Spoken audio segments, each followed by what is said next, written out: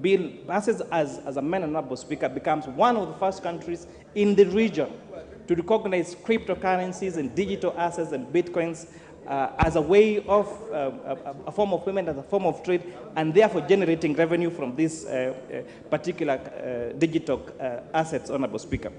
The committee observed that Clause 12 that restricts expenses without e-teams invoices as complemented by Clause 57. This would exempt individuals from registering in the electronic system management system. The exemption ensures that small traders, the one we popularly known as mama mbogas, and those that are in the formal sector are not negatively impacted by this particular proposal. Additionally, therefore, the commissioner we have proposed will ensure administrative guidelines to address any concerns regarding the implementation of this system. But we have applauded that there is a need to have every trader and every business person in the country operate within the e-teams system, Honorable Speaker, and this we realize would enhance both revenue collection and reduce the cost of tax administration. Honorable Speaker, stakeholders expressed their concerns on Clause 20, which would require that withholding taxes be remitted to the Kenya Revenue Authority within 24 hours. They believed that this timeline was too short and would result in additional administrative expenses, Honorable Speaker.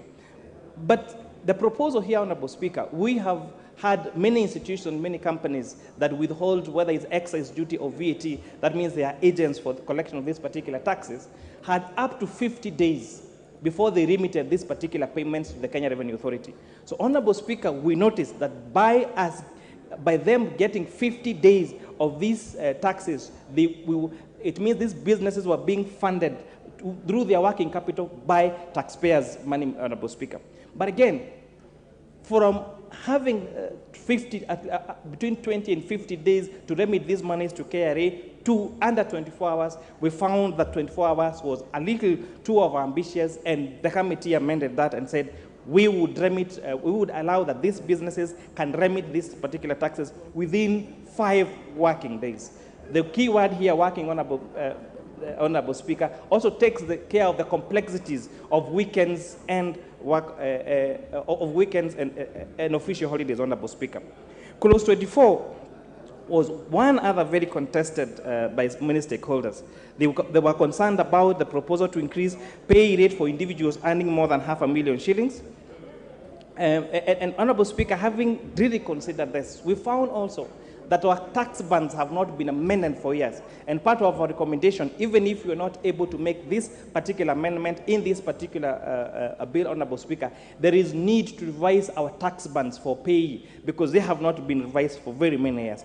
But Honorable Speaker, we suggested instead of having the 35% only accrue from 500,000 shillings to above, we add an additional tax band of 500,000 shillings to 800,000 shillings to be charged at a pay rate of 32.5%, and those earning more than 800,000 to be taxed at a rate of 35%, Honorable Speaker. Clause 24 introduced digital content monetization at a withholding tax of 15%.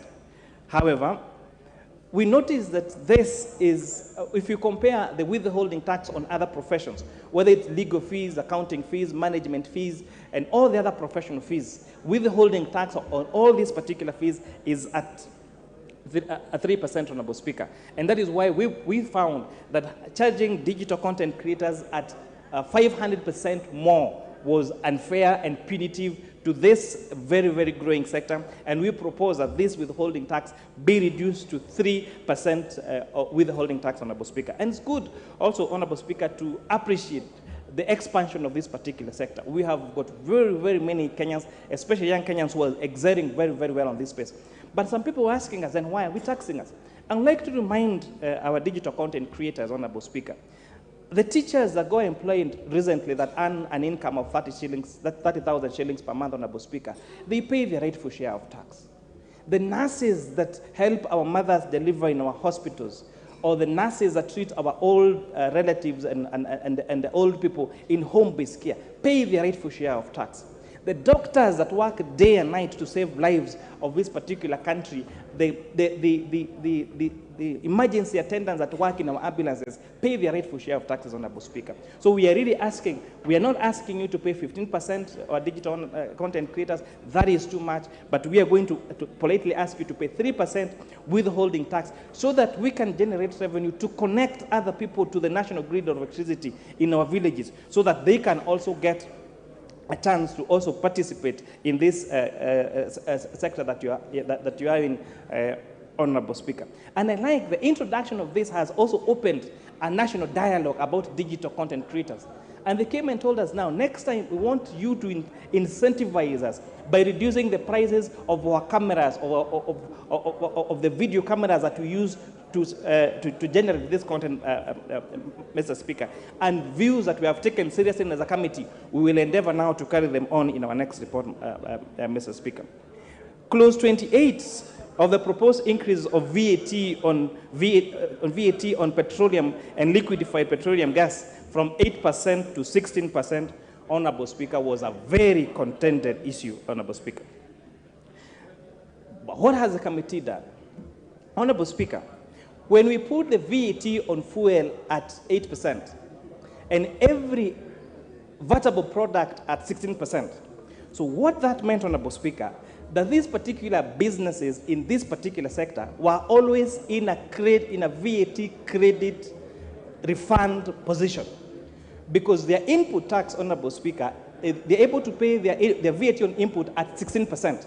But when they sell this fuel at 8%, Honorable Speaker, it means there's an 8% difference, which means that these particular businesses have always been on a credit side when they're asking for tax refund, Mr. Speaker. And what that essentially means is that taxpayers' money have been used to finance these businesses that carry out the business of this of fuel, Mr. Speaker, because of that disparity between their input tax that they pay at 16%, but their output tax they claim at 8%, Honorable Speaker, which therefore creates that particular position. Honorable Speaker, we have agreed that we are going to carry on this VAT on fuel at 16%. But on the other hand, we looked at the agreement that Kenya had, the discussions that we've had about climate change, about climate financing, about going green by 2030, Honorable Speaker.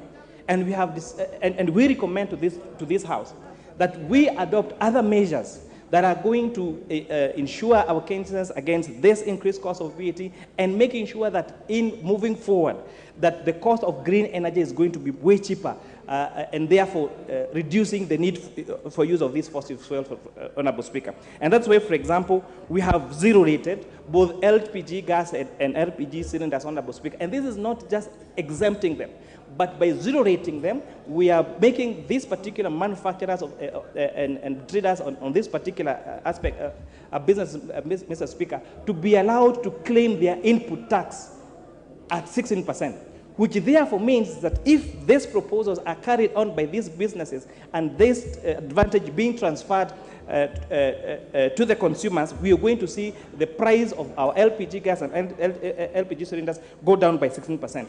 In addition to that, the other cost elements that comprise of fuel, the railway development levy and ID and import declaration fees, Honorable Speaker, we have reduced that to around, that is at like 3%. So when you check the increase from 8% to 16%, it means the actual increase on VAT on fuel is only 8 percentage points.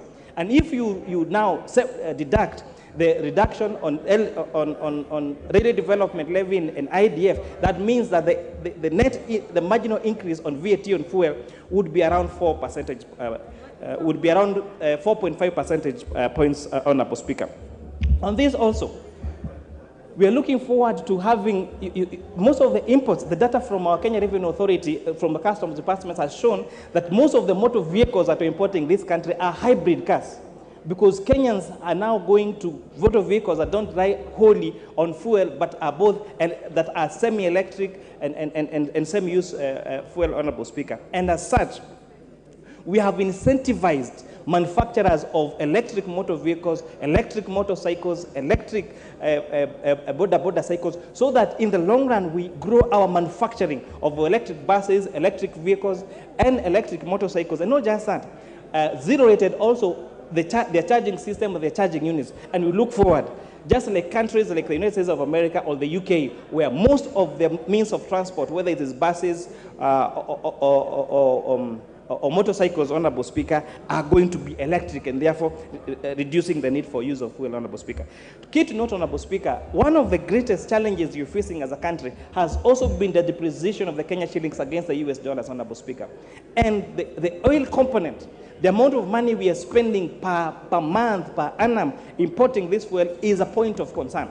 So until that time, when we explore our own oil and have our own oil, Honorable Speaker, we have to think about alternative sources of energy that are green, that are cheaper, and that are sustainable, Honorable Speaker. We also was interesting to find innovations that have been done by some companies. And I would like to give an example of a solution called Coco that makes biofuel. They have come up with an innovation of stoves and canisters that reduce the cost of safe fuel for use for cooking at home to Kenya shillings, 10 shillings per meal. That it can cost you at least around 10 shillings to prepare a meal at home. And how much does that cooker and that canister cost? Only 1,500, Mr. Speaker. And these particular institutions, we have seen them expand across the country. And if we continue to incentivize use of clean energy for cooking, we are going to get away from these fossil fuels and reduce the pressure on our imports, Honorable Speaker, therefore leading to a stabilization of our shilling and make the movement of particular sectors and our consumables much more cheaper, Honorable Speaker. Honorable Speaker, our committee also introduced an amendment to the first schedule of the VAT Act, incorporating taxable food supplies that are made for the school feeding program, acknowledged by the Cabinet Secretary of Education, Honorable Speaker. During a time when you're talking about hunger, when you're talking about food security, Honorable Speaker, and our school children, and our school-going children, we have seen efforts, even by county governments. We have seen efforts by, I think, our best serving example is the constituency headed by the Honorable KJ, that have been able to establish a very effective school feeding program at, I think, only 20 shillings per meal, Honorable Speaker. So what we have done is an introduction to introduce to the first schedule of the VAT Act taxable, so food supplies that are made to school feeding programs to be zero-rated. This means that those school feeding programs that are counties, that different institutions are trying to start in our schools then are going to be incentivized and are going to grow, Honorable Speaker. And I think another example is what Mombasa Cement is doing in Mombasa by having a school feeding program that almost feeds all school-going children in that particular county, Honorable Speaker. The committee observed that there was an attempt, or there's a proposal in the bill to exempt from VAT transfer of businesses as a going concern. This, Honorable Speaker, would have led to a loss of 100 billion shillings in terms of the proposed tax, Honorable Speaker. And this is one of the clauses that we have recommended for deletion, so that if when I transfer my money from my bank account, from one bank account to another bank account, I pay VAT and I pay excess duty. When I transfer money from my M-Pesa account to someone else's M-Pesa account, even when I'm transferring money from one of my M-Pesa lines to my other M-Pesa line, I get to pay a tax. Why would we exempt transfer of businesses as a going concern from taxation? From the calculations given to us by the Budget Parliamentary Office, this was going to lead to a potential loss of 100 billion shillings, money that we have now got back in the bill, and therefore the deletion of this particular clause would mean that we will be able to raise an additional 100 billion shillings, Honorable Speaker. Clause 36 was another contended issue, Mr. Speaker. This clause required that if you went to court and you had a tax dispute, and you went to tribunal, and you lost the case, if you wanted to appeal your case, you would be required to deposit 20% of the disputed amount with Kenya Revenue Authority. We found that this was a violation of the rights of taxpayers to access justice. It was unfair to require somebody who seeks legal redress because they feel aggrieved to be required to pay a deposit of 20% for it. And Honorable Speaker, we urge this House to carry on the proposal for deletion of this particular clause, Honorable Speaker. Clause 43B, 4, 5, 6, and 7. Honorable Speaker, again, I had extensively talked about that particular matter. Let me get to clause 59. The deletion of clause 59 from the bill, Honorable Speaker, was about the Tax Procedures Act and general provision relating to objections and appeals. And this, Honorable Speaker, was opposing restrictions to access to justice, and a proposal that, Honorable Speaker, we say they be deleted. Clause 61, Honorable Speaker, regards to Section 84 of the Tax Procedures Act. The committee proposes that 61 be deleted due to its punitive nature of concerning the tax shortfall penalty. Currently, Clause 61 imposes penalties for tax shortfalls without taking consideration of innocent and inadvertent errors made by taxpayers. Honorable Speaker, this clause said that if you underdeclared your taxes, or the Kenya Revenue Authority felt that you had underdeclared your taxes, that they would penalize you for it. And you felt it may not have been deliberate. It could be an accounting error that was done when you're filing your returns, and therefore we have deleted that requirement for that particular penalty to be imposed on taxpayers. Clause 62 on penalties for failing to comply with the Electronic Systems Act. This amendment is to insert a new section 86 that aims to modify the penalty provisions related to non-compliance with the electronic tax system, making the penalty more reasonable and conducive. Honorable Speaker, this particular proposal was recommending that if you were not on e-teams, or if you were found that you needed to issue an iTax receipt but did not issue one, then you would be fined 10 times more. You'd be required to pay a fine of 10 times the amount that was tax due. Honorable Speaker, in as much that we want to enforce compliance with this particular tax system, we felt a fine of 10 times more was too punitive, and Honorable Speaker, we propose that the penalty only be 2 times of the tax due, Honorable Speaker. Honorable Speaker, we are proposing an amendment to the bill to include a new clause 67, and this, Honorable Speaker, wants to address the powers granted to the Commissioner regarding the adjustment of specific rates of export levy. Currently, Section 5.4 allows the adjustment of the specific rate of export levy to account for inflation. However, it is proposed that this provision be removed as it mirrors Section 10 of the Excess Duty Act. Clause 36 of the bill already seeks to eliminate the Commissioner's power to adjust specific rates of excess duty based on inflation. The rationale behind this proposed amendments is to ensure consistency in the treatment of specific rates for both export levy and excess duty, Honorable Speaker. Clause 76 of the bill on the deductions of the National Housing Fund, Honorable Speaker. Another very contentious issue.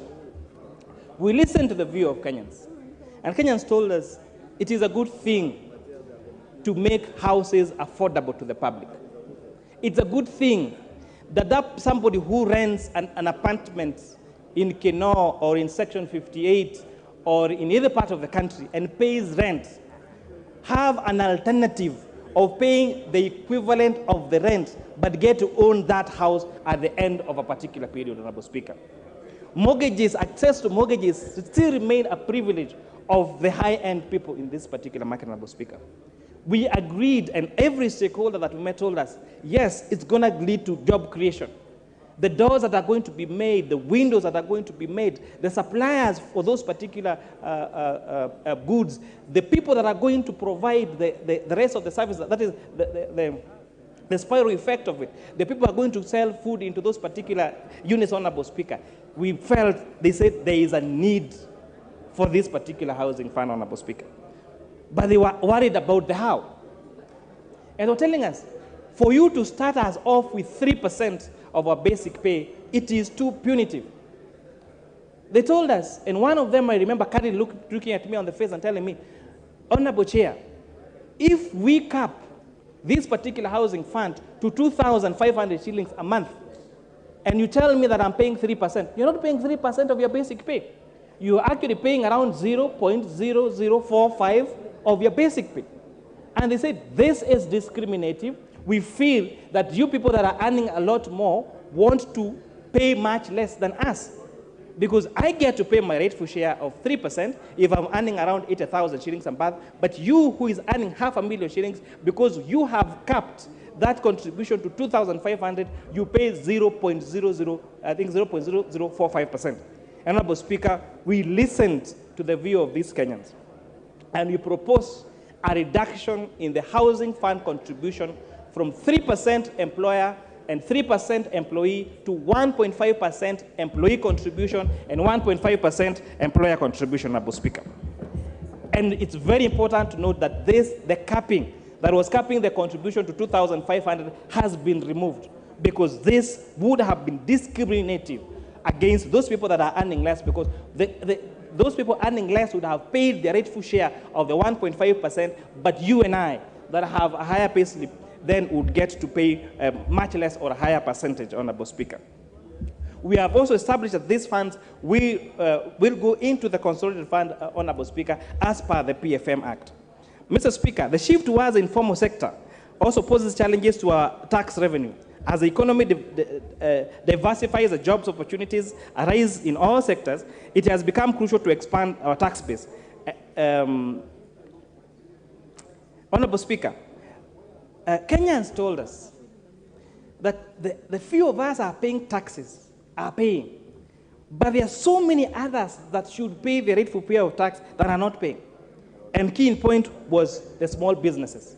And Honorable Speaker, on the proposal to have the turnover tax have a threshold of 500,000 shillings would mean that those people selling around 1,000 with the sales of around 1,600 shillings a day would be required to pay a turnover tax of 3%. Honorable Speaker, we saw this band too little, and we have therefore proposed to increase this band to at least 1 million shillings sales per annum to 25 million shillings per annum as those Kenyans that would pay the turnover tax, Honorable Speaker. And you're also telling them, people are asking, why are you taxing me on gross instead of taxing me on profit? And Honorable Speaker, we have told them that at the end of the year, you do not have to pay turnover tax. If you want, you can pay the corporation tax at 30%, but then you'll have to calculate your revenues and deduct your tax allowable expenses. And many Kenyans were like, I don't want to go through that process. Tell me how much I need to pay because I want to pay my rightful share of tax. I'll pay that, and we absolutely move forward, Honorable Speaker. With those many remarks, Honorable Speaker, I really would wish to thank the members of the committee. It was very tedious work. It was a lot of work. Most of us still have a back problem even now. Our members of Secretariat, they have been doing almost 24 hours of work to make sure that we put this particular report in order, Honorable Speaker. And because I want to give as many honorable members as possible to contribute to this particular matter, I only have one last statement to make, Honorable Speaker. The difference between tax-exempt and zero-rated. This, I find it quite baffling that we use tax exemption and zero-rate interchangeably. They are as different as heaven and earth. Because when services or products are exempted from tax, it means that those businesses cannot claim their input tax. And that makes the price of those particular products at least 16% more expensive. And that is why, although the bill proposes to exempt manufacturing of fertilizer, manufacturing of pharmaceuticals, manufacturing of human vaccines, manufacturing of pesticides, agricultural equipment, transportation of sugarcane from factories, from farms to factories, to be tax exempted. This committee, Honorable Speaker, has recommended in our report that these particular products and services be moved from tax exemption to zero rate, so that that transfer of that manufacturing of fertilizer, manufacturing of pharmaceuticals, manufacturing of medicine, manufacturing of human vaccines be allowed to be, that benefit be allowed to be transferred to the consumer by making those particular products 16% cheaper, Honorable Speaker. But we are hoping, and this I want to really urge the Kenya Revenue Authority to make sure that they enforce that once we transfer these particular privileges and this zero rating of these products and services, that benefit be transferred to the consumer. We want to see the price of LPG gas and LPG cylinders go down by 16% if this House approves this particular recommendation, Honorable Speaker. We want to see the cost of locally manufactured fertilizer go down by 16% if this particular proposal is accepted by this Honorable Speaker. We want to see the price of locally manufactured medicine and human vaccines and pharmaceuticals and agricultural pesticides go down by 16%, Honorable Speaker, if these particular proposals are accepted by this House, Honorable Speaker.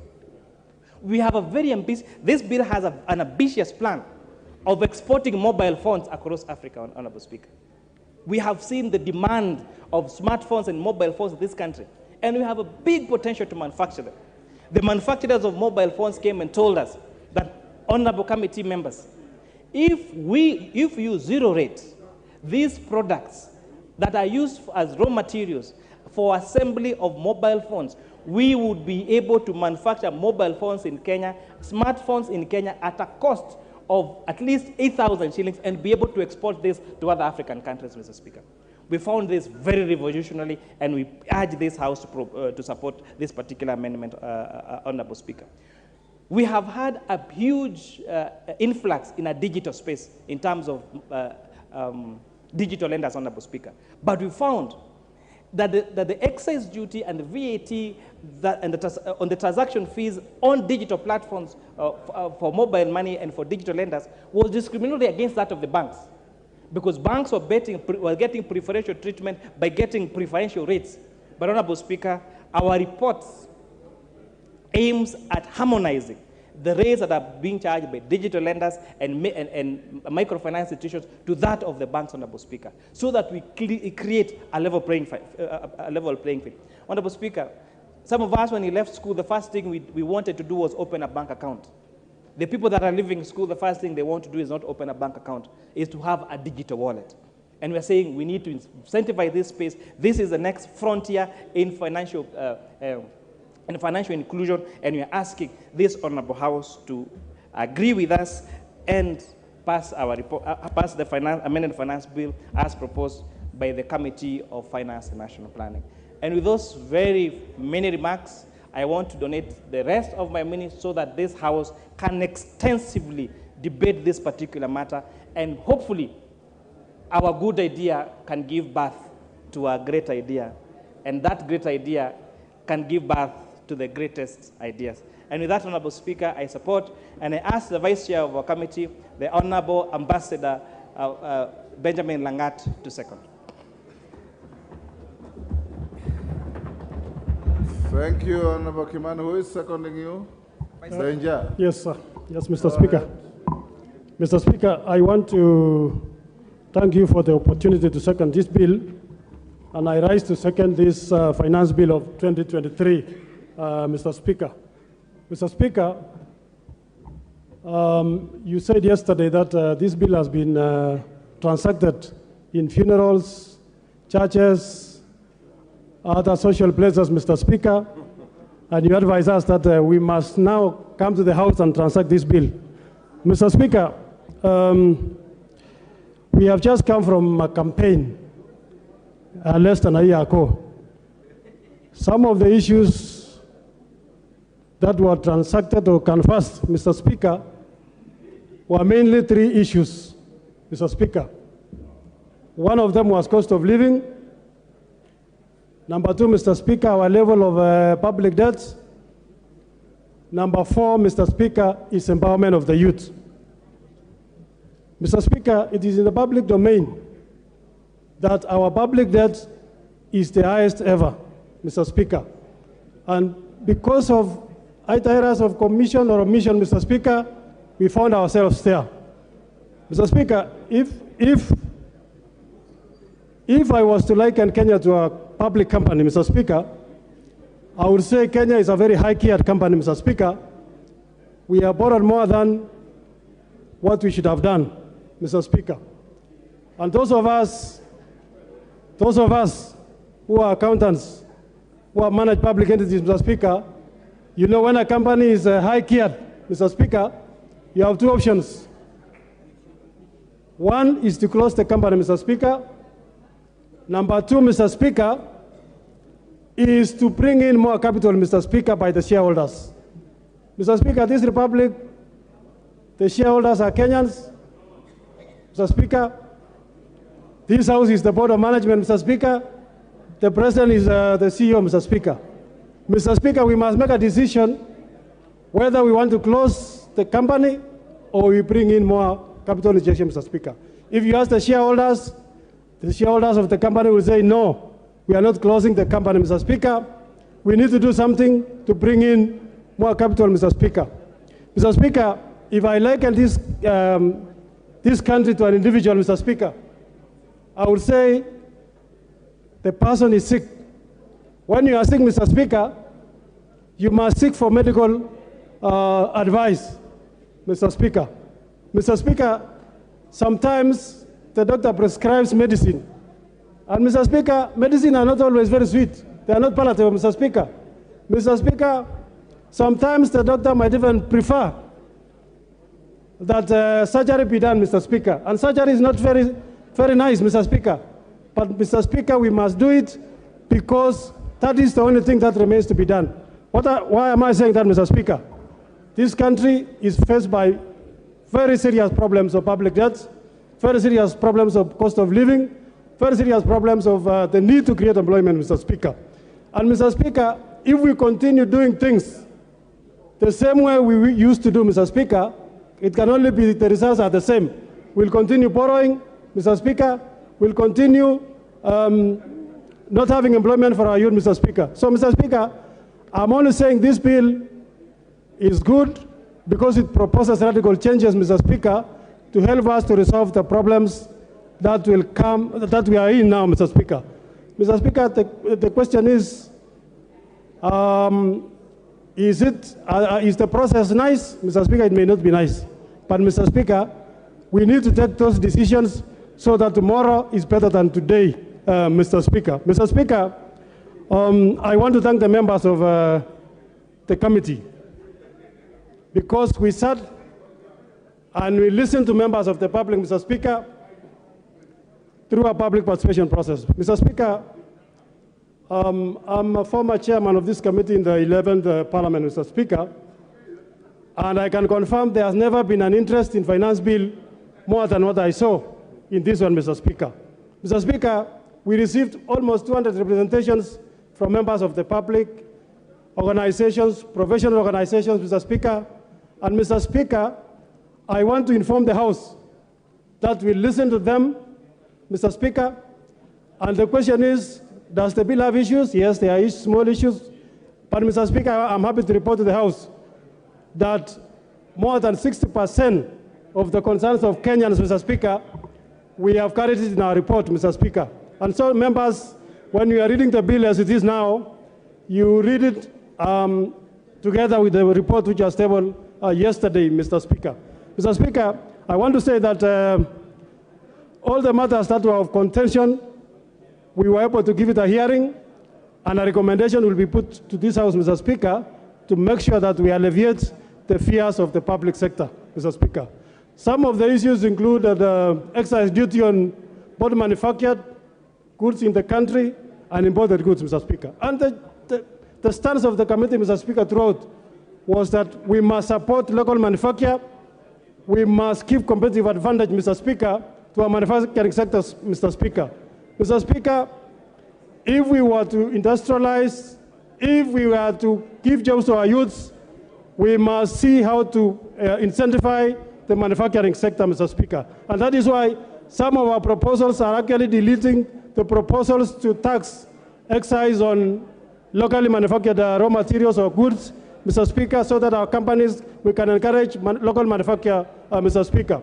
Mr. Speaker, one of the other proposals in this bill, Mr. Speaker, is the export levy, Mr. Speaker. Our exports are always less than our imports, Mr. Speaker, because we don't export much. And that's why that levy is there in the bill to make sure, Mr. Speaker, that we build our exports. When I come from a tea growing region, which is the major export product in Kenya, Mr. Speaker. When we talk with them, Mr. Speaker, they tell you we only export to maybe 4 countries, 3 countries in Africa, 4 countries in European countries, Mr. Speaker. Mr. Speaker, that's a very dangerous situation. We need to build our export markets for our coffee, for our tea, Mr. Speaker, for our avocados, Mr. Speaker, and the services, Mr. Speaker. So this bill, although we seek to get the money, we are also saying we want to not to tax the local manufacturers, Mr. Speaker. So, Mr. Speaker, I'm happy that as a committee, we listen to the members of the public, and I want to encourage the House. It will be a serious issue, Mr. Speaker, to pretend that we want the status quo to remain, yet at the same time we want changes. I know our friends from the other side, because I've heard them talk, Mr. Speaker. It will be wrong for us to say we remain status quo, yet you want changes, Mr. Speaker. We must do something to bring changes, Mr. Speaker, and we must be willing, Mr. Speaker, to take the necessary painful decisions now, so that, as I said earlier, tomorrow is better than today, Mr. Speaker. Mr. Speaker, so that I give time to other members, I want to say I support the bill, including the amendments. I second the bill, including the amendments that will be brought at the right stage, Mr. Speaker. And I want to encourage them, all the members to rise to the occasion, Mr. Speaker. We become bold. We reduce our public debt, Mr. Speaker. We increase our revenues, Mr. Speaker, so that we become a very self-reliant country, Mr. Speaker. Mr. Speaker, if we continue the same, we can only increase the public debt. If we continue the same, Mr. Speaker, we'll continue building up pending bills, Mr. Speaker. Mr. Speaker, yesterday we passed the estimates, and all the members were happy. Of course, our members from the other side were not there. But, Mr. Speaker, I heard the chair of budget say we have given 613 billion to education. I heard him also say we have given double the allocation to health, Mr. Speaker. Mr. Speaker, that promise will remain a promise if we do not pass a finance bill that will help us to raise the necessary revenues that our country needs. Mr. Speaker, I'm looking in future, Mr. Speaker, that we will be able to raise enough revenues. We borrow zero, Mr. Speaker. I'm looking for a day, Mr. Speaker, we are able to lend to other countries, Mr. Speaker, because we have raised more than enough revenue, Mr. Speaker.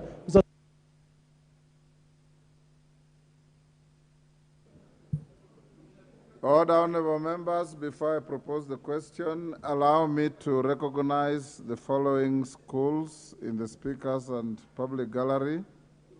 St. Francis Secondary School, Mwea, Kirinyaga. Al-Amin Stare, Nairobi. Kinderville School, Mavoko, Machakos. St. Hannah's School, Westlands, Nairobi. On your behalf and on my own behalf, I welcome the students and their teachers in the House of Parliament.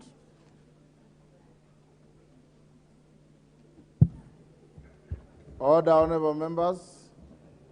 Members who are on their feet, take your seats. Honorable members, I now propose the question, which is the Finance Bill, National Assembly Bill number 14 of 2023, be now read a second time.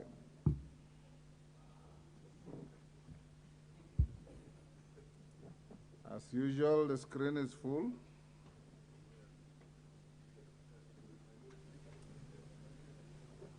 Robert Mbui.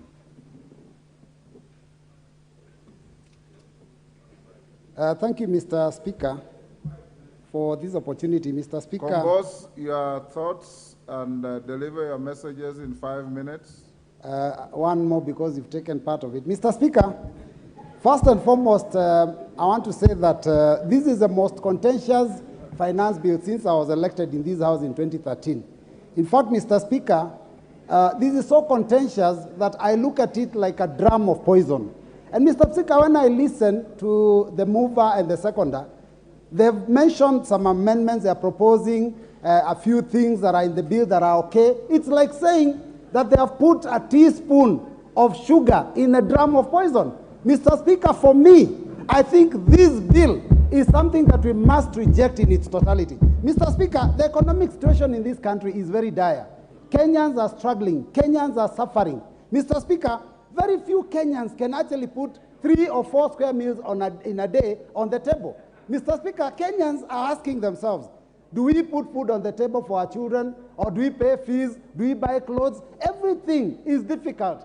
Life is difficult. Mr. Speaker, that is one of the reasons why you saw our team of Azimio going to the streets, because we are feeling that somebody needs to start caring for the hustlers. Mr. Speaker, 1,000 shillings a few months ago could buy, maybe even fill a paper bag. Mr. Speaker, today, with 1,000 shillings, you cannot even buy 2 kilos of sugar, 2 kilos of unga, 2 kilos of cooking flour. I mean, it's already finished, Mr. Speaker. So I'm telling you, it is a very bad situation. Now, this bill, when we heard that there was going to be some proposed amendments, we thought they would deal with those things that are affecting the cost of living. 16% VAT on petroleum products has been retained. Mr. Speaker, what does that mean? That the cost of everything transported, goods and services, will go up. The cost of electricity will go up. Mr. Speaker, there's also advance tax that has been proposed on personal public service vehicles and, of course, on transporters. Again, Mr. Speaker, the minute you increase taxation, what it does, Mr. Speaker, is that will be passed on to the end user. And, Mr. Speaker, the end user is that person that we call the hustler. Mr. Speaker, who will speak for the hustlers? Mr. Speaker, our turnover tax, which is a tax on doing business where there is no profit, has gone up from 1% to 3%. Mr. Speaker, how do you tax people for having the dream of opening up a business? And we are being told that those at the bottom of the bracket are going to be raised, they are going to be assisted. Mr. Speaker, this was a hoax. Now Kenyans can see for themselves that there was never any good intention from this Kenya Kwanza regime. Mr. Speaker, this House must stand up to be counted. And this House must listen to the voice of Kenyans. Over 93% of Kenyans have said we reject the finance bill. 93% of Kenyans, those that voted for us. Mr. Speaker, I am shocked that members of the House can stand up and say, despite the fact that our voters are unhappy with the bill, we shall continue and vote in its support. Mr. Speaker, yes, there's a point of order from the majority leader. There shouldn't be point of order. It is part of your debate. Honorable Speaker, I rise on standing order number 91. And I hear Robert Mbui saying there should be no points of order. But I think that is a prerogative of the Speaker. Honorable Speaker, standing order 91 speaks to the responsibility for statement of fact. And I have listened keenly to what the Honorable Mbui is saying. And Honorable Speaker, you did invite us to debate the finance bill. And it's only imperative on us that when we debate the finance bill, we restrict ourselves to facts that are in the finance bill and not use this opportunity, Honorable Speaker, to deliberately mislead the country or play to the gallery. And I know the Honorable Mwalimu Robert Mbui has been a good teacher and a good legislator. But to state that the question of turnover tax is what he is misleading the country to believe, knowing all too well, because he's a good teacher and he reads. He knows turnover tax is optional. You either choose to pay a turnover tax or you do your returns. True, Honorable Speaker. Order. What is out of order, Majority Leader? Honorable Speaker, what I found to be completely out of order. Order. What is out of order? Honorable Speaker, what I found to be complete out of order is the misleading statements that are not based on fact. That the Honorable Robert Mbui is advancing, and he should base his facts on what is in the bill. Order. Order, honorable members. Robert Mbui, proceed. Thank you, Mr. Speaker. And please, Mr. Speaker, these frivolous points of order are just meant to waste time so that people cannot hear what we have to say. Mr. Speaker, I talked about things that are in the finance bill. Even the 3% turnover tax is in the finance bill, Mr. Speaker. And I said this, when will this House stand up to be counted?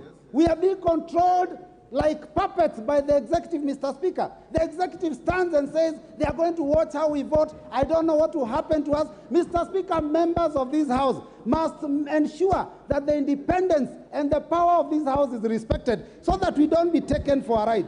Mr. Speaker, the division of Kenyans by this executive has gone on for a very long time. They started with the issue of hustlers versus dynasties.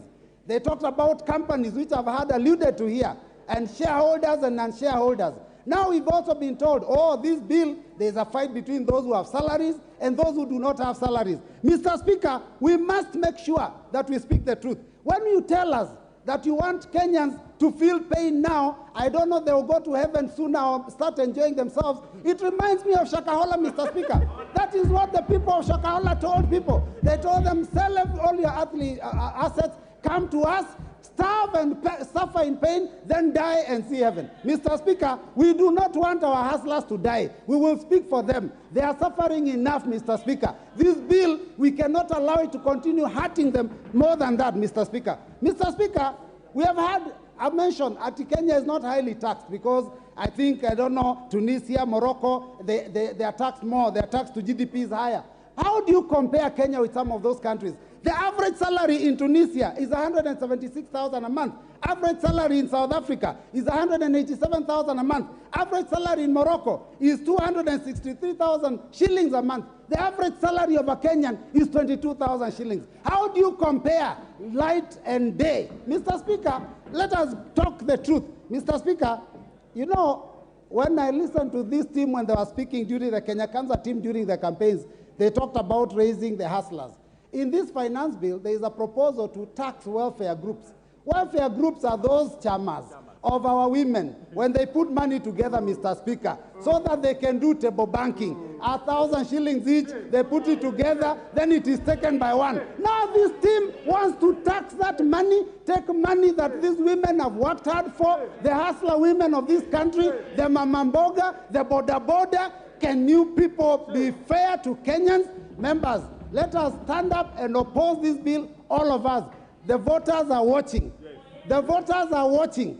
And I can tell you, those three people that you are respecting so much, when you lose the next election, they will not pick your calls. And by that time, even these positions of cabinet, I don't know, CASs, we will have fought them, we will have removed them. They will no longer be there. So members, please, let us vote.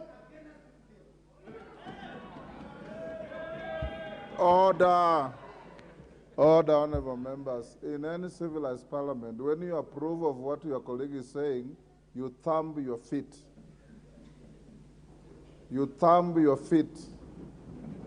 The way the minority leader is demonstrating. For those honorable colleagues who are here for the first time, this is not a rally. This is a parliament. So thumb your feet in approval and keep your silence in your disapproval. Mohamed Ali Jijopevu.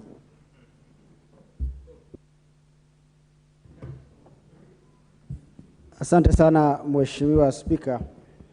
Mimi nasimama kuunga mkono na vile vile nitaanza kwa kusema ya kwamba ni vyema sisi kama wabunge tuweze kujadili masuala ambayo yana umuhimu na taifa hili na wananchi wake. Ikiwa tutaanza kufanya mazungumzo ya kuleta uvumi na fitina, basi hatutakuwa tunasaidia mwananchi wa kawaida. Nikiangalia hii bill, Mheshimiwa Spika, na hili bunge lina wabunge wengi zaidi ya 300. Na asilimia kubwa ya wabunge ni wale ambao wako nje. Na hawa wabunge wakifika katika majukwaa wanaenda kuchochea wananchi pasi na kuwaambia ukweli. Kuna mbunge wetu kutoka upande wetu ambaye pia ameenda kuchochea wananchi, lakini leo katika bunge hili hayuko hapa kujadili haya masuala ya fedha ili kuwafanya Wakenya waweze kuelewa zaidi. Mheshimiwa Spika, hili taifa limekuwa taifa la ombaomba tangu Kenya kupata uhuru. Mwaka wa 1963 Kenya imekuwa ikiongozwa na masuala ya kukopa. Kila mwaka ni kukopa, kulipa wafanyikazi wa serikali, kukopa, kuleta maendeleo, na ndio maana sasa imefika mahala ambapo tunataka kusema ya kwamba tutajinyima, tutajizuia na mikopo, tuanze kujifunza kutafuta hela miongoni mwa Wakenya na kujikomboa katika minyororo ya kukopa kila mwaka. Hili taifa hatuwezi kukopa mpaka kiyama.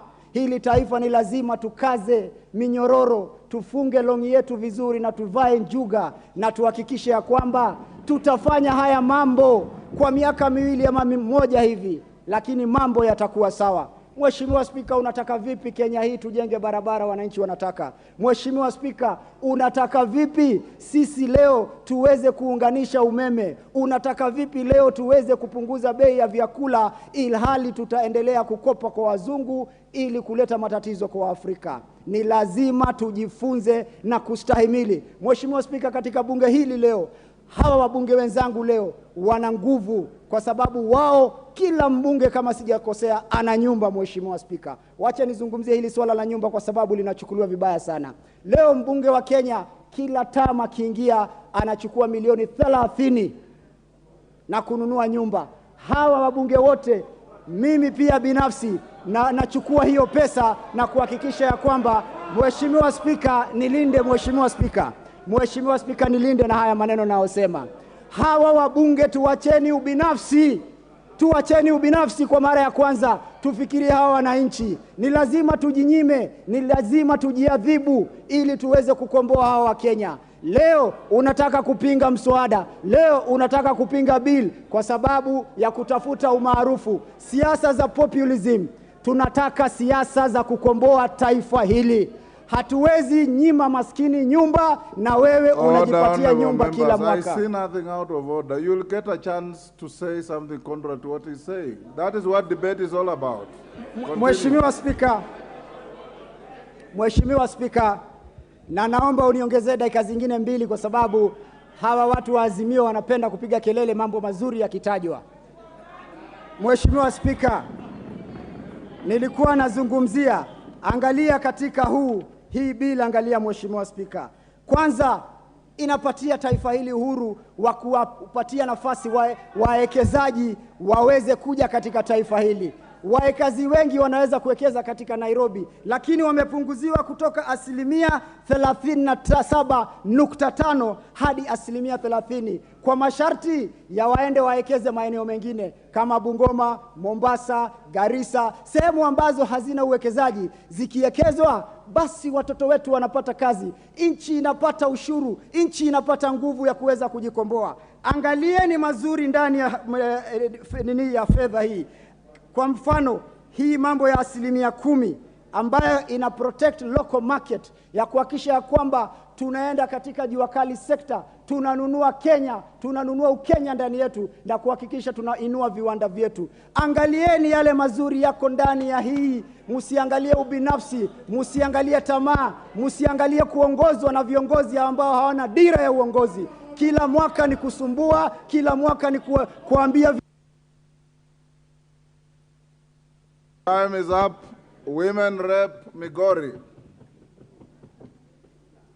Women Rep Migori, you are on the screen, or you are not ready.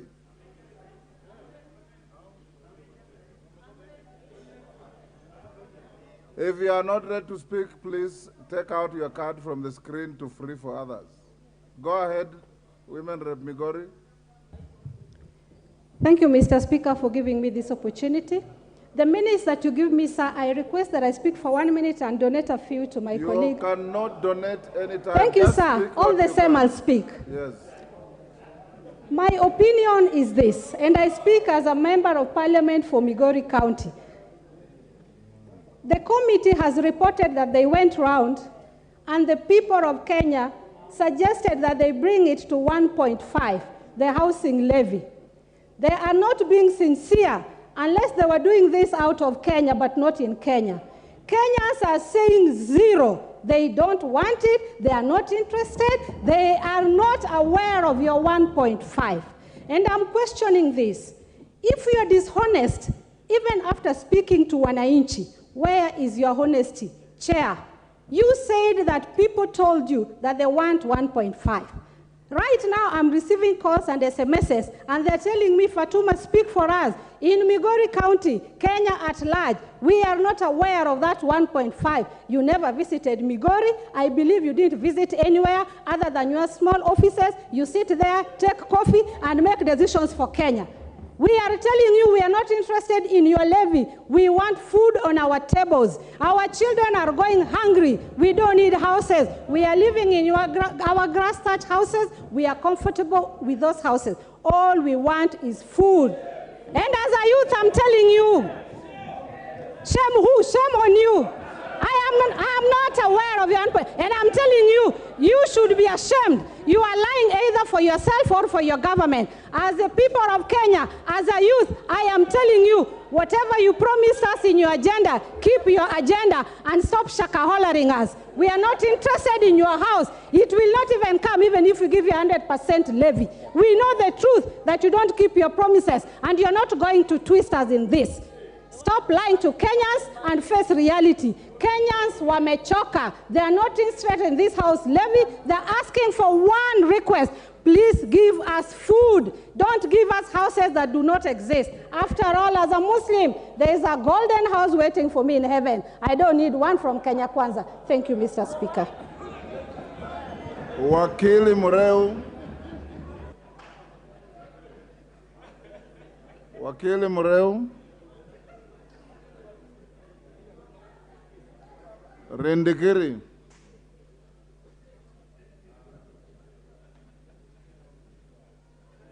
Please. Thank you, Mr. Speaker. I am not going to dwell on shouting and populism. I will go to the facts.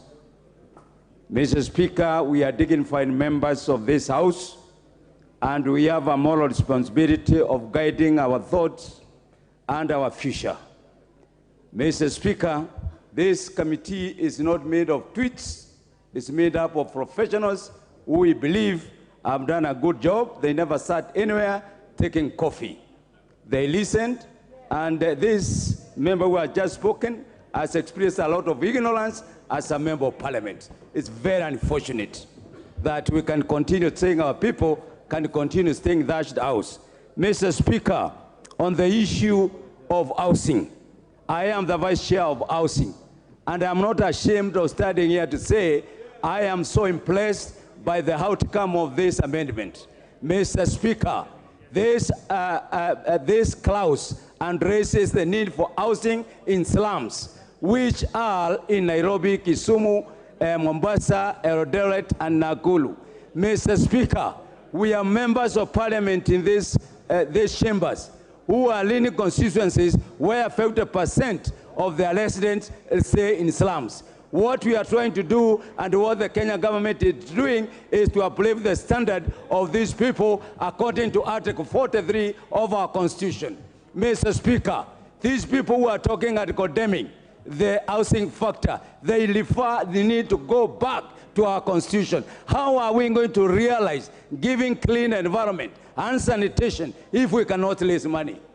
We should not deceive ourselves.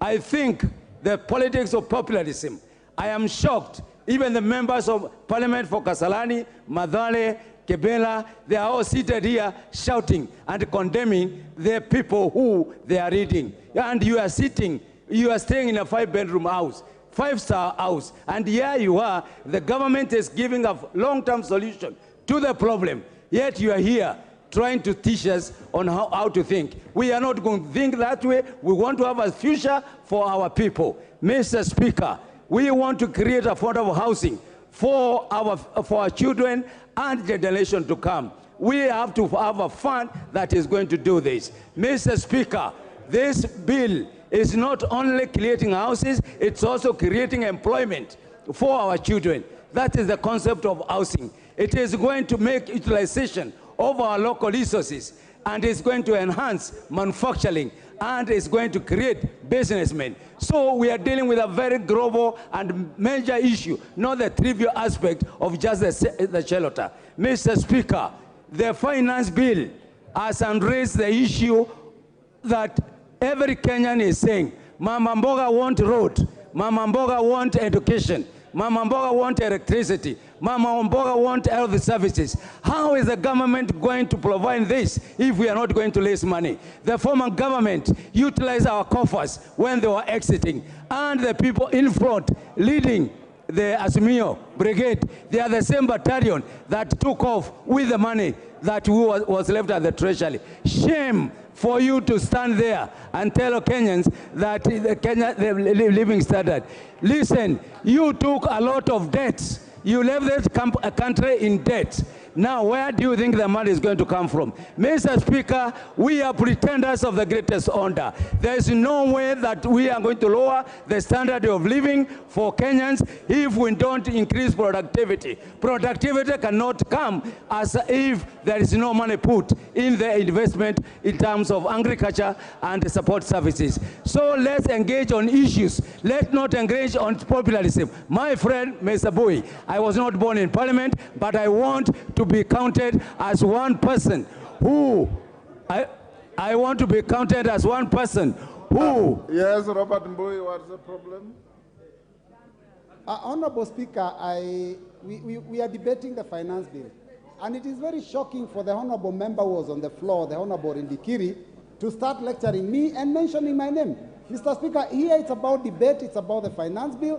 Whatever emotions you have, please do not, I think, protect me, Mr. Speaker. Mr. Speaker, I will call him Walim. Order in the Kiri, to be fair, Robert Mbui, nothing personal.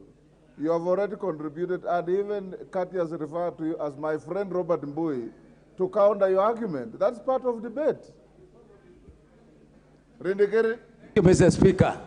So we are saying this issue of address of cost of living is a shame to tell people that cost of living will just come from heaven. Nothing. We have to increase productivity. We have to raise money to put in agriculture. We have to raise money to put in manufacturing. We have to put money in value addition. That is why we are going to address the issue of cost of living. The others, my friends, and good people, you know inside yourself, you are not playing to the... Minority Leader. Thank you very much, Mr. Speaker. And let me state from the outset that I stand to oppose and to oppose vehemently this bill. Mr. Speaker, I have been here long enough now, and I can tell you, this is the first time we have come across a bill proposed by the regime in power, a bill that is totally insensitive to the plight of the people. Mr. Speaker, how deceitful can we be? How can you go around the country promising hapless Kenyans, poor Kenyans, heaven, and yet 6-7 months down the road, you come up with a bill that essentially seeks to choke them to death? Mr. Speaker, how can it be possible on earth, Mr. Speaker, that a government can forget about the people, the very people it's supposed to protect, and turn around to actually kill them, literally, Mr. Speaker? Mr. Speaker, it is also the first time that I've witnessed a situation where a bill is being introduced in this House, and somebody, a head of a political party which is in power, issuing threats, open threats to members of parliament, that unless you vote in this direction, you will see. That unless you vote for this bill, you will be in problem. That unless you toe the line, you will know who I am. Mr. Speaker, in which country are we living, Mr. Speaker? If this is not dictatorship, what then is dictatorship, Mr. Speaker? Mr. Speaker, going through this bill, Mr. Speaker, what is that on? There's a point of order from your colleague. Honorable Speaker, is it in order for the minority leader to mislead the House that His Excellency the President has said that if you do not pass the bill, you'll know who I am? Can he be able to substantiate those claims, Honorable Speaker? At no time did he mention... It is actually Tinga that said that, Honorable Speaker. Order, honorable members. avoid unhelpful insinuations. The Honorable Minority Leader at no time mentioned the President. He probably is meaning Ichungu or somebody else. Let him continue with his argument.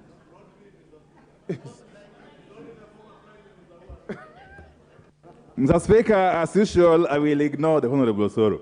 Mr. Speaker, going through this bill, you see an attempt to not only ridicule the hustlers or the poor Kenyans, but to actually kill them. Why do I say so? Mr. Speaker, we all know that this country lies solely on fuel and petroleum products. Every facet of the economy is driven by fuel and petroleum products. And therefore, the moment you set out increase VAT on fuel and petroleum products from 8 to 16%, you essentially mean that life, the cost of living is going to skyrocket automatically. Everything in life is going to become more costly, Mr. Speaker. And then you go ahead and remove tax on aircraft, choppers, and spare parts for those funny items. Equipment that are only bought or accessed by the who is who, by the very rich in this country. On the one hand, you overburden the poor person. On the other hand, you lessen the burden on the rich person. So what logic is this, Mr. Speaker? Mr. Speaker, I would have expected, having heard the regime lament that they found empty coffers, I would have expected, and any first-year economics student will tell you, that the logical step the regime should have taken was rationalize the budget, and cut off those areas that are not necessary. But what do you see? The budget has now increased by about 80-something billion shillings, over and above last year's budget. But the increment is driven by consumption. You see the money allocated to the office of the president, the money allocated to the office of the deputy president, the money allocated to the office of the prime cabinet, whatever. Monies that are going to service consumption, to host banquets, to buy flowers, to buy tea. Mr. Speaker, this is a perfect case of a regime which is living on a different universe, not on earth, Mr. Speaker. Mr. Speaker, you can go on and on. Take the case of the housing levy. Up to now, including, and I let it very clear to my good friend, Honorable Kimani Kuria. Up to now, they have refused to define what this animal is. We do not know whether it is a levy, it's a tax, it is a fine, it's a penalty. Nobody knows, Mr. Speaker. And then they come here and want to tell us that they have reduced it from 3% to 1.5%. Mr. Speaker, they have even worsened the situation now. The situation has now worsened because the cap which was there initially of 2,500 has been removed. Now they have targeted even those who are earning bigger salaries more. Now they have attacked the low person, the middle person, and the higher person. Mr. Speaker, let me tell you, in the village where I come from, we have got public servants. We have got employees who have toiled for years. Some of them are left with about 5 years to retire. They have got their own houses, which they have built through different schemes. You want to tell them to part with 1.5% of their pay, Mr. Speaker, to deposit in a scheme who nobody knows the intention about. Mr. Speaker, if you did just basic calculation, this 1.5% of an ordinary primary school teacher salary, he will need not less than 200 years to be able to acquire a house. And yet this person is retiring in 5 years' time. So tell me, who is he saving for? Who is he buying this house for? Is his grandchildren, great-grandchildren, or who, Mr. Speaker? Nobody is coming up to give us answers to those very basic questions. And yet, to that poor Kenyan worker in the village, that 1.5%, which you are forcing him to fork out, can mean a difference between starving to death or surviving. The Speaker, that poor Kenyan worker in the village, or even here in Nairobi, depends on that 1.5% of his salary to put food on the table for his children, to buy a uniform for his school for his children, to pay school fees for his children, to actually pay all the bills that he incurs in his day-to-day life, Mr. Speaker. And therefore, this is one of those schemes. In fact, I would want to equate it to a pyramid scheme. Mr. Speaker, this housing levy, or whatever they call it, is a perfect case of a pyramid scheme. And Kenyans must say no. They have already said no, resoundingly, Mr. Speaker. Mr. Speaker, you can go on and on. You can go on and on. Look at the case of poor Kenyan women and girls, and including even boys, who depend on the business of saloons, kinyozi, and what have you. What have they done to them? They have imposed an excise duty on human hair, wigs, false beards, eyebrows, eyelashes, artificial nails. Mr. Speaker, these people have a bone to pick with poor Kenyans. They don't want our women to be beautiful. They don't want our men to be well kept, Mr. Speaker. They are basically strangulating every other poor Kenyan who is struggling. Mr. Speaker, as we speak, those saloons, those kinyozis employ hundreds of thousands of Kenyans. Hundreds of thousands of Kenyans are employed and depend on those kinyozis, those saloons. If you come about and impose such taxes, you are essentially telling them to go back to and engage in other nefarious activities, Mr. Speaker.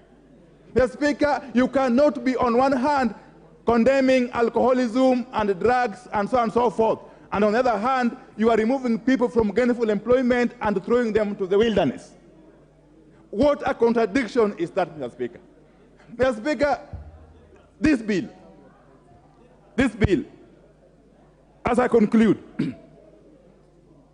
Mr. Speaker, as we sit here today, and as we debate in this very magnificent chamber, Kenyans are watching out there.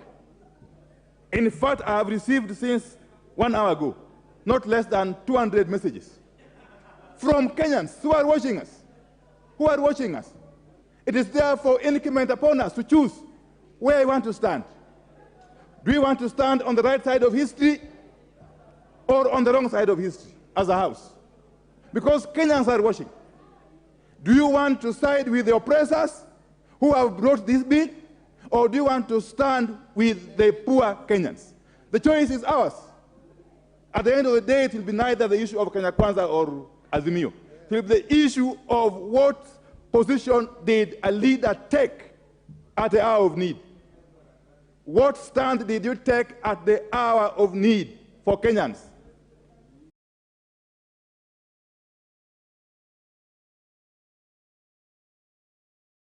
Baker. They are watching. And it will not matter whether you vote yes or no and whether yes wins or not.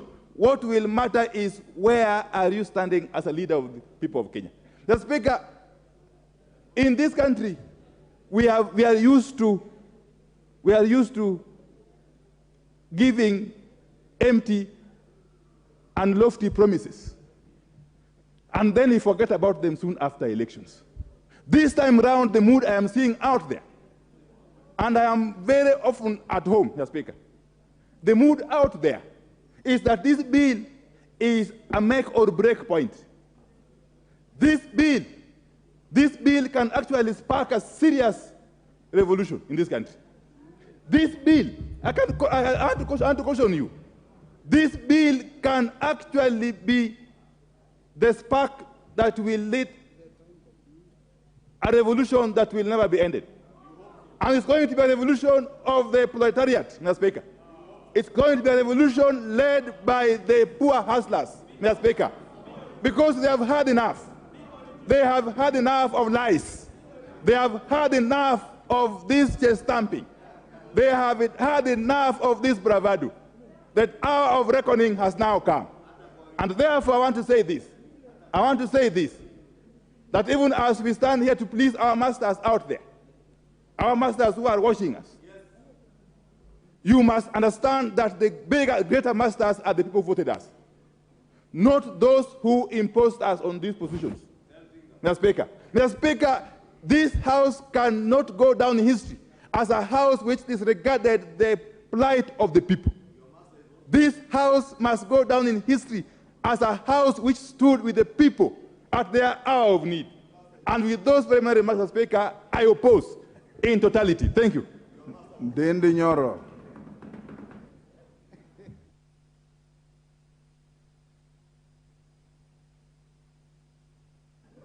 Thank you very much, Honorable Speaker, for a chance to contribute in regards to the finance bill. And of course, I rise to support. And Mr. Speaker, I would want to take this opportunity to contextualize the debate you are having and the ramifications of this debate. Mr. Speaker, we just debated our estimates, which we concluded through the Committee of Supply yesterday. Mr. Speaker, we read a budget of 3.679 trillion Kenya shillings, and that is the correct figure. We are not adding our budget by the other figures I'm hearing flying around. Our budget is actually precisely 3.67 trillion Kenya shillings. Honorable Speaker, I want to contextualize because the work of the Finance Bill and the Finance Committee, of course, together with the Debt Committee, is to fill in the revenue side of the budget. And what we did yesterday and we have been doing is the expenditure side of the budget. Honorable Speaker, any government have only 4 areas of raising revenue. That is the ordinary revenue, the A in A, the grants, and Honorable Speaker, if we have privatization. Honorable Speaker, the current budget as it is, our revenue side, 2.57 trillion Kenya shillings is ordinary revenue. 347 billion Kenya shillings is appropriations in aid. Honorable Speaker, 42 billion is the grant. And therefore that gives a deficit, a much lower deficit from what we had last year, now at 718, 720 billion thereabout. On the expenditure side, because I want to contextualize, Honorable Speaker, 2.3 billion Kenya shillings is the expenditure of the national government, which incorporates the parliament and the judiciary. Honorable Speaker, we also budgeted for 986 billion Kenya shillings in CFS in payment of our debts and especially the interest rate. Honorable Speaker, we also budgeted for Kenya shillings 385 billion that will be sending to our counties as equitable share. Why am I giving all this detail, Honorable Speaker? This House has a choice to make.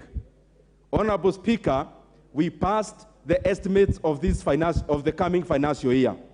And what is it that we want to achieve so that we contextualize and we put on the same platform on what kind of amount of money do we actually need? Honorable Speaker, whatever I have enumerated on the revenue side and the expenditure side balances. And therefore, any variation on the revenue side has to have a corresponding effect on the expenditure side.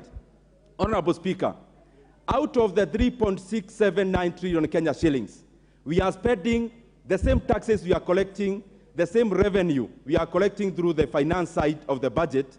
Honorable Speaker, 630 billion Kenya shillings is going to the education of the Kenyan children. Honorable Speaker, through this budget, and of course being supplied by the resources from the finance bill, we have been able to add an extra 10 billion Kenya shillings to those of us who are in JSS junior secondary schools, Honorable Speaker, to capitalize the students. Honorable Speaker, through the same revenue that we are collecting, we have been able to double our HELB allocation from this exiting year of 15 billion to 30 billion Kenya shillings, Honorable Speaker.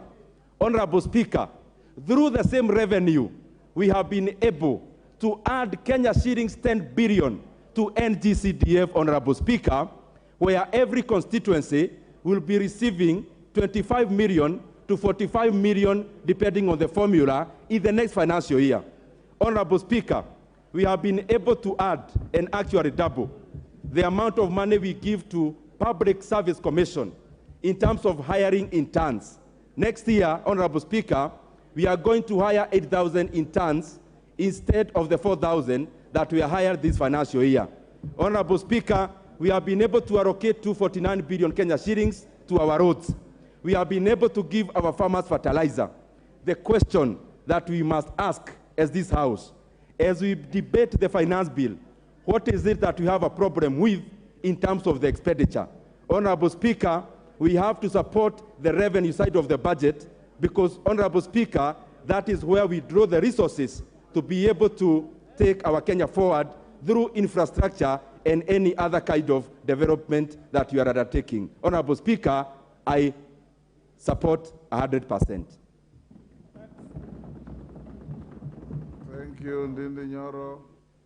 The Honorable Masara.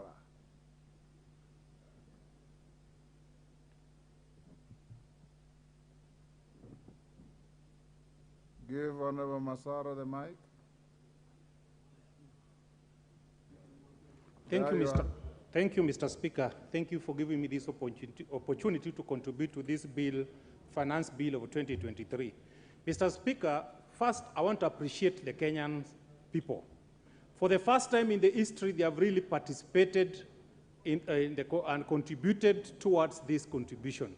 This is where we have seen and Kenyans have exhibited public participation. I want to encourage all Kenyans to be doing this in every bill so that they can participate in how they are being governed.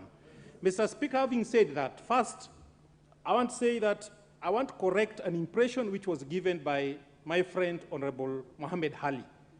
The mortgage we are being given as MP, we pay for rate plus interest. It's not a free money for us. It is being deducted from our salaries. Therefore, somebody should not say that we are kutuko ubinafsi. It is a right we have been given as member of parliament, and we pay for it from our salaries. Mr. Speaker, I want also correct people who have said that we cannot continue borrowing. America is a very stable economy. Japan is a stable economy. But if you compare their GDP plus the debt portfolio, they borrow, but they utilize their borrowing well. To an extent, they give other countries their money which they have borrowed. Therefore, this country can continue borrowing, but what we must do is we must utilize the money we borrow to trigger development in the economy. That time, that borrowing will help the economy. Mr. Speaker, on this particular bill, I want to say this. On Article 28, Clause 28 of the bill, concerning fuel, Mr. Speaker, fuel is a factor of production. If you increase the prices of fuel, all other things will increase. It means those who are doing production will increase the prices of items. This bill, I agree also with my chairman of budget, that budget must be financed. But the timing is bad, Mr. Speaker. As we speak today, Kenyans cannot afford 3 meals per day. They are taking 2 meal breakfast and supper, and some are only taking 1 meal. Therefore, if you increase any tax, actually the government is not going to realize the objective because the purchasing power has gone down. So even if you say you are paying 16%, people will no longer use their vehicles. People will use matatu. It means the vehicles will be parked at home. Therefore, you'll be collecting less revenue. Mr. Speaker, if you read today's Nation, it is talking about the number of billionaires who have left the country because of high tax. If we pass this bill in entirety the way it is, so many investors and manufacturers and people can contribute to the development of this country are going to leave this country and produce elsewhere. Therefore, what I'm suggesting that the budget must be financed. But why must we employ a governor who has served 2 terms, who has pension, to be a CAS? That's a question I'm asking myself. Why should we employ an MP who has served 3 terms, who is earning pension, to be a CAS? Do we really need them? My proposal for this country is that let us put our priorities right and caution the current population for the time being until the economy stabilizes. I believe, and I'm a strong believer, that we must pay tax. But people who pay tax and they get development for the tax they pay usually celebrate when they pay tax. But if we can pay tax to pay two-term governors money, that one will be injustice to the people of Kenya. Mr. Speaker, if you read in front of you, for the welfare of the society and the just government of the people, will we be really just if we overtax our people in a time when they really need us? I want to be in the right side of history that the timing is bad. Let us look for ways of financing the budget by reducing expenditure, sealing loopholes of corruption, and then putting our priorities right, and we are going to finance the budget. Thank you, Mr. Speaker. Dr. Chikati.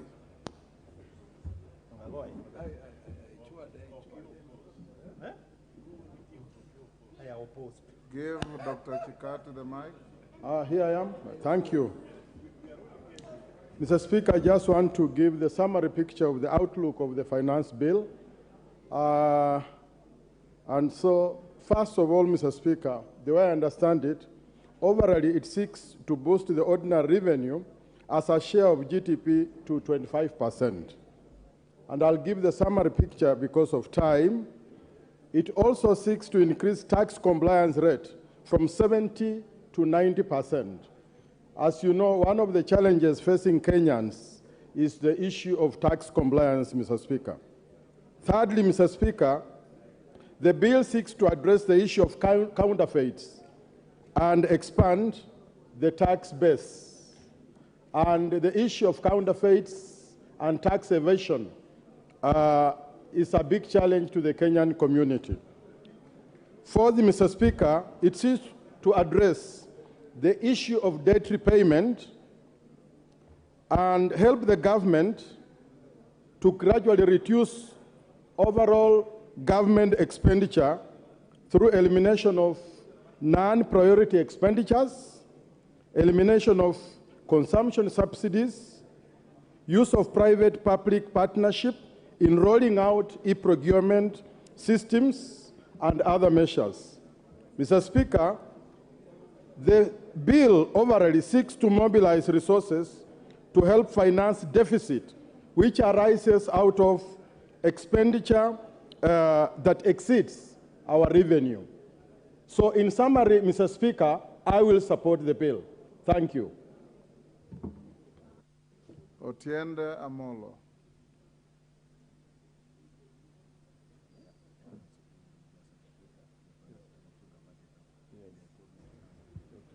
Thank you, Mr. Speaker. Mr. Speaker, I oppose this bill in entirety, and I submit that this bill is irredeemably and irretrievably bad and inimical to the well-being of Kenyans at large. Mr. Speaker, that is actually essentially conceded by the chair of the committee, because you realize, Mr. Speaker, that in moving the bill, he actually ended up moving the report rather than the bill. And he essentially dwelled so much on the things to be removed from the bill rather than the contents of the bill. That means, Mr. Speaker, that the right thing to do is to reject the bill so that we go back to the drawing board. Alternatively, they withdraw it and put all those things in the bill that they will bring. Because to say we intend to is a wish proposition. There is no assurance that it will be done. Mr. Speaker, 90% of Kenyans have rejected this bill. 90%. And the majority of all those who submitted their memos have also rejected this bill. Mr. Speaker, it's for a very simple reason. And the reason is this. Excessive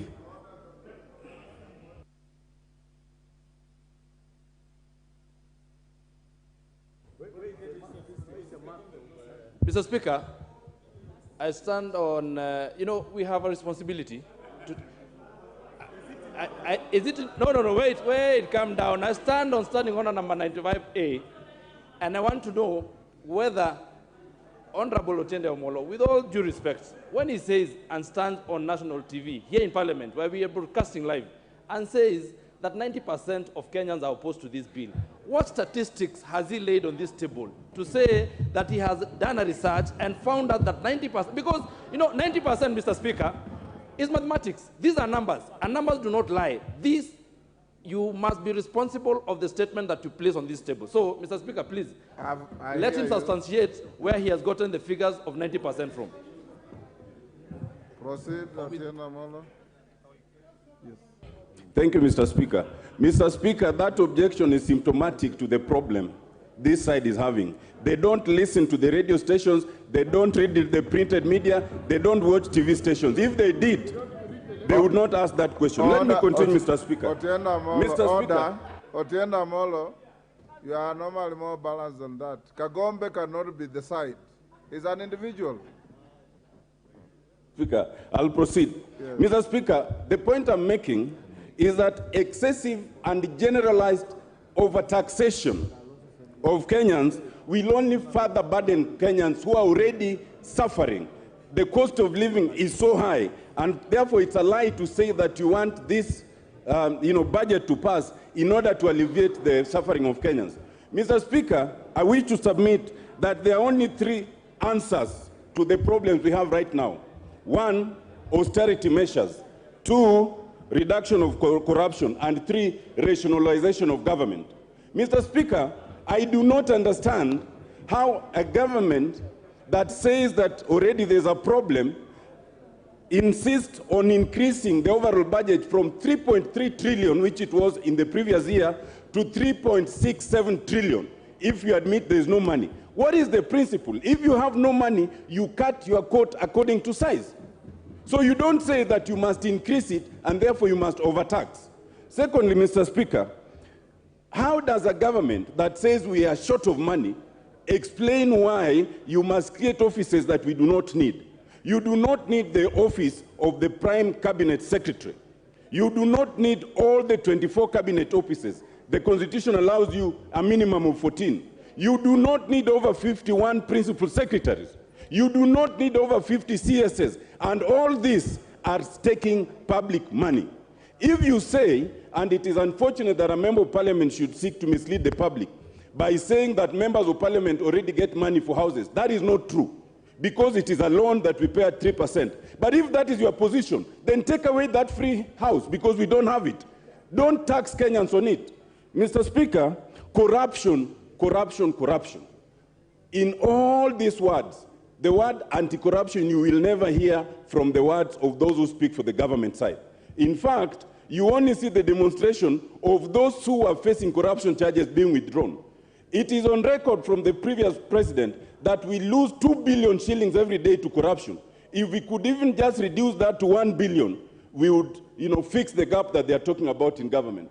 Then there's rationalization, Mr. Speaker. Mr. Speaker, you are aware, and this House has debated, in the previous parliament, there was a report that suggested that we do not need the over 530 ministries and departments of government that we have, the parastotals. Most of them are duplicative, and it was suggested that we should reduce them to barely 50.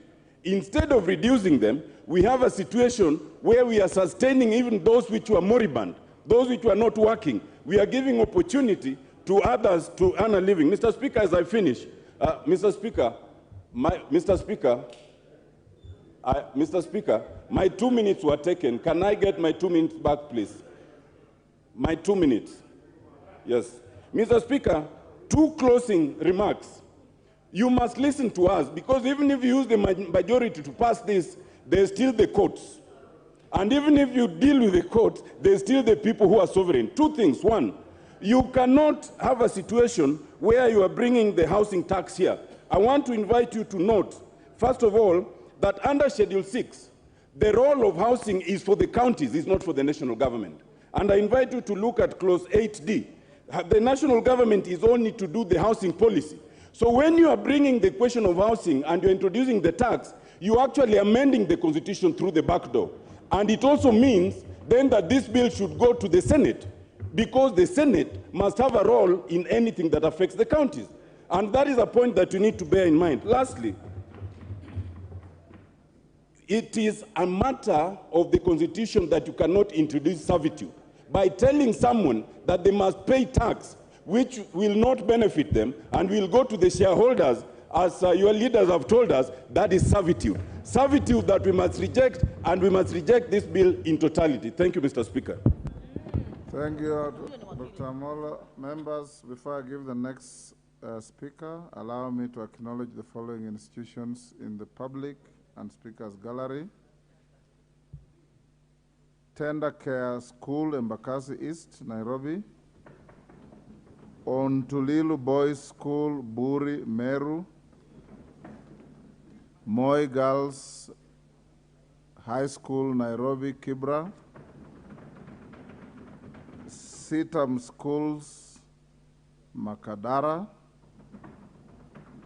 Kongoi Secondary School, Kuresoi North, Nakuru. Mary Emase.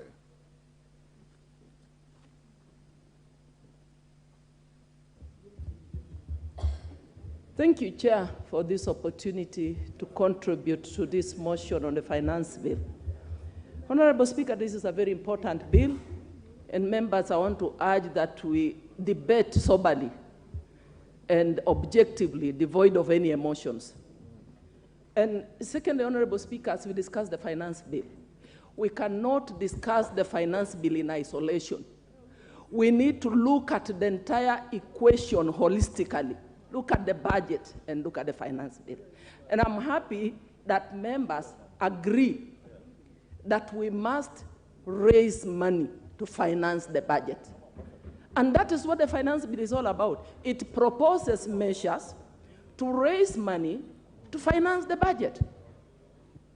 So when I listen to members say that this bill does not in any way improve or should be rejected, and I look at you and I wonder, did you listen to the discussion on the budget and where we are proposing to distribute this money to?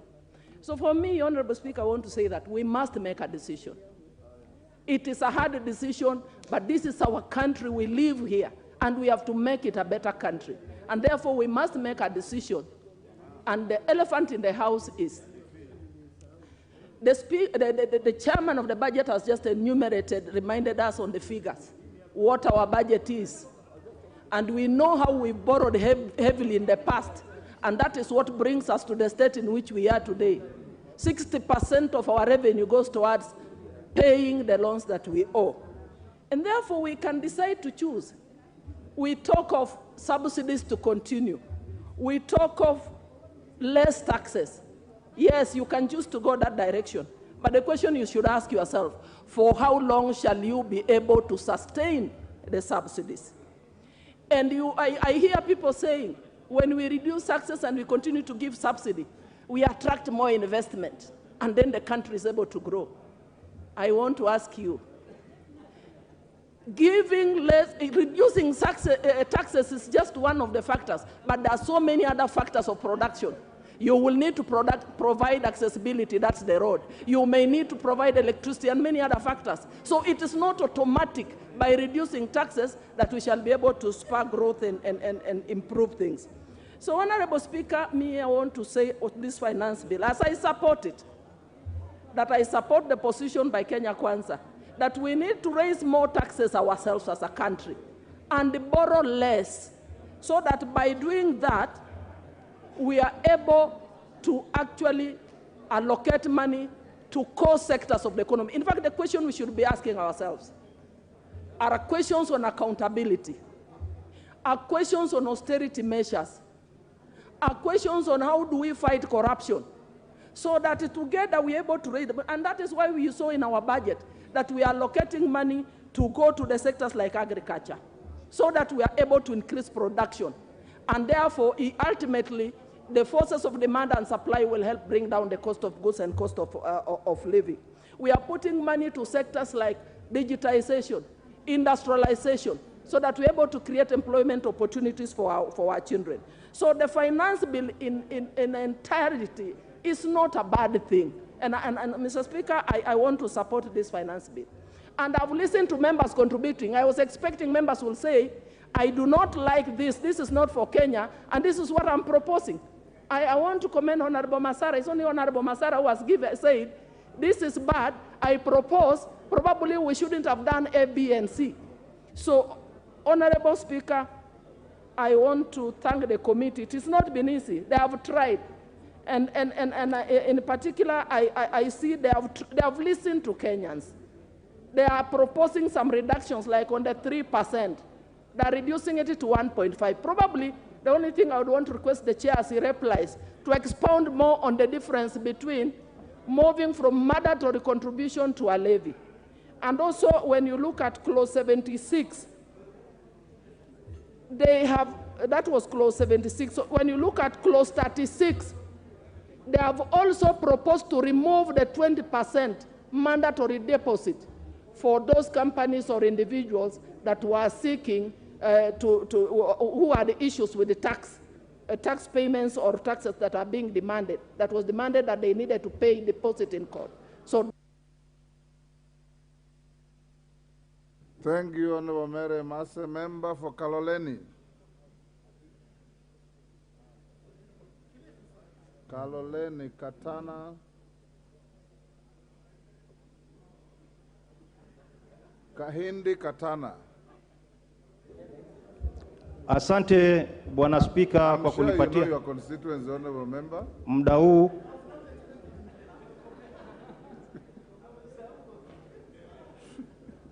Asante Bwana Spika kwa kunipatia muda huu niweze kuchangia kwa mswada huu wa kifedha wa mwaka 2023.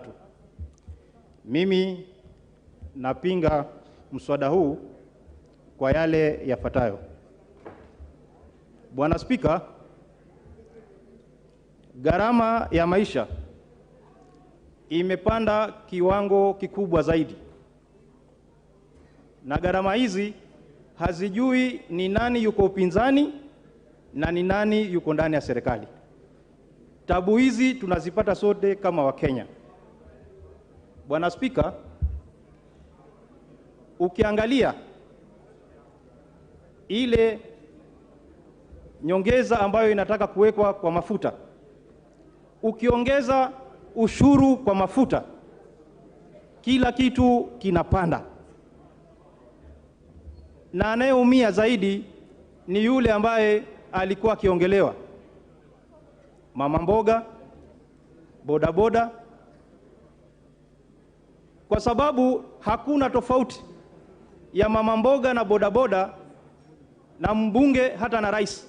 Kama ni bei ya mafuta, Bwana Spika, tunanunua lita moja kwa bei sawia.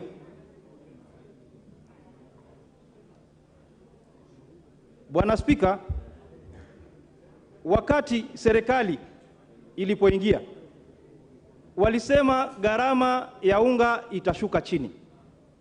Wakasema gharama ya bidhaa muhimu zitashuka chini. Lakini kufikia sasa, Bwana Spika, gharama zimepanda maradufu. Unajua kikwetu, Bwana Spika, utajua dalili za kwamba huyu bwana ana mbegu za kuzalisha. Na kama hana, utajua. Haina haja utangazie kila mtu. Yule babako ameketi pale nyumbani, Bwana Spika, akiona mkaza mwana ameanza kutema mate, anajua ni dalili kwamba kumefanyika kitu. Anatarajia mjukuu. Lakini serikali hii ambayo ipo, hatuoni dalili za kutema mate. Ni kutangaza kila siku, bibi yangu ana mimba, na tukiangalia hatuoni ile mimba. Ni kuhadaiwa. Kwa hivyo, Bwana Spika, ile tunasema ni kwamba serikali ilisema itahakikisha gharama za maisha zitashuka chini. Hapo sisi ndo tunasema, na mwananchi amesema hatuwezi kuongeza ushuru ili kufanya gharama ya maisha iende chini. Serikali inatakikana kuangalia yule mwananchi alikuwa anasema namtetea, ili aweze kupata nafuu. Bwana Spika, sisi ambao tuko mashinani, hata wale wabunge ambao kwa serikali, imekuwa ni vigumu hata kwenda mashinani kuonana na watu, kwa sababu sisi wenyewe hela hatuna mifukoni. Tutawasaidia vipi wale watu wetu? Na hii dhana ya kusema kwamba ati wabunge wanapewa pesa za kununua nyumba, ule ni mkopo, tunakopeshwa na tunalipa na riba. Kwa hivyo mimi sahihi, Bwana Spika, unajua nimechukua mkopo wa nyumba na ninakatiwa katika mshahara wangu. Hii nyumba ninalazimishwa kulala ni nyumba gani? Hii ingekuwa inakatiwa kwa hiari. Yule ambaye anataka akatiwe, alipe nyumba. Yule ambaye yuko na nyumba afanye shughuli nyingine na zile pesa zake, aweze kufanya, aezekee ili aweze kuongeza biashara yake. Bwana Spika, ingekuwa vyema badala ya kupunguza ushuru wa nyumba wangepunguza ushuru wa mafuta. Gharama ya maisha ingefanya nini? Ingeshuka chini. Lakini angalia ule bodaboda ambaye alikuwa akizungumziwa. Na kama ni ahadi, serikali hii imeahidi vya kutosha. Serikali hii imeahidi vya kutosha. Na kama ni kulaumu pia imelaumu vya kutosha. Kile tunachotaka sahihi ni kuhakikisha gharama ya maisha inarudi chini. Bwana Spika, tunapoenda mbele itakuwa ni vigumu hata ongezeko la watu kufanyika hapa nchini, kwa sababu wavulana hawana pesa ya kuoa, hawachip. Silvano Zosoro. Thank you, Honorable Speaker. Honorable Speaker, from the onset, I want to support the report by the Finance Committee in regard to this finance bill. Honorable Speaker, I want to restrict myself to the housing thing. Honorable Speaker, I once asked my grandfather where he was when his peers were being allocated huge tracts of land, across the Gusii region. And he told me that at that point, it didn't matter to him, to own huge tracts of land, because he couldn't imagine that at some point population will grow. He couldn't imagine that at some point land will be inadequate. That is the challenge we are also facing as far as the housing matter is concerned. It is for that reason, Honorable Speaker, that today, even as a member of parliament, my house sits in a 50 by 100 piece of land. And that is my area in Gusii area. Because of the carelessness and the don't care attitude my forefathers had as far as land allocation is concerned. Honorable Speaker, it is prerogative of every government to think and create structures that define the future of a country. I get surprised, Honorable Speaker, that we are seated here just talking about matters of today, talking about matters of now, not imagining what will befall this country as populations grow day in, day out in another 20, 30 years. When members of parliament rise on their seats, telling people that housing matter is not necessary, it is not a necessity, when we all know that it is important to have food, yes. It is important to have clothing, yes. But it's also important to have shelter. And that is what this government is talking about. And when you talk about importance of having food, this very finance bill has catered for that. And that is why we are talking about zero rating taxation on the farm inputs. In another few days or so, food production will be low in terms, the cost of food, cost of producing food will be low, food will be adequate, people will have a lot of energy, but they will not have shelter. And that is what we are saying today, Honorable Speaker, that it is important for us to pass this finance bill. As far as if there is nothing else that we need to be thinking about, then let's think about this housing thing. I imagine back in my area, and I keep saying this, that Gusii, Honorable Speaker, is turning to be a village slum. There is no land, but there are some pieces of land owned by government. And that is what we want to make use of. We are telling the members of the public that even as we think about today, in another 30 years or 20 or so, we'll need now to imagine the urbanization, because Kenya is largely urban in terms of, in nature. Everyone is moving urban. But now we are telling the people this way, that through this finance bill, you will be able to have structures built by government in your own sub-counties, so that in the inadequacy of land, it does not really affect you. Your people will have shelter. because of the zero rating in terms of the farm inputs, your people will have food, then people will live very okay. And that is the essence of the finance bill. But Honorable Speaker, listening to my colleagues from the minority side, and I listened keenly to Honorable Tienda Amolo, when he raised issue in terms of, cutting down the costs, the budget appropriation. But I get surprised, Honorable Speaker. We stayed here yesterday until 10 p.m. None of the members, not a single member of the minority was in this house to challenge the Committee of Supply when we were doing allocation, except Oluoch. Except Oluoch. It is in this house that we allocate and reallocate funds. If you wanted to cut down the budget, if you wanted to downsize the surplus of a certain particular... Also be fair to Beatrice Elachi, she was here up to the end of time. I stand guided, Honorable Speaker. Yes. I was, of course, with Beatrice Elachi and Honorable Oluoch. But all the rest were not here. You are talking about cutting down the budget as far as appropriation is concerned. That is a prerogative of this House. You are not here, Honorable Tienda Amolo. So who else do you want to cut down that budget if you are not here? You are complaining that we are, collecting money left, right, and center. But we passed that budget here. We passed the surplus here. It is a shame. It is a complete shame, Honorable Speaker. And it is important for Kenyans to know that the budget is pushed through your taxes. And that is what the essence of this finance bill is all about. The budget... Give him 1 minute. Thank you, Honorable Speaker. It is through this finance bill that we're able to display where collection of money, collection of revenue is going to come from. When we passed the budget yesterday, we are justifying our collection, our source of income through this finance bill. So even as you challenge the finance bill, ask yourself, what element of this Committee of Supply did you challenge yesterday in the Committee of Supply? None. You are telling us to borrow. How do we borrow? To what extent can this country borrow? Do you want us to go to Ghana way? How do you say that you are defending the content creators? But we've displayed to you, we've been able to reduce their taxation from 15%, to less than 10%. I mean, really, why do you want to play populist politics when you know you also need salaries? You know very well that your classes need to be built. Your road needs to be done. You are here shouting about CDF. Where do you want money to... The Honorable Dr. Jackson Kosgei. Jackson Kosgei.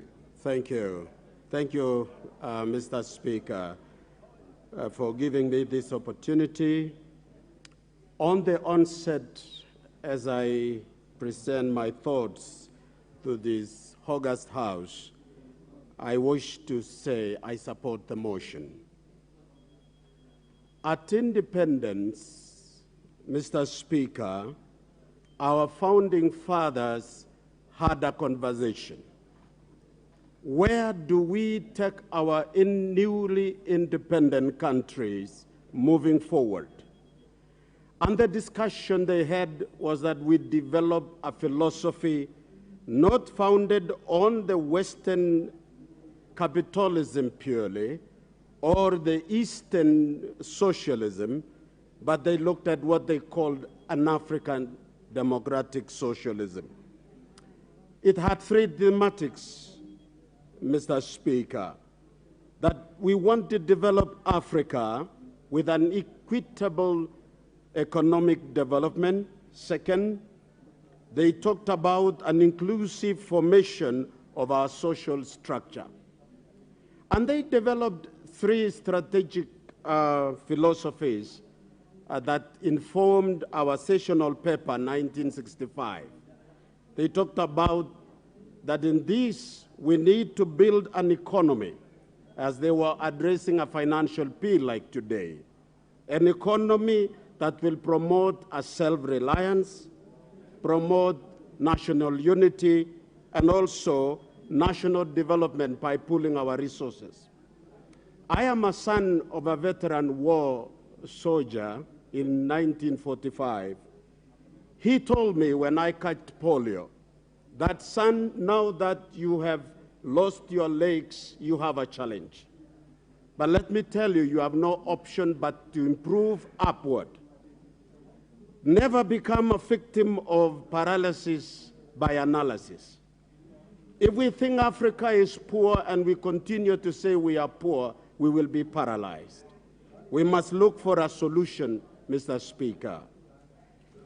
And therefore, I wish to encourage us as leaders that we would like to be self-reliant as a country.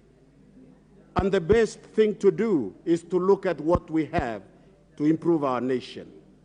And therefore, I support this budget, which is bold, encouraging an African to be independent.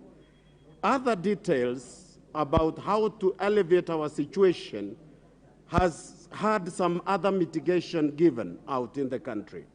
So let us not send a message to the Kenyan people that we are done. We are not. We are able to rise up again after the Mr. Speaker. So I encourage this House, we support this bill without intimidating our own country. Thank you, Mr. Speaker. Thank you, Dr. Kosgei. Peter Kaluma.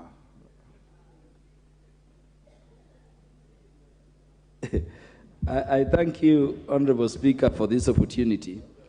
Honorable Speaker, the main reason why parliaments exist in the world is on the doctrine that there can be no taxation without representation. And so I want to beg to remind both sides of the House that once this finance bill is passed, it will not be anybody. It will be you who taxed the Kenyans. And that is why you are elected directly by those Kenyans. Honorable Speaker, I have a problem with what is in clause 2 in terms of definition of person, and I know the chair for the committee is listening. My interpretation of what is in clause 2, if you read it together with section 26, subsection 5 of the Tax Act referred, includes everybody. Everybody, possibly in terms of the definition under that section 26, section 5, it includes your ancestors. And I fear if we don't look at it again, you will have a situation where in definition of person, you will be obligated to take over the tax obligations of your relative, including the dead one. So I want to request the Finance Committee to look at this as we proceed to the Committee of the Whole House. Honorable Speaker, I have an issue with what is at clause 36. And my view, Honorable Speaker, is that this would fundamentally deny people access to justice. Honorable members, particularly approaching elections, even in the last elections, Honorable Speaker, you remember when we were approaching, we were just hit with very big taxation claims, things we did not owe. The danger of clause 36, yes, Honorable Speaker. Order, Peter. Rahim, what is out of order? Give the mic. Thank you, Mr. Speaker. Mr. Speaker, I think Honorable Kaluma is misleading this House, he has not read the report. The committee has already proposed clause 36 to be deleted, what Treasury had proposed. So it has already been deleted. He should read the report. Thank you. Honorable Kaluma. I've read the report and they proposed deletion. Until it is deleted and the House resolves so, it is part of the bill. And I want to encourage the committee that if indeed there is a proposal to delete it, let it not suffer the fate of other proposals by committees which were dropped at the floor. Because the consequences otherwise, Honorable Speaker, would be grave. And I'm telling Honorable Dawood, a person will hit you with a taxation claim of over 2 billion or 20 billion approaching elections. And you know you will not get that tax clearance certificate if you have to deposit 20 or 200 million to then proceed to exercise your rights thereunder. So it will deny access to justice, which is a fundamental right. I would request that the committee, if indeed you have recommended, proceed and deal with it. Honorable Speaker, I have a concern with what is at clause 24. And clause 24 is talking about the increment in terms of income tax up to 35% for category of people. Honorable Speaker, I want the committee to consider those people in fixed term contracts, like state officers within this parliament. And I know you know who state officers within the institution of parliament are. Previously, Honorable Speaker, salary increment was a right to state officers within parliament, like all other employees under the Employment Act. But Honorable Speaker, when the terms were gazetted for some officers, particularly the members here, the annual salary increment was taken away. The consequence is that so many people under that arrangement went into their single-term contract without increment. And you know the fact of the matter is that we may be talking, but so many of us do not take any salary home. You've taken mortgages. When you are increasing to 35%, you had entered into arrangements you cannot renege on. Where are you going to get this money? And you know what a mortgage is. Where are you going to get the additional 5% to pay? When I know, just like me, I don't know the others, Honorable Speaker, but me, the newspapers have carried reports confirming I earn zero pay because of mortgage. And it is a contract you cannot rewrite after you go into it.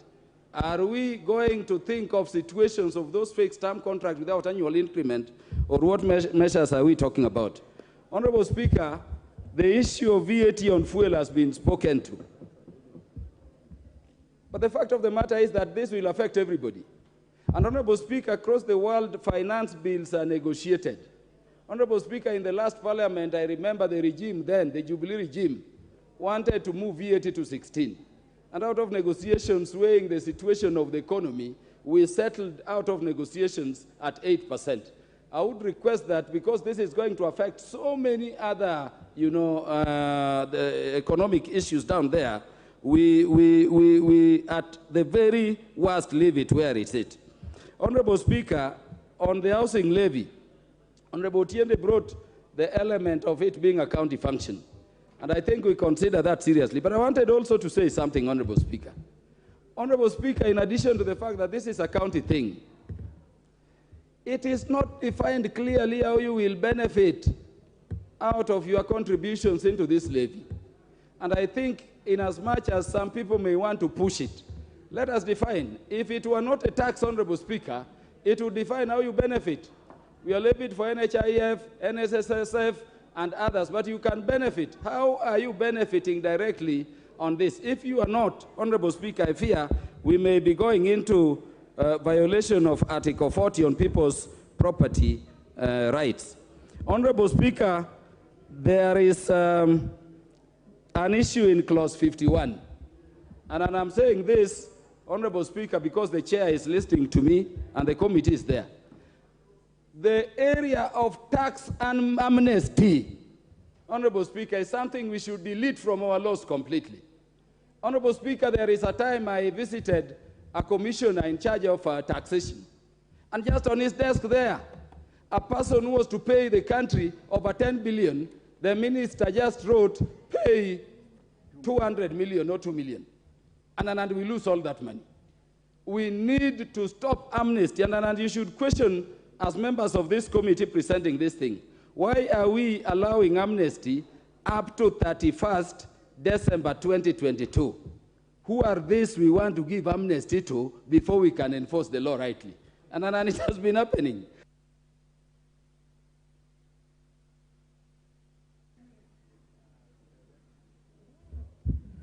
Thank you, Honorable Speaker. Finish your point. Yes, Honorable Speaker, I would request that you look at that. If we are not having some fat cows to be, and I believe on taxation, nobody should be saved. Remove the idea of amnesty, let us go for people. And then lastly, Honorable Speaker, each year we lose over 700 billion to corruption in this country. Look at the budget for EACC and the agencies fighting corruption, which we passed yesterday. We cannot be debating in retrospect, but I'm thinking if we were able to save that money we are losing to corruption, your budget would be, in terms of what we need, some 2.1 trillion, and we would be having a lot of money to deal with. Honorable Speaker, the problem is that we have encouraged corruption. And then people we should be taking money from are being given amnesty.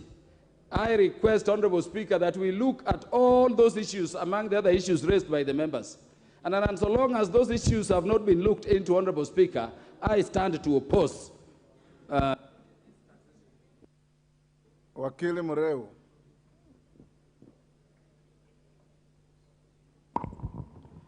Thank you, Mr. Speaker, sir, for this opportunity to contribute to the finance bill.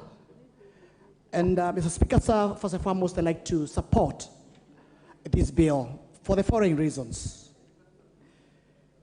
Mr. Speaker, sir, this is an economic growth resuscitation bill. And why is it that? Because the interventions proposed by this bill, Mr. Speaker, is addressing the core of our economy. Mr. Speaker, sir, the finance bill is addressing on the debt level and how we can get out of that debt level. Currently, our debt level is at close to about 10 trillion. We spend over 60% of our collections to pay those debts. The second issue this bill is trying to address is unemployment.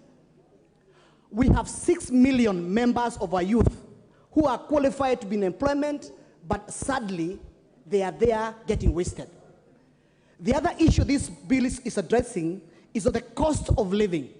Mr. Speaker, sir, as you are aware, the cost of unga is high, the cost of sugar is high, the cost of education is high, and yet, Mr. Speaker, sir, our people, even in all those circumstances, they want good roads, they want water, they want bursary for their children, they want to chase away darkness by having electricity.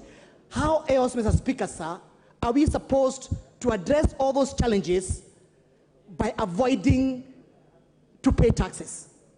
Mr. Speaker, sir, my position is very simple. If you look at the provision on manufacturing, the finance bill has addressed clearly on the issue about our industries. And it's a sad story, Mr. Speaker, sir, because currently our manufacturing is only contributing 7.2% of our GDP. It is coming down from 9.2 a few years back. I know the manufacturers have an ambitious plan to raise that to about 30% by 2030, but that cannot be achieved if we do not protect our local manufacturers. And the way to support our local manufacturers is, number one, zero rate on the excise duty, especially on goods produced locally, but also put in a tax on the goods which are imported but which can be manufactured locally. For example, things like furniture, which come in from China and other countries, put excise duty on them. Goods like sugar, goods like iron and steel, which can be able to be manufactured locally. Because again, that's the only way we can be able to resuscitate our manufacturing. Number two, Mr. Speaker, sir, manufacturing support 40% of our employment. Today, as I said earlier, the biggest challenge is that we have highly educated young people, but they do not have employment. And the only way we can be able to address that is to ensure that we address the element of manufacturing, because that's the only way we can be able to place them in employment. Secondly, Mr. Speaker, sir, is about the issue of a digital economy. As you are aware, Kenya is one of the leading countries in terms of innovation economy. And being that the countries all around this, Kenya, they look up to Kenya to just to copy what you are doing. Look at the way we have embraced the telephonic technology, the payment system, the lending system. The countries around in Africa, they are looking to Kenya as a shining star. But the question is, have Kenyans benefited from that bubbling economy? And that's why the proposal to put in a tax is for purposes of that industry to contribute to the nation, to contribute to the economy of this country, as we also along the way create employment. Thank you, Mr. Speaker, for that opportunity. And I support this bill. Fatuma Jeho.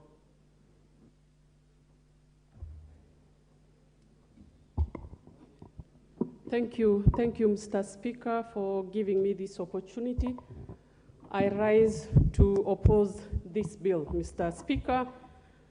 Mr. Speaker, there is no doubt that we are on an economic downturn. Our economic is collapsing.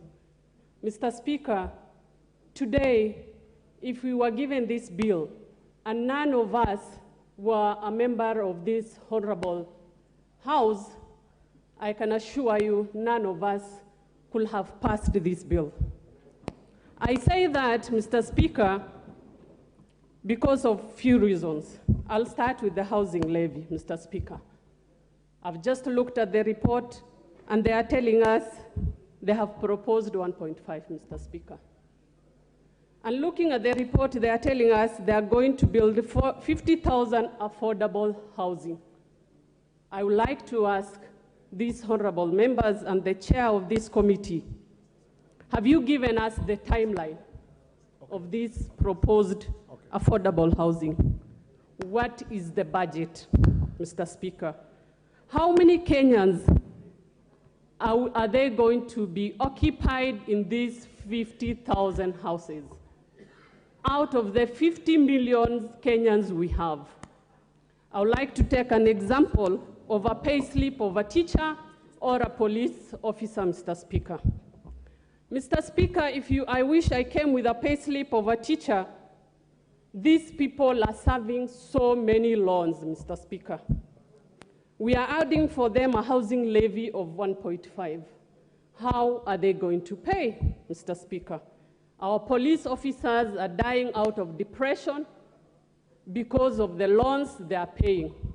We cannot add for them, Mr. Speaker. Mr. Speaker, Mr. Speaker, I would like to say collecting and taxing the citizens is not a bad thing.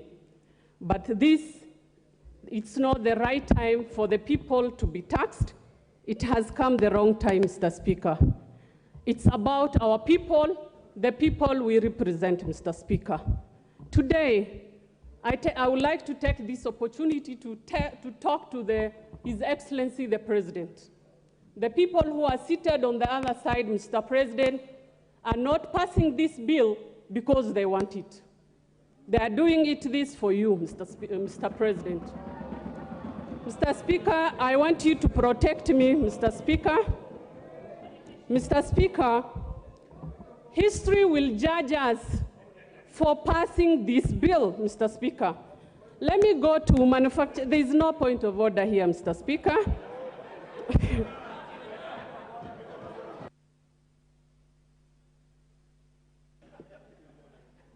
Point of order, Honorable Speaker. Honorable Speaker, we are debating the report on the Finance Committee.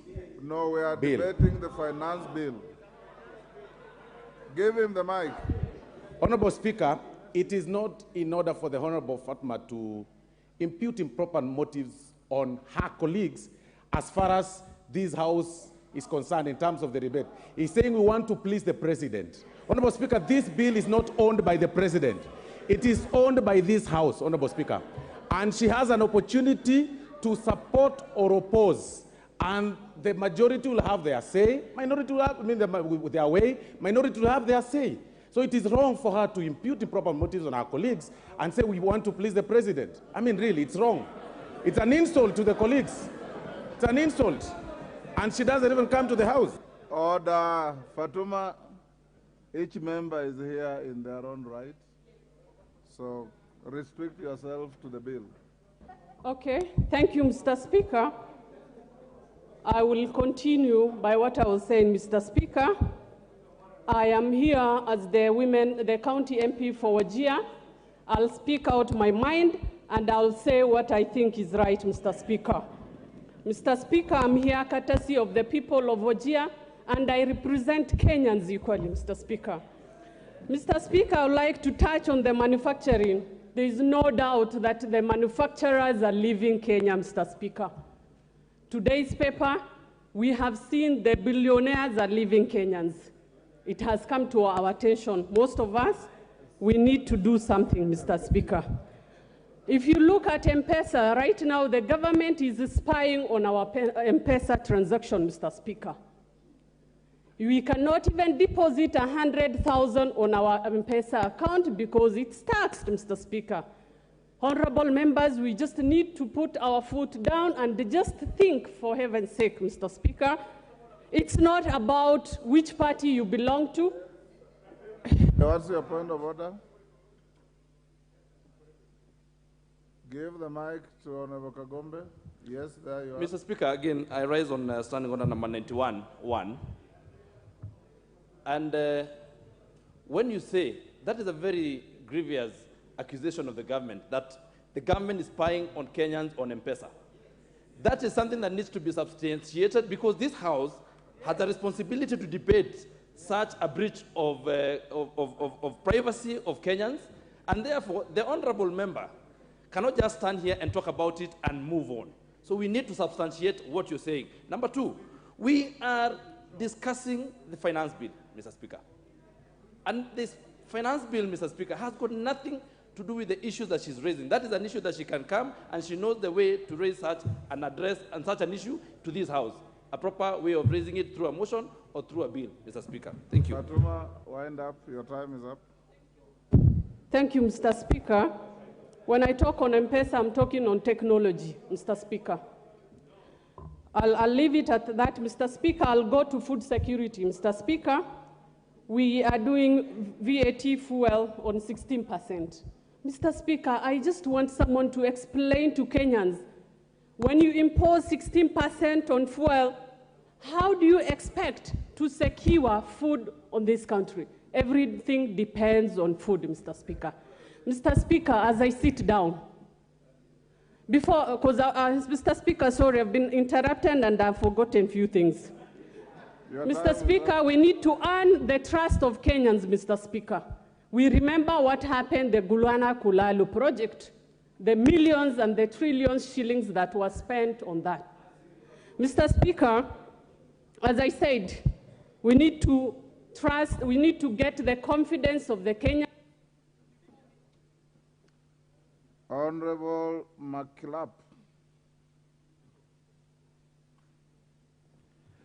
Thank you, Mr. Speaker. I want to state from the onset that I shall support this finance bill as a member of Finance Committee and as a member of Parliament for Baringo North. Mr. Speaker, there are puzzling events that has happened. Number one, yesterday we went close by close approving expenditure for the budget, knowing very well that this budget shall be financed through ordinary revenues and revenues that will be collected through this finance bill. Mr. Speaker, it is therefore very illogical to again, attack the same finance bill that tries to raise revenue to completely be able to finance the budget for this country. Mr. Speaker, we are all Kenyans. All of us here, regardless of which political divide you come from, in this particular budget that we passed close by close yesterday, has programs that are cuts across the Republic of Kenya. How then do we finance these programs if we don't finance using our own resources? Mr. Speaker, I am a believer of Kenya. I believe that this country shall be able to move to become one of the economies of Africa, strong economies of Africa. How did these countries that have succeeded be able to finance their programs? Mr. Speaker, we can never be able to develop this country using borrowed resources. Time has come that we must finance this country using our own resources by at least a little bit sacrificing for the nation. Mr. Speaker, we met some, in this finance committee, there were about 1,500 petitions. For the first time, Mr. Speaker, I sat for more than 20 days trying to listen to professionals of high caliber who argue from left, center, right on the issues that are raised in this finance bill, Mr. Speaker. And we as a committee, Mr. Speaker, had made some proposals Mr. Speaker, and I wonder even my good friend, Wandai, did not read that we made a proposal that the issue of wigs, eyelashes, and everything were deleted. We made a proposal that this must be deleted to protect the hustlers of this country, because that clause, many Kenyans who came before us felt that this is a very bad clause.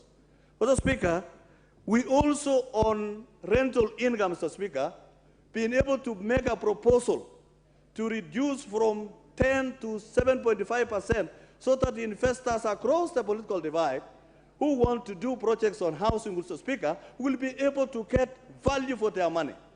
How else do we protect the people of Kenya, Mr. Speaker, when we reduced the housing levy from 3 to 1.5%, Mr. Speaker?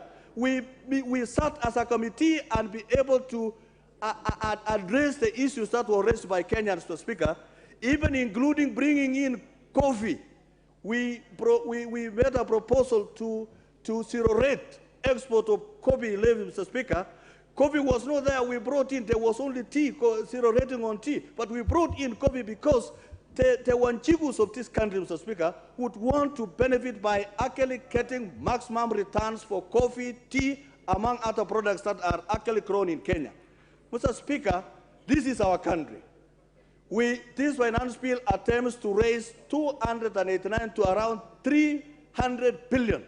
Mr. Speaker, how then do we raise these programs, Mr. Speaker, and all the people of Kenya, regardless of where they live, whether they live in Azimio zones, they require roads, they require medicine, they require fertilizer, they require programs to lift their lives. How else do we finance and grow the economy of this country?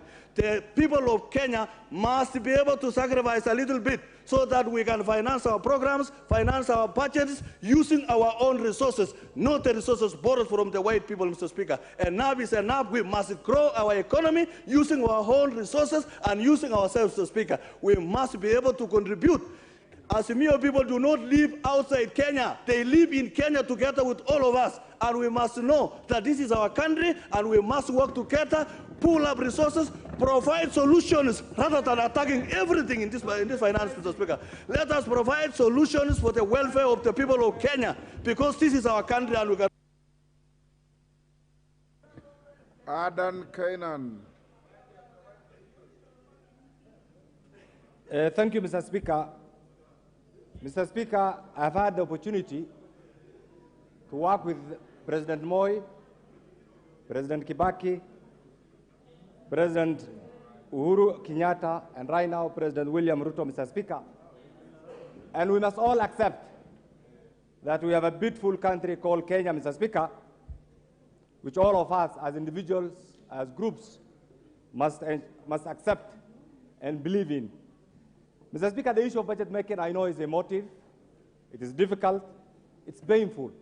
And I must say from the onset that as a member of the Finance Committee, we have had the honest task, Mr. Speaker, of going through the different presentations by different groups from different sectors of our economy, Mr. Speaker, in pursuit of both their collective or individual rights, Mr. Speaker, because Kenya is a democracy.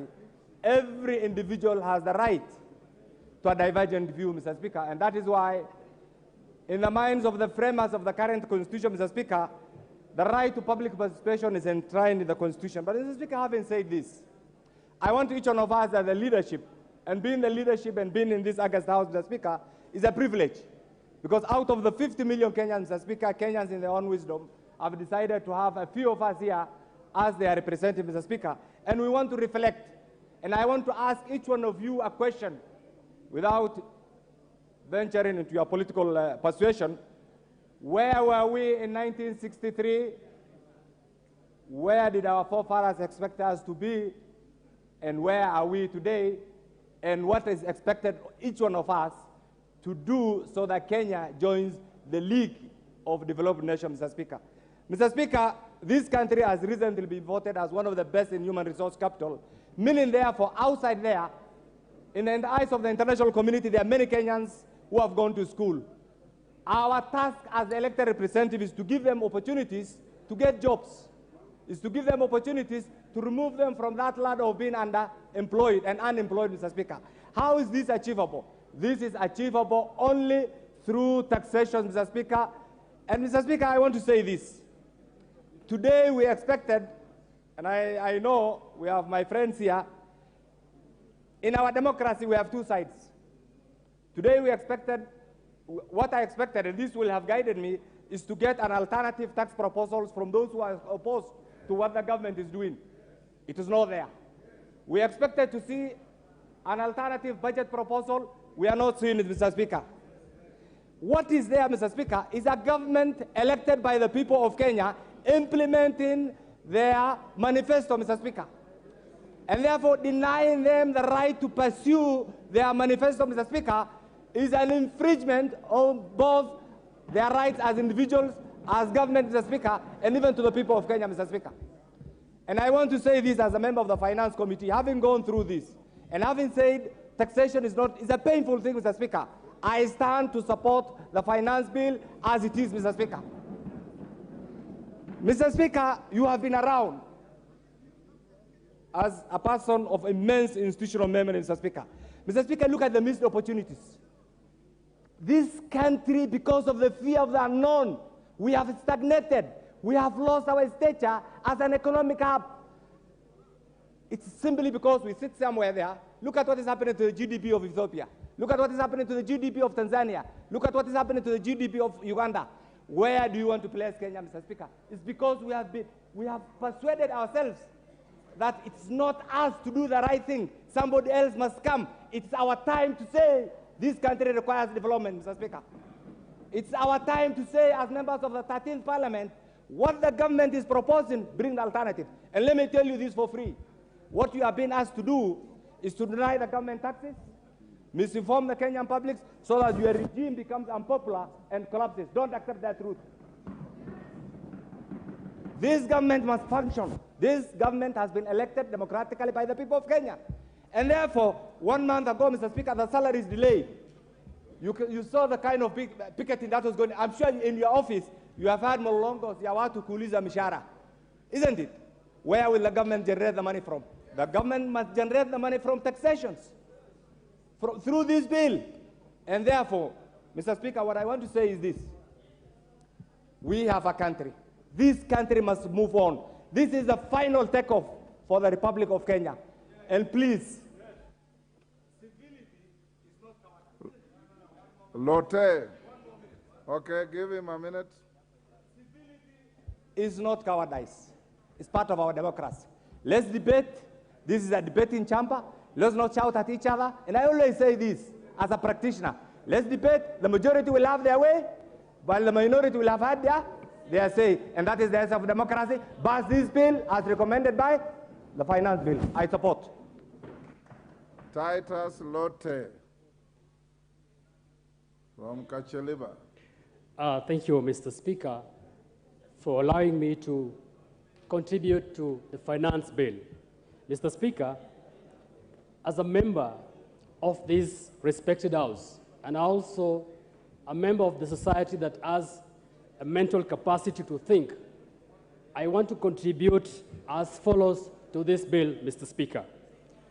Far from it, Mr. Speaker, there is a lot of information that has gone to the public that this bill is supposed to be punitive to Kenyans.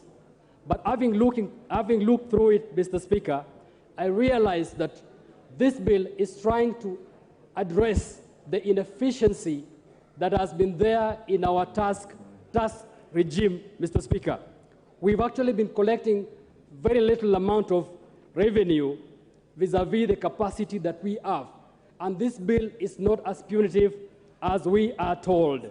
I've looked through this bill, Mr. Speaker, and I've realized that only 3 main taxes have been introduced, and the rest have actually been made efficient. The first one, Mr. Speaker, is the digital monetization of the digital content. And this is in regards to the principle of taxation, Mr. Speaker, where taxation is supposed to be as evolving as possible in regards to respond to the evolving nature of our society. When our tax regime was done, Mr. Speaker, there was very little in terms of digital content. And because Kenyans are embracing the digital content very quickly, our tax regime is also supposed to embrace. And so, introducing the 15% on the digital content, Mr. Speaker, is in regards to the involvement of this. This is very nice, Mr. Speaker, because we've actually seen our revenue falling because a lot of advertisements, a lot of our contents are actually becoming digital. And so the mother of our taxation is also reducing because we cannot now net in the traditional taxes. So, Mr. Speaker, I think it is important that we actually also go along with the digital migration. The other tax that I've seen as new is the club entrance fee, Mr. Speaker. Initially, this club entrance fee was free, and it's only for the privileged, Mr. Speaker. The club members that are sitting here are paying hundreds of thousands to millions to clubs, and yet they're supposed to be exempted.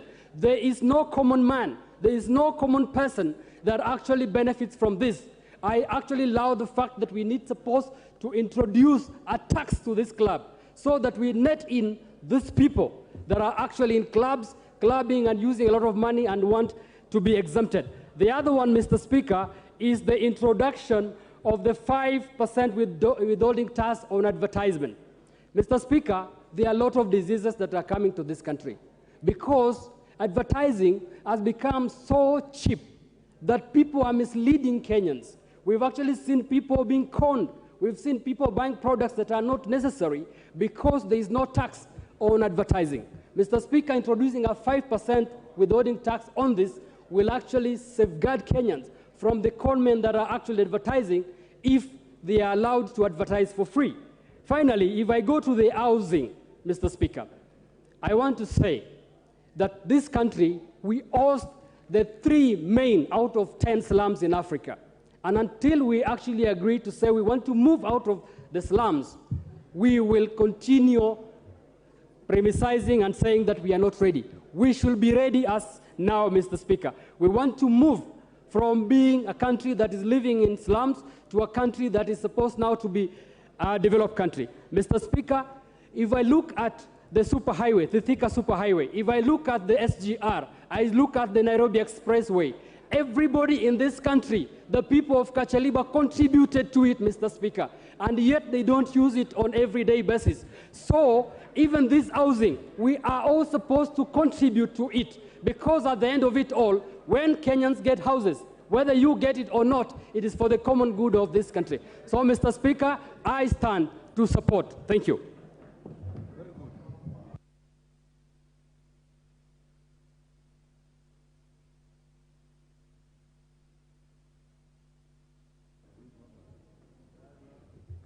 Thank you, Mr. Speaker, sir, for giving me a chance to speak to this bill.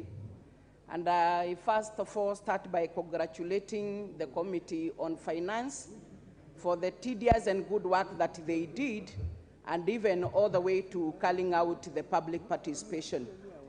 Mr. Speaker, sir, yesterday we concluded on the Committee on Supply on the budget.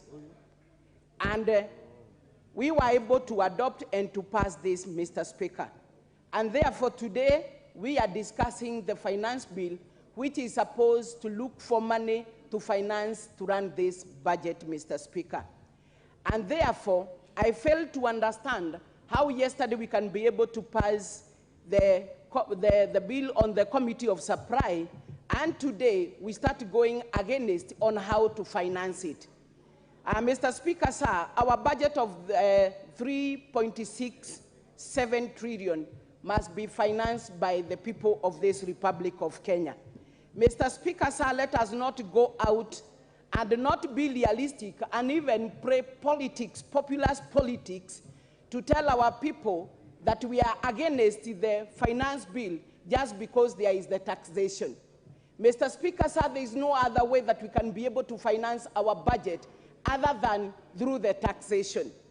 Mr. Speaker, all of us, we understand that the cost of living is not good to all of us. We also understand that there is the debt that was left by the last regime, Mr. Speaker. We also understand there is unemployment and so many other. And therefore, as a government, we must look into how we are going to focus on areas to stimulate the economic growth and reduce the cost of living, among other development measures that are awaited by our people. Mr. Speaker, sir, I'm surprised to see the Azimio coalition standing up and going against this finance bill. Yet all the time we see the government officers visiting their areas. Every stand up with a mic to request for a load. Another one requesting for the installation of electricity in their rural areas, the constituencies. They also speak a lot about the health. They speak a lot and to so many other areas. My question today, how do we finance for all the requests that you put? And that time you are taking the mic to ask that.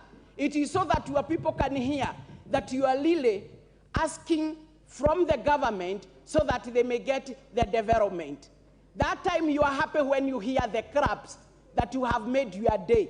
You have made your political marriage. But when we come here to look for money to finance this development, you are here standing up and talking 1, 2, 3, 4, 5.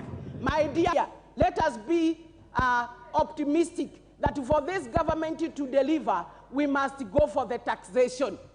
We are against for more loans because, Mr. Speaker, sir, for whatever we have not been able to pay. You have heard from the budget committee, they are saying 60% of our finances that we have is going to finance the loans. Mr. Speaker, sir, it is only 40% that is being left for the development and also for the recurrence. So, Mr. Speaker, we must struggle to make sure whatever our people are waiting for, we look for it, and it can only come from the taxation.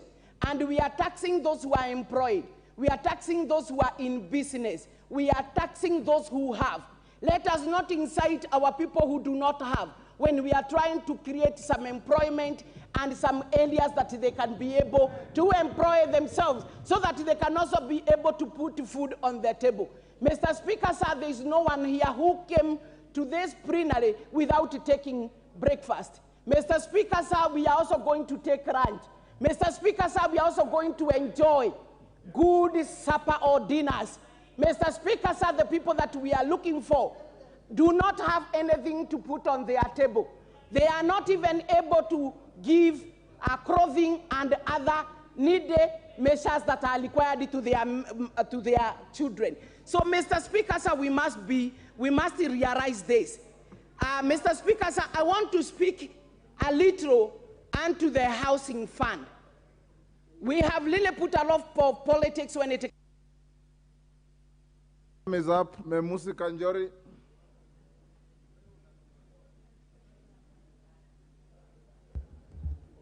Thank you, Mr. Speaker, for giving me this opportunity to also contribute to this finance bill.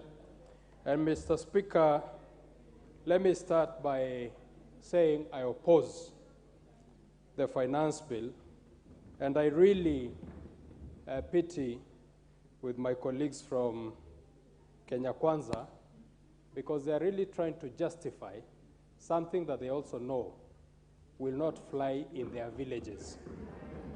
Mr. Speaker, this is a draconian and backward way of collecting revenue from our people. Honorable Speaker, as representatives of the people, I want to hear one member of parliament whose people come to him to ask for a house. I don't know, Mr. Speaker, where the executive has been informed that the priority of Kenyans is houses, Mr. Speaker. Order. Mr. Speaker, please protect me. Mr. Speaker, Order, honorable members. I'll protect you, also avoid unhelpful provocations. Thank you, Mr. Speaker. The proposal, Mr. Speaker, to collect 2,500 shillings and targeting 3 million Kenyans. Mr. Speaker, that is collecting 7.5 billion shillings a month. Honorable Speaker, 7.5 billion shillings a month. If this money was proposed to be put in education, which is an area that most of our people are in need of, if this 7.5 billion shillings was put in education, I would gladly contribute 2,500 shillings.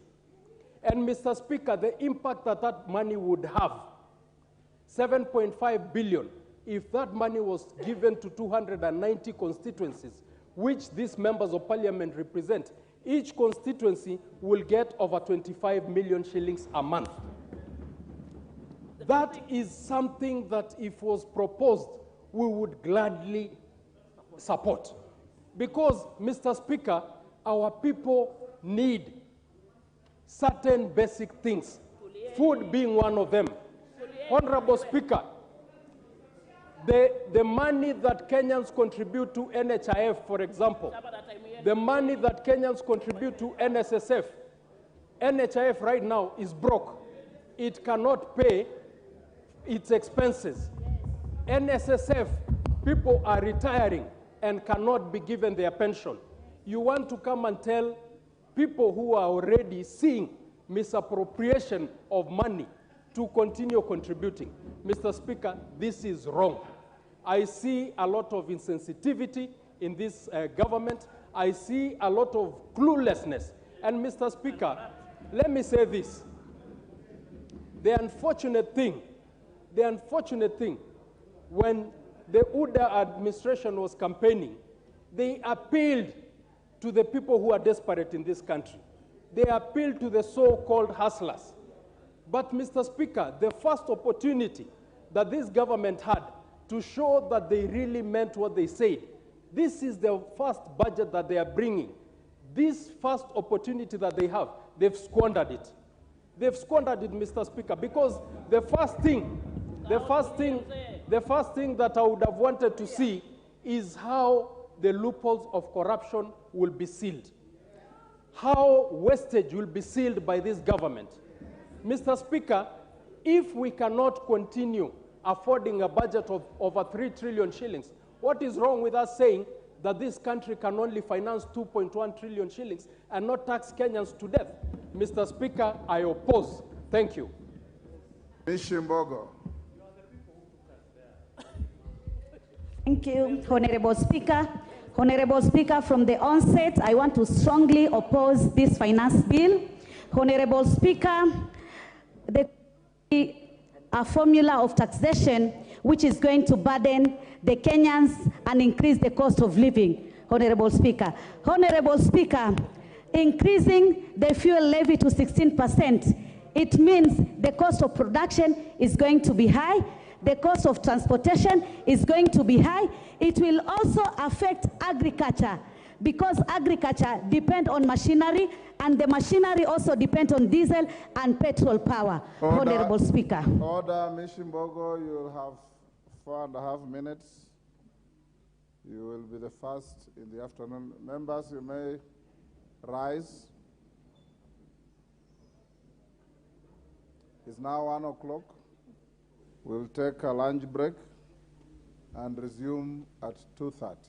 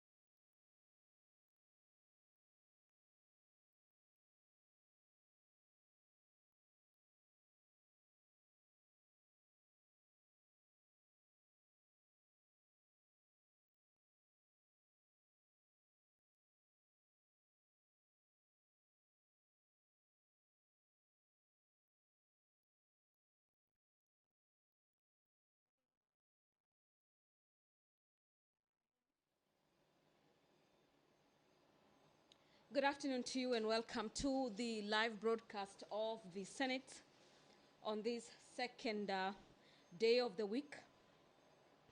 That is Tuesday, May 30th. The year is 2023. And remember, as has been the norm, this particular live broadcast is brought to you courtesy of the collaboration between the Kenya Broadcasting Corporation and the Parliamentary Broadcasting Unit. You can also catch this particular live broadcast on our YouTube channel, and that is courtesy of KBC Channel 1 as well as Senate of Kenya. Let's have a look at the highlights in the order of business this afternoon, where senators are set to consider a couple of bills that are listed in the order paper this afternoon. The very first bill given priority is the prompt payment bill, Senate Bills number 8 of the year 2022. And this particular bill is by nominated Senator Mariam Sheikh Omar. Senators will be resuming debate on this particular bill, and after conclusion of the time allocated for debate, senators will move into division where they will be voting on the proposals in the bill. The County Industry Development Bill, Senate Bills number 5 of the year 2023, is also another bill that senators are set to resume debate on. And similarly to order number 8 on the prompt payment bill, the Cotton Industry Development Bill is also a bill by a nominated senator, Senator Beth Siengo. After consideration of those particular two bills, the senators will then move into the committee of the whole, where they will be considering two bills under this category: the Equalization Funds Appropriations Bill, Bill number 3 of the year 2023, by the Chairperson Standing Committee on Matters Finance and Budget. And the other bill that will be considered under the committee of the whole is the County Vocational Education and Training Bill, this being Senate Bills number 3 of the year 2022 by the Senator for Homa Bay, Senator Moses Kajwang. The Senate this afternoon is also set to consider a motion on the approval of sittings of the Senate to be held in Turkana County. In this particular motion that will be moved by the Senate Leader of Majority in the fourth session of the Senate, in this particular motion, the Leader of the Majority Party, Senator Aaron Cheriot, highlights that acknowledging and the recommendation of the Senate Business Committee that a sitting of the Senate be held away from the traditional premises in Parliament buildings during the term of the 13th Parliament, and further subsequent to the resolution of the Senate, which was made on the 8th of March, the year is 2023, the Senate do hold plenary and committee sittings in counties for 1 week period within the month of September in every session of the fourth session of the fourth Senate, except during an election year with an objective to achieve 4 agendas. Among them is promote the role and work of the Senate, as well as enhance public awareness regarding the business of the Senate and Parliament in general. By the Senate holding its sittings outside Nairobi County, the Senate also seeks to highlight existing and new opportunities for engagement in the legislative process, as well as develop and strengthen partnerships at county level of government, as well as provide an opportunity to members and staff of the county assemblies to learn and share best practices with senators and parliamentary officers. This particular motion is guided by the standing orders of the House, standing orders number 126 subsection 1 of the Constitution as well, to have the Senate resolve to hold its plenary and committee sittings in Turkana County from 25th to the 29th of September 2023. This will be the very first county where the Senate under the 13th Parliament will be holding its sittings outside Nairobi County. These particular sittings outside Nairobi County were being held during the tenure of the 12th Parliament and the 13th Parliament.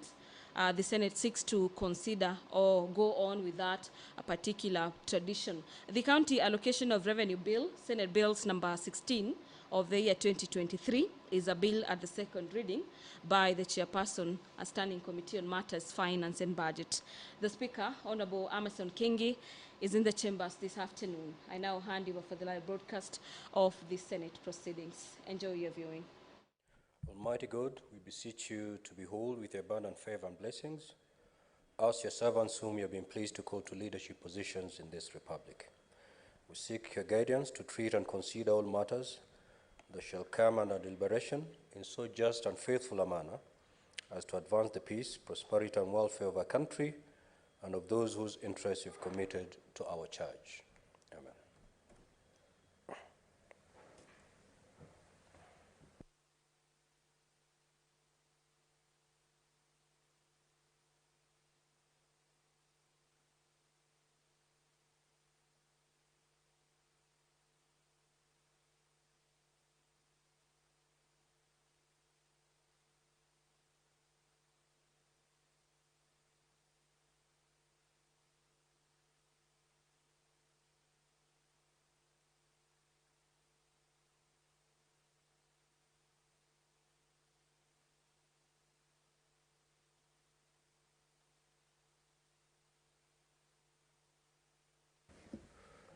Clerk, do we have a quorum? We don't. Sergeant Rams, kindly ring the bell for 10 minutes.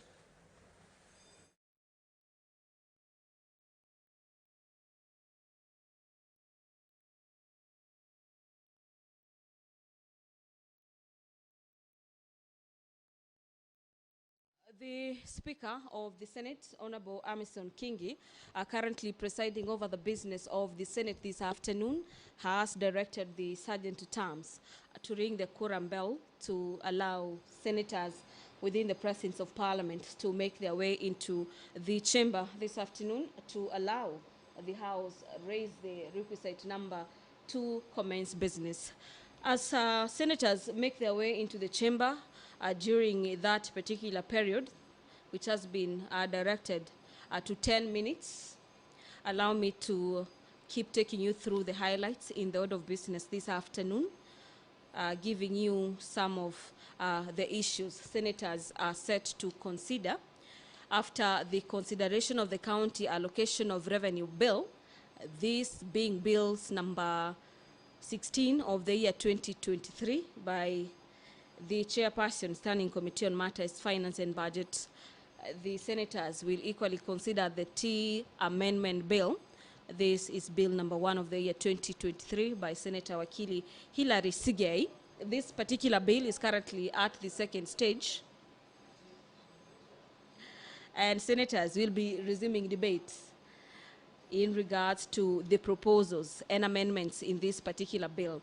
The County Boundaries Bill, as well as the Employment Amendment Bill, Senate Bills number 11 of the year 2022, are also bills that senators will be considering this afternoon, and so is the Konza Technopolis Bills. This is bill number 2 of the year 2023 by nominated Senator Gloria Oroba.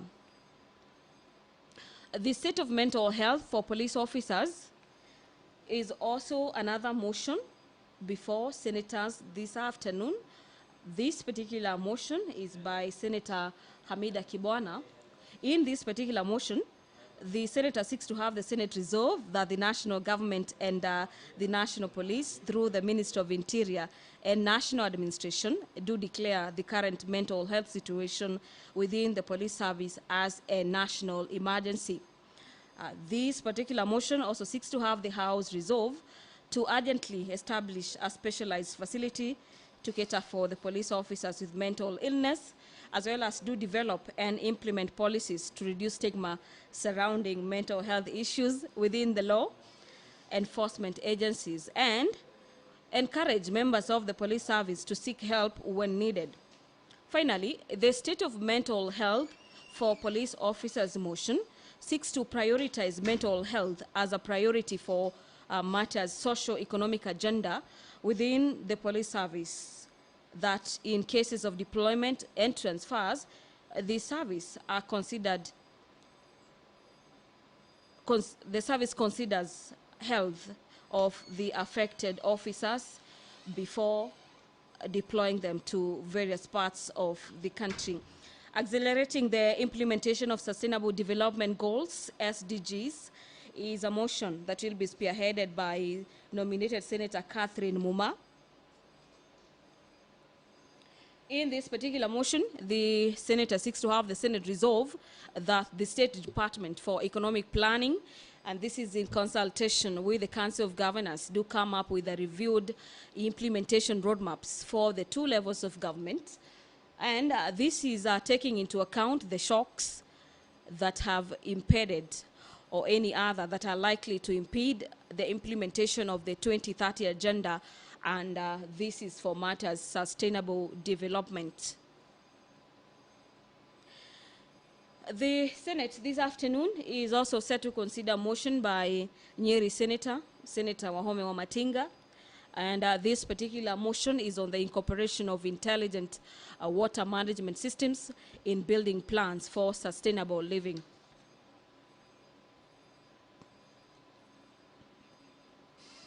The review of the minimum wage necessitated by high cost of living is also another motion before senators this afternoon, and this particular motion is sponsored by nominated Senator Karen Nyamu.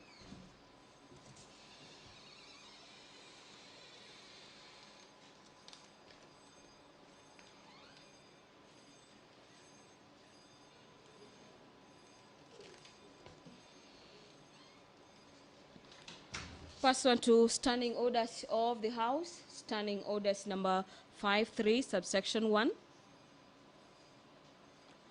senators will be seeking statements before various standing committees of the Senate. The Senator for Nandi County, Senator Samson Cherargei, will be seeking a statement from the Standing Committee on Matters Labor and Social Welfare regarding private employment agencies in Kenya.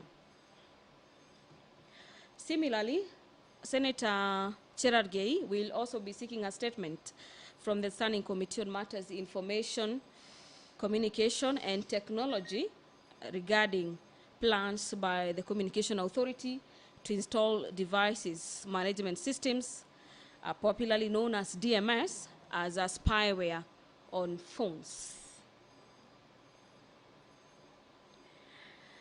It appears from the order paper this afternoon that Senator Cherargei has, so to speak, dominated the statements section, as he also has another statement that he'll be seeking from the Standing Committee on Matters Agriculture and Livestock as well as Fisheries regarding the planned relaunch of the Strategic Food Reserve.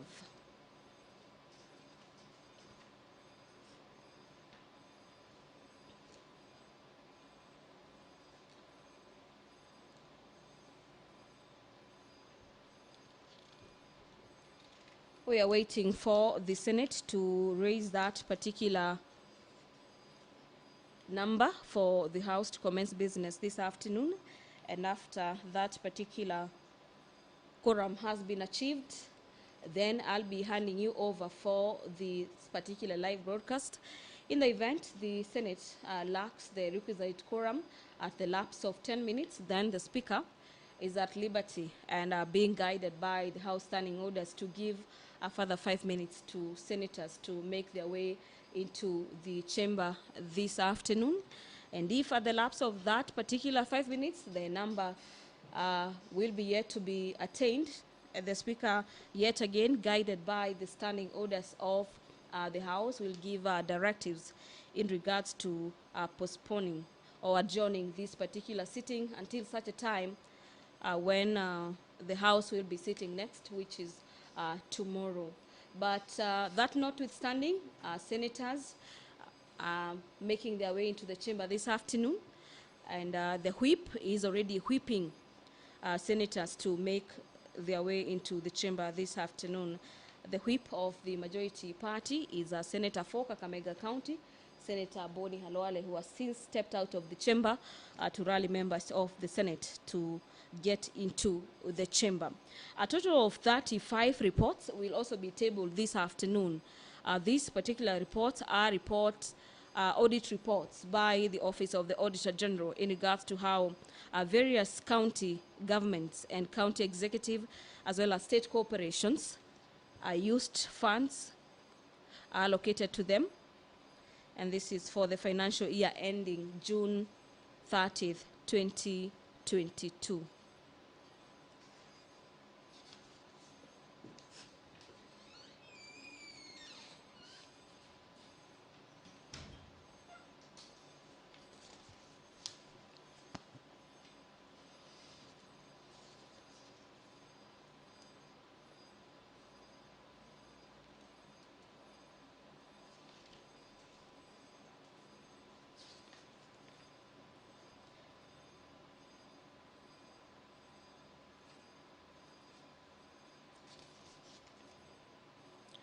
The House this afternoon will have a look and make contributions to a number of bills.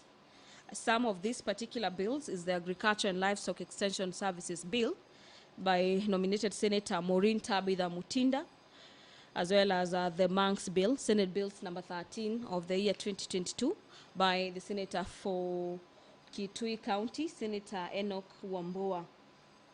The Startups Bill, Bill number 14 of the year 2022, is a bill before senators this afternoon. And this particular bill is by nominated Senator Crystal Asige, where senators will be resuming debates and making their contributions in regards to this particular bill. The County Boundaries Bill, Senate Bills number 16 of the year 2023, is a bill before senators this afternoon. And we expect members of the Senate to make their input in regards to the proposals in that particular bill. Let's listen to developments coming from the chamber.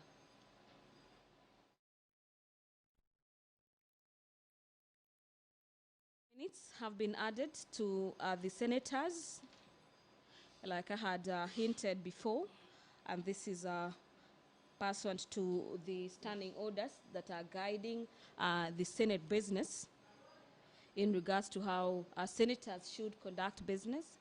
And the Speaker has given a further 5 minutes to senators to make their way into the chamber this afternoon before the House commences business.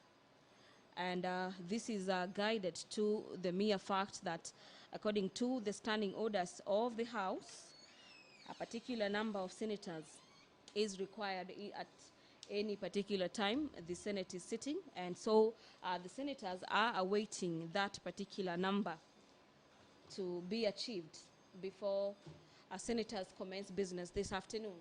It is already 15 minutes past the time when the Senate normally, or according to its rules, commences business. We await the quorum bell. As the quorum bell keeps on ringing, we await to see if the House will attain that particular quorum. And to just take you through one of the motions on the review of the minimum wage necessitated by the high cost of living, aware that the minimum wages in Kenya are specified as part of the national wage policy and guided by the regulation of wages and conditions of the Employment Act, CAP number 229, aimed at reducing matters poverty, as well as protecting and promoting the living standards of workers. And Senator Karen Nyamo concerned that despite the increase in Kenya's minimum wage in May 2022 by 12%, and this is to help workers cope with the surge in consumer prices, the current inflation rates have had a knock-on effect on the cost of living and doing business in the country, with the prices of goods and household energy transport remaining high. The House has raised its requisite number. Allow me to proceed to the chamber and follow up on the live proceedings. Enjoy your viewing. From the chair. Honorable Senators, in the public gallery this afternoon, we have 91 students accompanied by 5 teachers from Embakasi Girls High School in Nairobi County who are in the Senate on an education tour. Honorable Senators, in our usual tradition of receiving and welcoming visitors to Parliament, I extend a warm welcome to them, and on behalf of the Senate and on my own behalf, wish them a fruitful visit. I will allow the Majority Leader to briefly make welcoming remarks.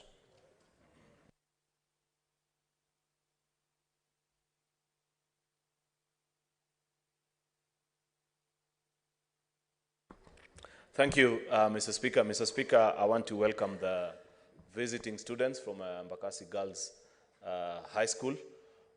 This is a school, if I'm not wrong, it should be somewhere in Embakasi West, if I'm not wrong, Mr. Speaker, or East. I welcome them to this institution.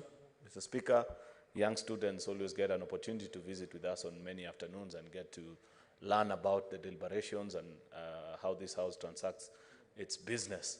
It's just 2:30, a few minutes past. This house is more fuller, slightly later in the afternoon. So they shouldn't live with the impression, Mr. Speaker, that maybe this is how empty Parliament normally is.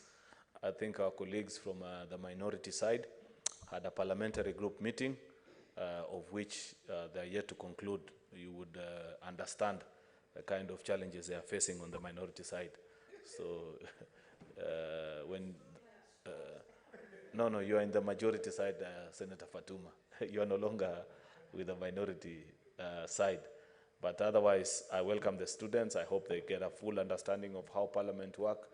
For those of you that aspire maybe to one day be members of Parliament or be leaders in the various industries, this is a place to begin. Take your time, learn. I wish you well in your studies. Be diligent, be disciplined, and above all, dream big and never be limited in your dreams. Thank you, Mr. Speaker. I will allow Senator Gloria just 1 minute to make a brief welcoming remarks. Thank you, Mr. Speaker. I want to welcome these very youthful leaders of tomorrow into the Senate. Mr. Speaker, I just want to urge them that as you're in school and you're focusing on the academics, that you should also not shy away from drama and from public speaking and from all the co-curriculum activities that can actually help you be able to express yourself. Because in this house at the Senate, as you can see, it is a matter of expressing yourself. So as much as you're focusing on the academic part, also focus on the co-curriculum, because most of these leaders you see here have been built by the co-curriculum. And welcome to the Senate of Kenya. Clerk, next order. Order number 3, messages. Order number 4, petitions. Order number 5, papers. Majority Leader.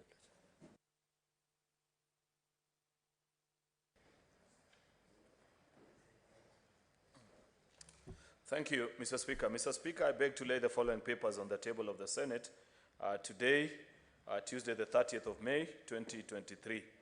Number 1, reports of the Auditor General on the financial statements for the year ended 30th June 2022 of the following. 1, Busia County Assembly Revolving Fund, Busia County Revenue Fund, Busia Water and Services Company Limited, Busia County Cooperative Enterprises Development Fund, Bungoma County Assembly Employee Car Loan and Scheme, Receiver of Revenue statements for the county governments of Bungoma, County Revenue Fund, Government of Bungoma, Zoia Water Services Company Limited, Bungoma County Persons with Disabilities Empowerment Fund, 11 Bungoma County Disaster Management and Emergency Fund, Kapenguria Water and Sewerage Company, Municipality of Kapenguria, West Pokot County Assembly Car Loan and Mortgage Scheme Fund, County Executive of Kiambu, County Assembly of Kiambu, Thika Water and Sewerage Company Limited, Ololeza Water and Sewerage Company Limited,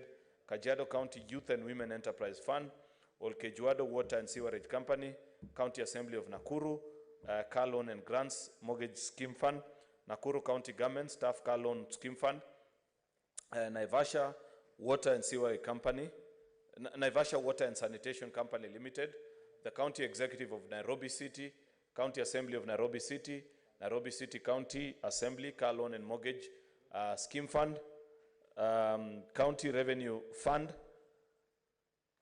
County Government of Nairobi City, Nairobi City County Alcoholic Drinks Control and Licensing Board, Receiver of Revenue County Government of Machakos, Mavoko Water and Sewerage Company Limited, Municipal Council of Machakos Water and Sewerage Company Limited, Kathiani Water and Sanitation Company Limited, Mwala Water and Sanitation Company Limited, Makueni County Fruit Development and Marketing Authority, Boni Water and Sanitation Company Limited, Kibwezi Makindu Water and Sanitation Company Limited. Mr. Speaker, I beg to lay. Thank you. Next order, clerk.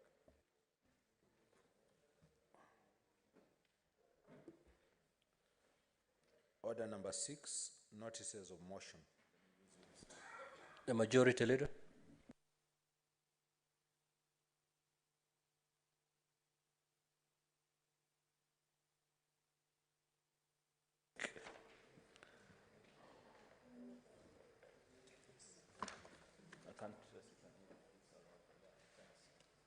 Thank you, Mr. Speaker.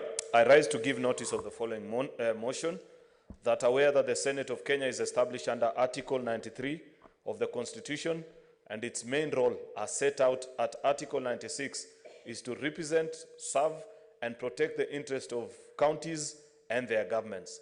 Further aware of the critical role that the Senate plays in the interlinkage between national and county levels of government, and the need to enhance the interaction between the Senate and the county governments as means of bringing the Senate closer to the counties and the general public, acknowledging the success made during the sittings of the Senate outside Nairobi, held in Uasin Gishu and Kitui counties in September 2018 and 2019 respectively, further acknowledging the recommendation of the Senate Business Committee that a sitting of the Senate be held away from the traditional premises of Parliament buildings, Nairobi, during the term of the 13th Parliament, and the subsequent resolution of the Senate made on 8th of March 2023 to hold plenary committee sittings in the counties for 1 week period within the month of September in every session of the 4th Senate, except during the election year, with the objective to, 1, promote the role and work of the Senate and enhance public awareness regarding the business of the Senate and Parliament in general. 2, highlight the existing and new opportunities for engagement in the legislative process. 3, develop and strengthen partnerships at the county level of government. And 4, provide an opportunity to members and staff of the county assemblies to learn and share best practices with senators and parliamentary officers. Now, therefore, pursuant to Article 126(1) of the Constitution, the Senate resolves to hold its plenary and committee sittings in Turkana County from the 25th to the 29th of September 2023.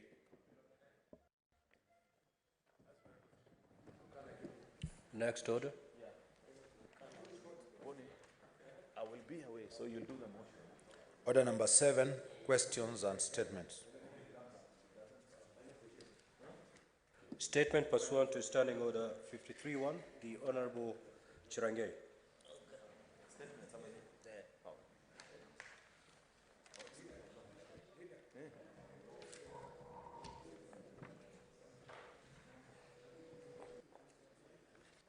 Thank you, Mr. Speaker. I don't know whether I will read concurrently and then members can contribute. Just read the three of them. 3 requests. Okay, stand guided, Mr. Speaker, sir. Mr. Speaker, sir. Senator Kinyua, you know there's a difference between the floor here and the lounge out there. Kindly reminding you. You know, Mr. Speaker is our employer. It is good you are the one reprimanding him. Request for statement on private employment agencies in Kenya. Mr. Speaker, sir, I rise pursuant to Standing Order 53-1 to seek a statement from the Standing Committee on Labor and Social Welfare regarding the private employment agencies in Kenya. Mr. Speaker, sir, in the statement, the committee should, 1, outline the requirements that a private employment agency must fulfill before it is officially registered and granted approval to operate in Kenya. Number 2, Mr. Speaker, sir, provide a list of private employment agencies currently operating in the country, stating the registration status of each company. Number 3, Mr. Speaker, shed the light on the claims by the National Employment Authority Integrated Management System, NAIMS, that a number of private employment agencies are operating with expired license. Number 4, disclose the total number of Kenyans who have secured employment abroad through private employment agencies, indicating the agencies involved in this placement. And finally, Mr. Speaker, on this statement, articulate any measures that the National Employment Authority, or NEA, has undertaken to combat the rising cases of Kenyans being exploited by the private employment agencies in securing jobs abroad or overseas. Number 2, Mr. Speaker, sir, request for statement on plans to install device management system, DMS, as spyware on phones.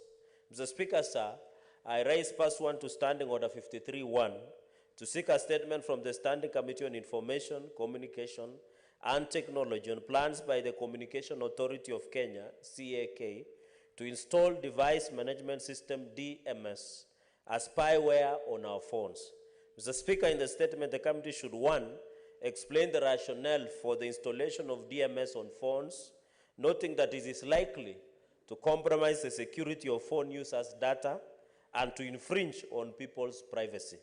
Number 2, state why the Communication Authority of Kenya, CAK, could not engage telecommunication companies to create an equipment identification register known as EIR on mobile gadgets, including or instead of installing the DMS, that is Device Management System, since all required phone users' data is available. Mr. Speaker, sir, number 3, indicate the measures to put in place to curb the misuse of DMS owing to its ability to access private data, including call records, messages, location, and mobile financial transactions. And Mr. Speaker, sir, finally, state the role of an anti-counterfeit authority in complementing communications authority fight against cloning of international mobile equipment identification, or formerly known as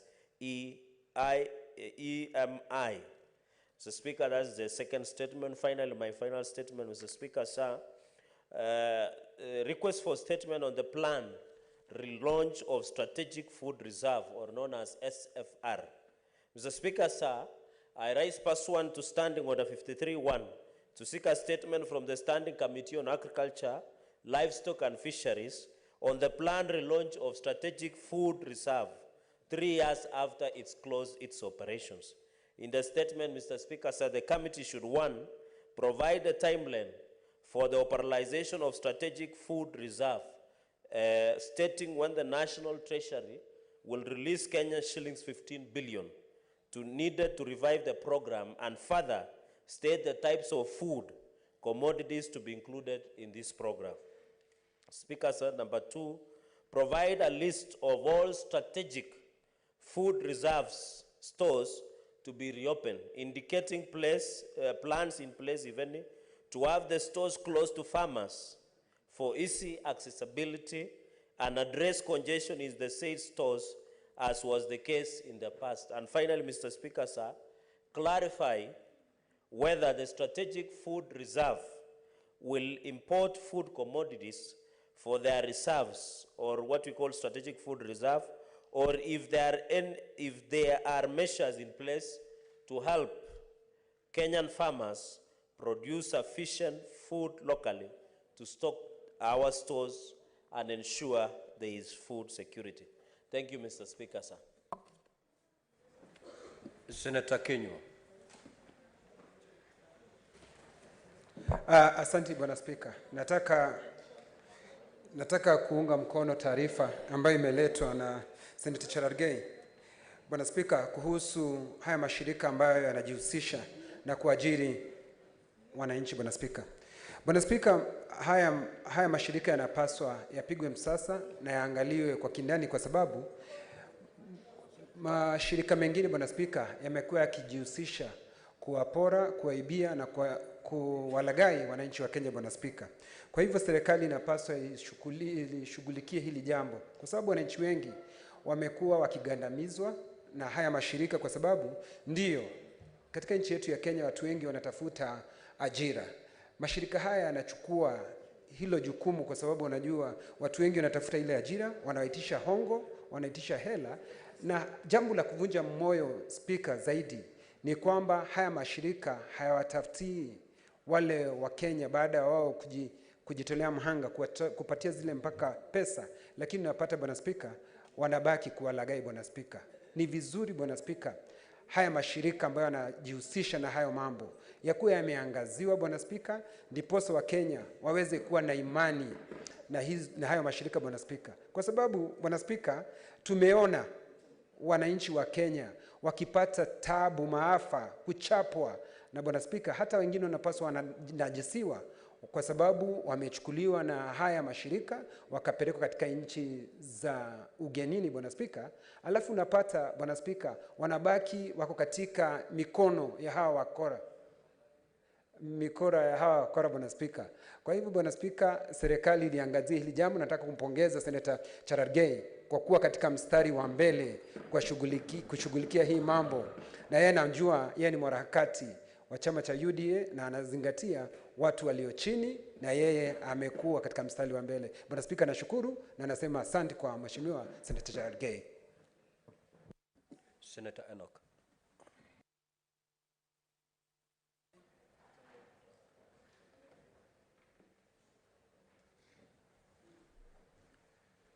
I thank you, the Speaker, for this opportunity to also make a contribution to a statement that's raised by Senator Cherargei, especially the last statement on the strategic food reserve.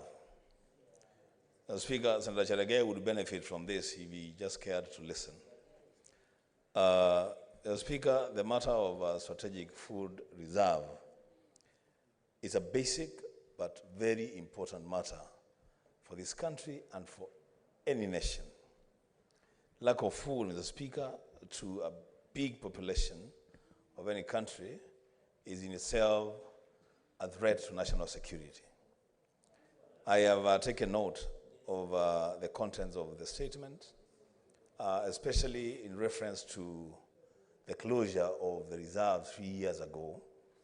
A country cannot operate without a food reserve, because that is almost inviting anarchy into a country. The Speaker, on the last point of his statement, I would want to ask the committee to which the statement will be taken to push forward the agenda of empowering local farmers to produce enough for local consumption and have a surplus for the reserve and even more for export.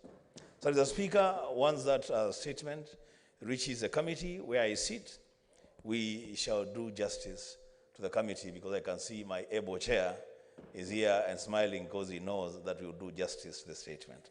I thank you, Mr. Speaker. Senator Abbas. Thank you, Honorable Speaker. Honorable Speaker, I beg to support the statement by the Senator for Nandi. I know that's where they produce a lot of maize, and I think he's also arguing for his farmers, and I think I applaud him. Honorable Speaker, this country has been experiencing a lot of food shortage and security, problems because of drought, and therefore we need to have a serious food reserve. You see, in the other world, in the Europe and America, all those places, there are 9 months of ice covering whole land, but they have never gone hungry. Unfortunately, 3 months or 3 or 4 months of drought in Kenya.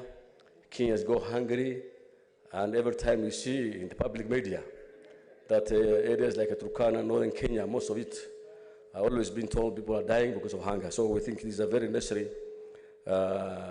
statement, and I wish to support the statement. Besides that, the one for domestic workers in Kenya, from Kenya, and going to other places, especially the Arab world, Kenyans are really mishandled, and our people seeking domestic work in Kenya and other parts of the world, especially in the Middle East, are really experiencing lots of problems. And I think there's a lot of unconnected movement of people moving from place to place. These people who normally take domestic workers to the Middle East actually are not monitored. They are not registered, most of them. And we have lost many, many Kenyans who are domestic workers. And therefore, I think a very strict measure should be put in place. And I request the Committee of Labor to take a serious action so that we can curtail this business of taking people like slaves into other world in the Middle East. Thank you, Mr. Speaker. Senator Kavindu.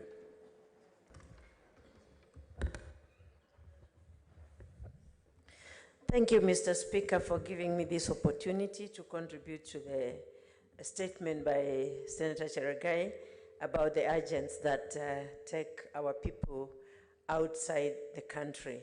Mr. Speaker, I think this is a very timely statement, and I would pray that the committee that this statement is taken to will also go further and check on the way these girls are taken from here, and if they can also be trained on how to go and stay there, because most of them, once they arrive there, their passports are taken away, their mobile phones are taken away, and so they have no communication with anyone. And even when they find that the terms and the conditions of the work is not as they had been told, there is nothing they can do about coming back because they have no communication, they have no passports. And so, Mr. Speaker, I thank you and I support this statement by Cheragai. Senator Mbugua. Thank you, Mr. Speaker. I rise in support of the statement by the one and only Senator for Nandi on labor migration. Mr. Speaker, Kenya has a lot of potential to make a lot of money from exporting labor, but because of this, the sector is not well regularized. That is why we have all the problems that arise when our young people go there. Mr. Speaker, it is worth noting that a country like Philippines get remittances of about $13.4 billion through remittances, and Kenya can do better. And therefore, Mr. Speaker, I rise in support of this statement, and I want to say that when it is come to our committee, we are going to do justice to it so that we can create opportunities for our young people. Thank you. Senator Mazayo.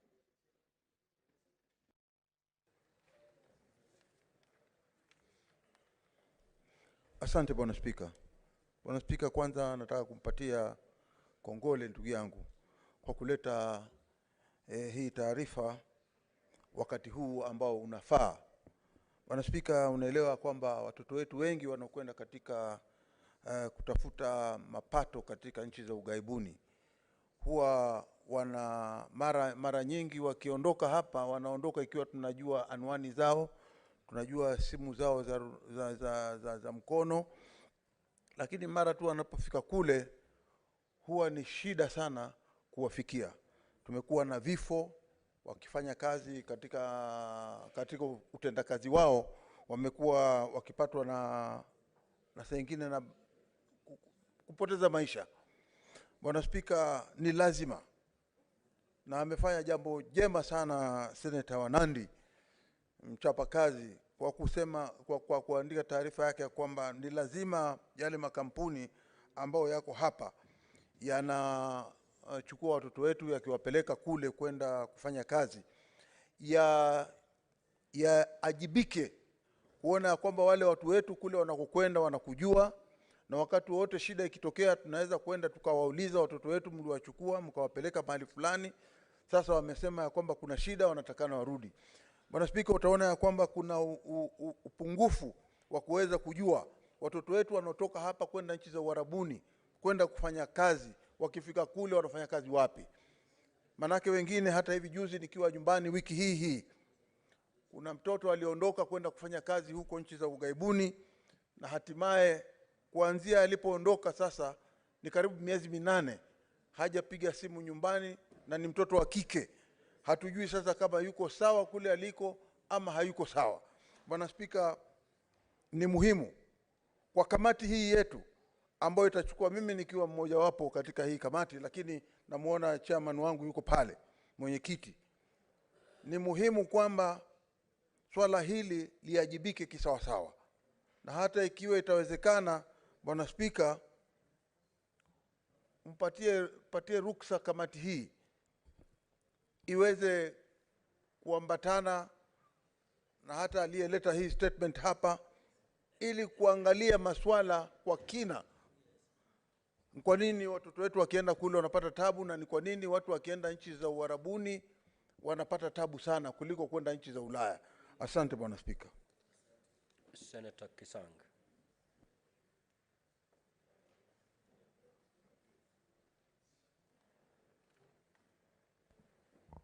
Thank you, Honorable Speaker. Honorable Speaker, I rise to support the statement by Honorable Cherarke. Honorable Speaker, the one on strategic food reserve, I know for a long time, since 1970s until recently when they suspended this SFR, the number of bags of maize that they used to store was about 2 million a year, and they, as soon as maybe the committee does its job and the SFR is revived, they need to increase the number of bags in that strategic reserve, Honorable Speaker, because if they maintain 2 million that they used to maintain 1970s and 80s, our population has risen from 14 million to 50 million. So they need to increase the number. Secondly, Honorable Speaker, they put these particular stores across the country, especially regions where they don't grow maize. And as the statement has said, we also need to add other types of food, maize, beans, and maybe others, green crumbs, so that our people can access easily when there is shortage. You know, there is a lot of clamor for food, that the cost of food has, and the cost of life has risen. It is because we did not put enough bags of maize across the country. And there was a time when we had a lot of harvest, and there's likely to be a good harvest this year. So they need to move with speed so that our people don't have to starve. The prices of food doesn't have to go up because we don't have, we are not strategic in storing our food. Even in the Bible days, Israel, you remember the days of Joseph, you know, they stored food for 7 years. So we, even as a country, we need to be strategic. Well, I'm not saying they store for 7 years because the food can go bad, maybe 3 years. And then every year we put in the same, maybe 5 or 6 million. As soon as it reaches 4 years, we sell what is excess in case the country is stable in terms of food security. And then on the one on the Employment Bureau, Honorable Speaker, we know how people have suffered, especially those who have gone to the Arabian country. So these people need to be vetted well. They need to be registered both with the Ministry of Labor and also Ministry of Foreign Affairs. And we give conducts so that we monitor regularly. Even our embassies, embassies or missions abroad, they need to have a database of our people so that in case there are issues, they should even be going for celebrations like the Madaraka Day we have on Thursday. Our missions abroad should be having contact of our people and even celebrate with them so that we know they're in good health, they're in good position. Honorable Speaker, I support these two statements. Senator Muma.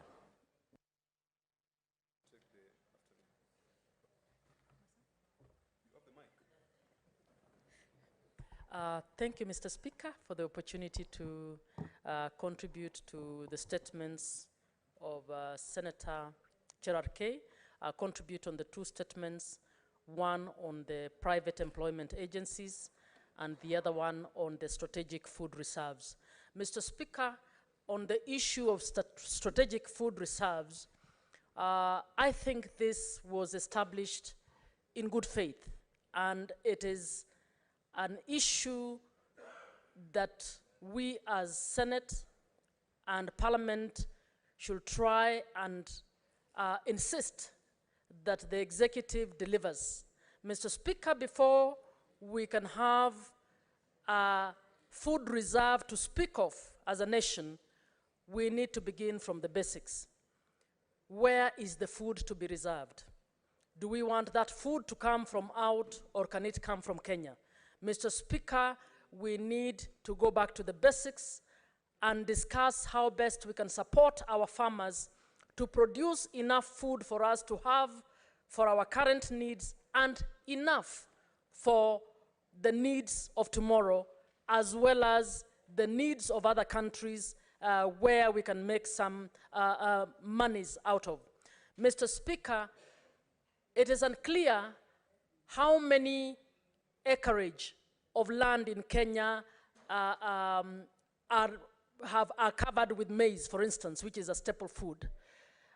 It is time we are able to be told that this year we have planted so many hectares of maize, we have planted so many hectares of potatoes, we have planted so many hectares of beans, and this means that we will have adequate food or we will not have adequate food, and we plan for it.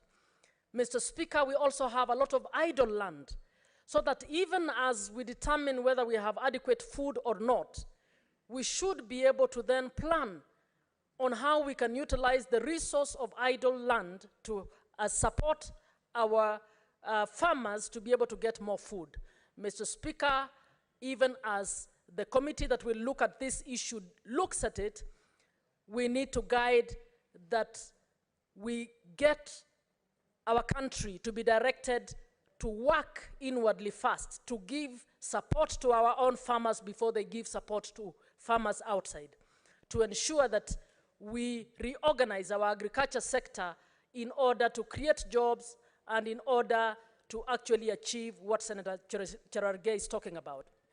Mr. Speaker, on the other agenda of private employment agencies, I think it is an issue of keeping within our standards. Mr. Speaker, the executive and the Ministry of Labor needs to put in place effective measures of monitoring those who are licensed to carry out such jobs as recruiting privately. Mr. Speaker, we should also ensure that NITA has what it takes to train all those who are going to work outside of this country to be able to understand not just the job that they are going to do, but the culture of the people that they are going to work within.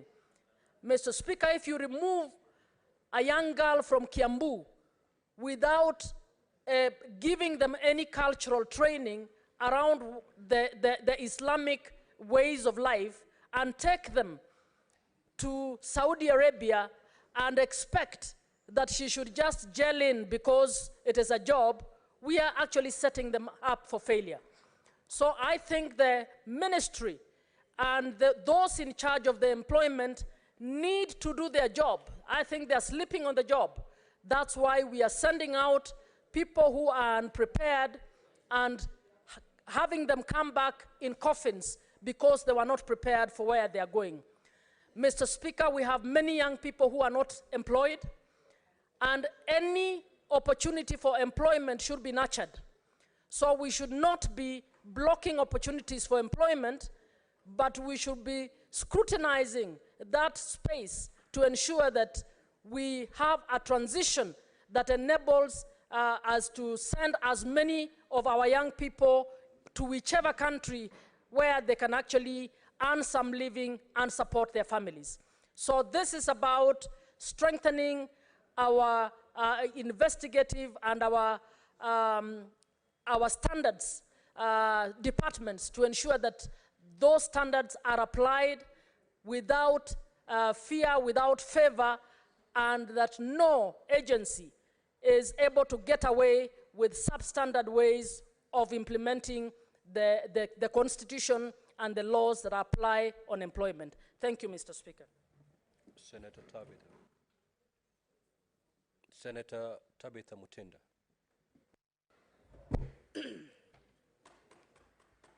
Thank you, Mr. Speaker. I rise to support the statement by Senator Cherargei in regards to the issue of employment agents. And I want to state that personally, I had tabled also to NITA requiring the curriculum that they offer, that these agencies do offer. And I'm happy that Senator Cherargei has been able to pick out that the institution's licenses have expired, and so these people should not be in operation. I do confirm last week that the NITA director did appear and had tabled a report of all these agencies. Now, which further raises an eyebrow, Mr. Speaker, in regards to how an institution will table before the Senate agencies whose licenses have expired, which further raises eyebrows on how these institutions are working. And this is a matter because further it touches to our Kenyans who are in different diasporas of this country. Knowing the income in terms of the dollar value that they bring to this country, this is a matter that should be much looked at. Either we have cartels in the name of agents whose licenses have expired, and yet the body that is supposed to oversight them, that is NITA, have gone further to assume that this committee needs a deeper report through, I think, the Committee of Labor. And Mr. Speaker, we need at this time to look at the closure on the issue of laborers out there. I'm looking forward, let me state in this House, to bring in the migrants bill, which is at the draft level, whereby this House will be able to conclusively, focusedly, futuristic, be able to sort out the issue of our brothers and sisters who are out there in the diaspora, trying to make ends meet, and institutions that are supposed to protect them do not take the necessary and the weight that it deserves for our Kenyans. So, Mr. Speaker, I ask you and urge you that the committee that should be assigned to discuss on this, especially these agents, we need a quick feedback on either there are cartels in this country that are continuing to endanger the lives of our Kenyans, or what really are they? And let NITA know, and I want this to go to record, Mr. Speaker, when we summon the Director General to appear, he should not send his subordinates to appear, but he himself should appear. Thank you, Mr. Speaker. Next order, clerk. Now, honorable senators, I shall proceed to rearrange the sequence of today's order paper pursuant to Standing Order 45-2. And instead, we will move to prosecute Order 12 in today's order paper. And thereafter, I will guide you accordingly. So, clerk, kindly proceed to call order number 12. Order number 12, motion, approval of sittings of the Senate to be held in Turkana County. Majority Leader.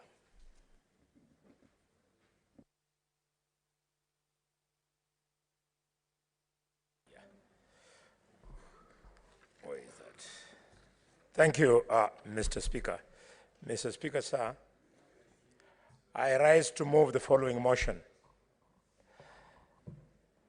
That aware that the Senate of Kenya is established under Article 93 of the Constitution, and that its main role, as set out in Article 96, is to represent, serve, and protect the interests of the counties and their governments, and further aware of the critical role that the Senate plays in the interlinkage between the national and county levels of government, and the need to enhance the interaction between the Senate and county governments as a means of bringing the Senate closer to the counties and to the general public, and acknowledging, Mr. Speaker, that the successes made during the sittings of the Senate outside Nairobi, which were held in Uasin Gishu and Kitui counties in September 2018 and in September 2019, respectively,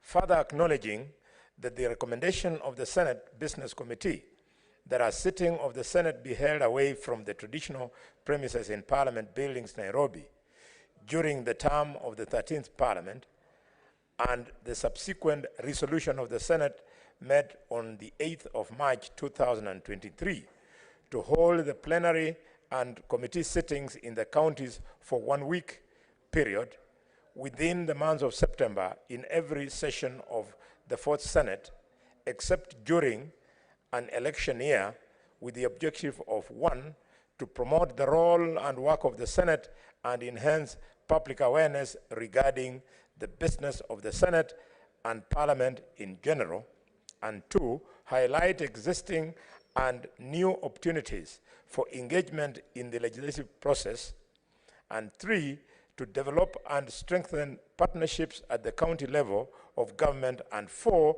provide an opportunity to members and staff of the county assemblies to learn and share best practices with senators and parliamentary staff. Now, therefore, pursuant to Article 126(1) of the Constitution, the Senate resolves to hold its plenary and committee sittings in Turkana County from the 25th to the 29th of the month of September 2023. Mr. Speaker, as I move this motion, actually, as read, it justifies all that I would have said. The only thing I would like to add, Mr. Speaker, is that once upon a time, there was a place in the United States of America called the Wild West. It was the semi-arid, arid part of the US that had what was thought to be of no value. So the majority of the settlers, when they came in the US, they settled in the lower parts of America on the, Mr. Speaker, eastern coastline for good reason. The climate was right, the vegetation was good, it was beautiful, it was littered with quite a number of lakes. You know the beauty of the US. However, somebody went to California and discovered gold. And then there was a gold rush to California. Today, Mr. Speaker, California state is the 5th largest economy in the world. The economy of California state is the 5th largest economy in the world. Why? Because of that discovery. I would love that Senate goes to the Turkana. God was not a fool to make the people of Turkana to live for so many years under so much suffering, but still be there, and then subsequently open our eyes that, wait a minute, there's some gold here called oil. I believe, despite the challenges the Tulo company is going through, Mr. Speaker, that oil is going to become economically viable. And I can assure all the doctors who I see scrambling in Nairobi here, they all be practicing medicine in Turkana, because all the Kenyans who are in the bracket of who is who will be living in Turkana to enjoy part of that wealth. So let us, as leaders of this country, not wait until Turkana has been made rich because of the oil before we go there. Let's go there to carry the imagination of the country with us. And with those few remarks, Mr. Speaker, I move and I request the nominated senator from Nairobi, born in Ukambani, lives in Nairobi, married in Embu, mother of my beloved little small girl, who calls me uncle, and husband to the Senator Tabida Senator Boni. Mutinda. Senator Boni. Yes. You are not in the village. This is the plenary. You're on the floor of of the most honorable place you can be, you can imagine. Those introductions are supposed to be done when you're introducing her to your clan. Not when you're introducing her for purposes of seconding your motion. Kindly proceed, Senator Tabitha. I caution you, Senator Boni. Thank you, Mr. Speaker. I rise to support the motion by the government whip. I do second and state, Mr. Speaker, that it would have been my wish in this House that our colleague, none other than Senator Lomenen, would have been in this House. It is a very big privilege from where I sit to have an opportunity to visit Turkana County. Allow me to state, Mr. Speaker, as a support and second that we felt as leaders that it's the high time that we do it differently, and do it differently by coming out of the city and going to Mashinani and being able to interact with the people of Turkana, be able to see the resources that are in place. It is through this that we actually embrace devolution, we actually embrace the county issues that we're keeping on embracing each and every time. So with those few remarks, Mr. Speaker, I do second.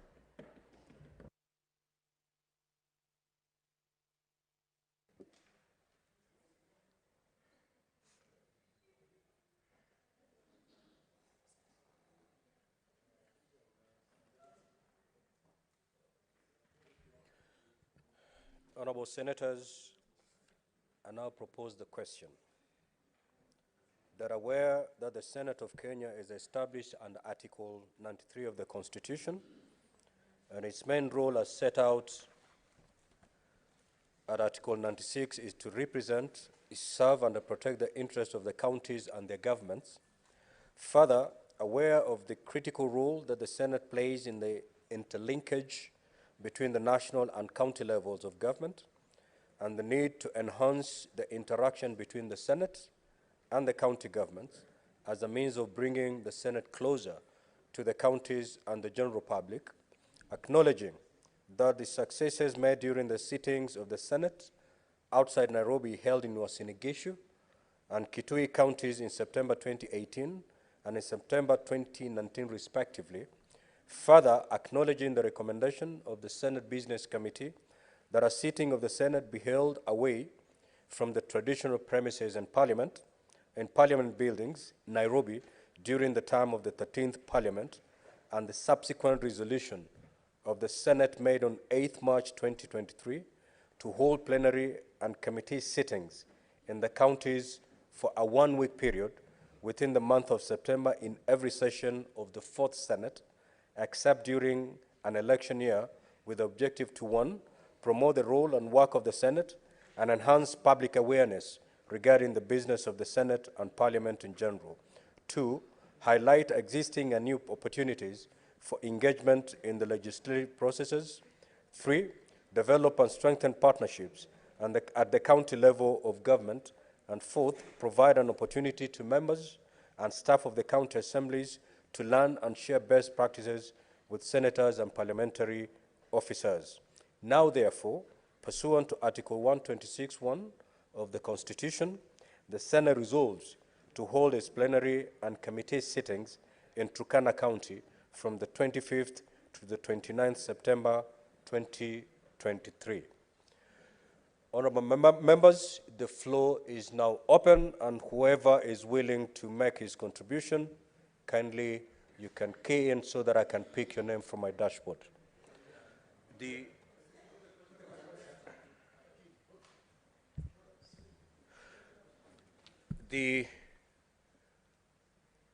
I'm seeing members who are not in the House and yet their names appearing here. I thought we discussed these members. The Honorable Mazayo Stewart. Litakuwa jambo zuri zaidi kuwa tutakwenda ama tutakuwa na kikao ama ili bunge letu la Senate litakuwa na kikao huko Turkana. Bwana Spika, tukiangalia katika miaka karibu 50 nchi inayoitwa Dubai ilikuwa ni jangwa. Ilikuwa ni jangwa kabisa. Hakukuwa na rasilimali yoyote kule. ama ilikuwa haijawahi kuonekana. Lakini Bwana Spika, kwa mara ya kwanza ilipopatikana miaka 50 iliyokwisha, ukifika kule hivi sasa si jangwa tena. Vile vile tunasema kwamba nchi yetu hii ya Kenya, Turkana ni kwale ambako kampuni ya Tulo imeweza kupata kuona ya kwamba kunayo mafuta ya maana sana katika ulimwengu, na ni jambo zuri ikiwa tutakwenda kule, na tuna hakika hata ikiwa sisi wengine tutakuwa hatuko, na hakika pengine katika hili bunge watakaobaki nikina ndugu yangu mdogo, pengine wakati huo atakuwa amefika katika miaka ya kuhesabu, lakini ni kwamba Kenya itabadilika wakati sisi tutaanza kutoa hayo mafuta na kuyapeleka na kuyauza na kuweza kupata pesa. Bwana Spika, ni jambo zuri pia vile vile kuona kwamba sisi tutaongeza uhusiano zaidi. Kuna na hakika kuna watu wengine ambao wameishi Turkana mpaka hivi sasa hawajawahi pengine kukutana na maseneta wengine kutoka kaunti zingine. Itakuwa nafasi nzuri kuwa na uhusiano mwema na watu wa kule, kuweza kukaa nao na kuongea na kuangalia wao waone taratibu za Senate zinaendelea namna gani, ili kuweza kujifundisha. Hata wakimchagua seneta wao ndugu yangu Lomanen hayuko leo, lakini akiwa yeye kama seneta wa kule Turkana, tunajua yeye ni mshupavu na watu wake walimchagua aje hapa ili aweze kuwatetea haki zao. Watu wa Turkana wataweza kujua maana ya kuwa ndani ya Senate na seneta kufanya kazi yake na uwezo wake uko namna gani wakati tukiwa tuko kule, na tutaweza kupata nafasi nzuri pia ya kuweza kuwaeleza hususan kazi za Senate ni nini ili waweze kuelewa. Nashukuru sana Bwana Spika kwa kunipa muda huu. Senator Cheranke.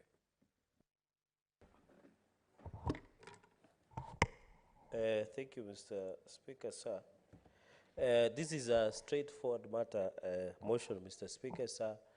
I want to laud the decision of Senate Business Committee and the decision of this House that we need to devolve.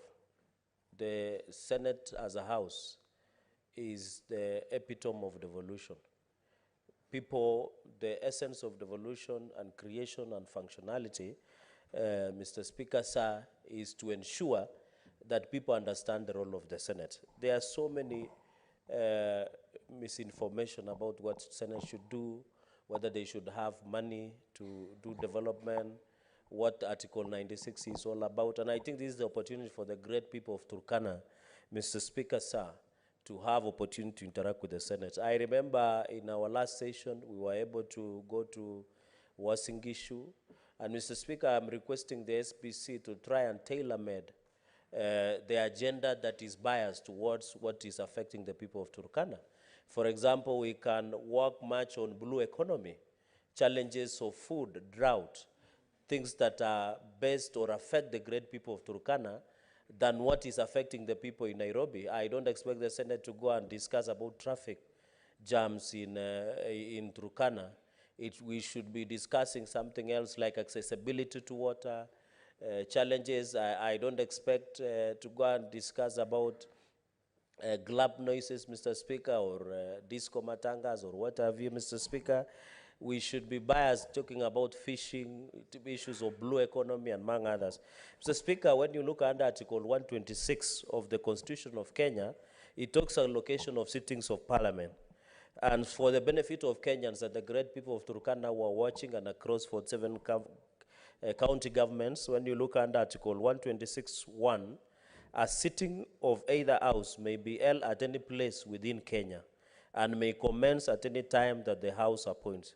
So, Mr. Speaker, it is important that these are some of the fruits of this Constitution. We can sit in Turkana, we can sit in Kilifi, we can sit in Homa Bay, we can sit, Mr. Speaker, and the tradition of Parliament, we can even sit in times of war. Mr. Speaker, I was shocked the other day when a committee, I don't want to say which committee, it was going to another county.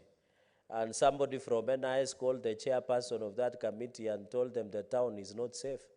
So I was wondering that Parliament can even sit in terms of war.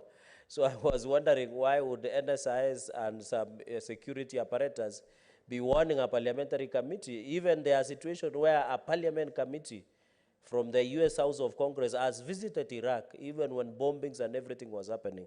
And even we have seen heads of states and parliament visiting Ukraine because of Ukraine-Russian war, Mr. Speaker. So I think it behooves all of us that this one, Turkana, I would have wished my brother Senator Lomenen to be on the floor of the House so that we can learn even how we need to practice greetings of how to greet the great people of Turkana, because there is a way we should also go, Mr. Speaker, and learn their culture.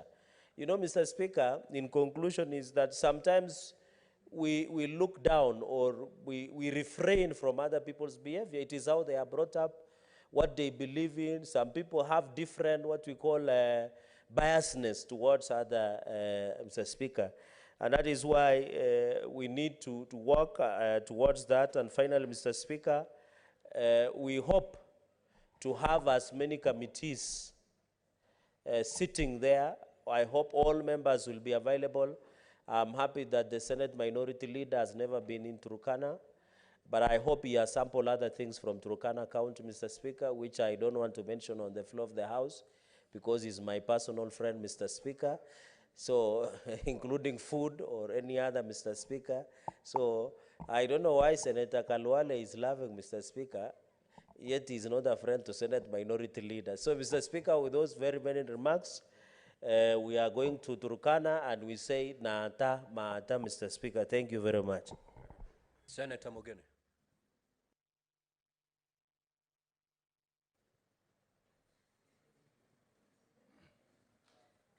Yes, Mr. Speaker, sir, I want to be on record as fully and wholeheartedly supporting the motion on the floor that recommends that the sittings of the Senate be held in the county of Turkana.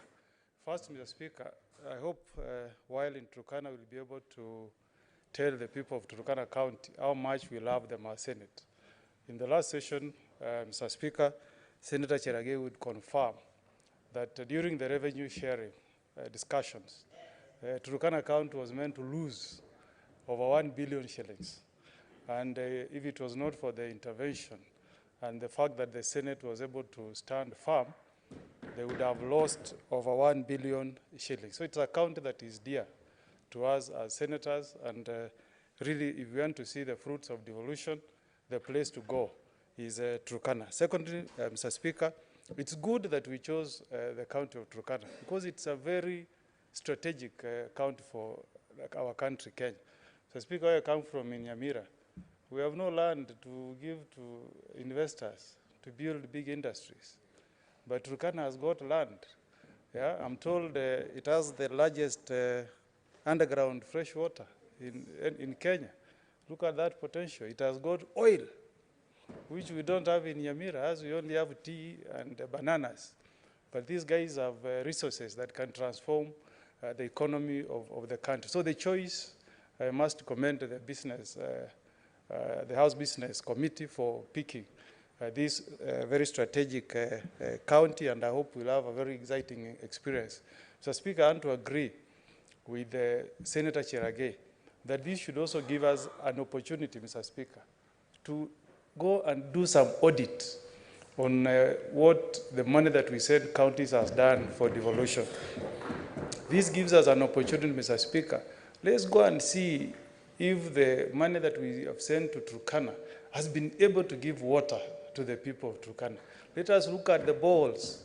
The report that we have received, Mr. Speaker, indicating that balls have been sunk for the people of Turkana. This is a golden opportunity for us to go to the ground and we see whether what is on paper is really the position on the ground. Let's do our hospitals in Turkana.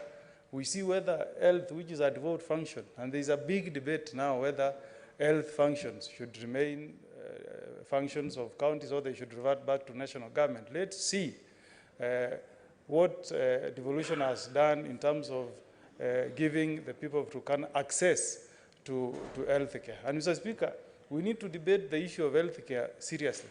You know, senior citizens of this country who have served us diligently and have retired are still being forced to pay for NHIF, Mr. Speaker. In other countries, Mr. Speaker, it's people like Senator Halwale who are energetic and working, who should be paying for the senior citizens to access health care. They get free health cards, Mr. Speaker. And I want to be treated that way, Mr. Speaker. When I retire from this house, I want to serve this country in comfort, that when I retire, I will not trouble myself where to get money for high blood pressure or diabetes. And you know, we have an opportunity as leaders here to take care of our parents, our aging grandparents, Mr. Speaker. So when we visit counties, let's hear from counties like Turkana, what plans do they have in place to take care for the health of the people who reside in those counties. So, Mr. Speaker, I don't want to take a lot of time. I fully support this motion. I hope I will hear something about tapping livestock business. There are a lot of cows in Turkana.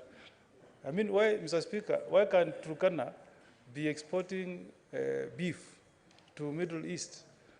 Yeah, we need to hear from the county of Turkana. What vision do they have to tap into that opportunity of livestock business?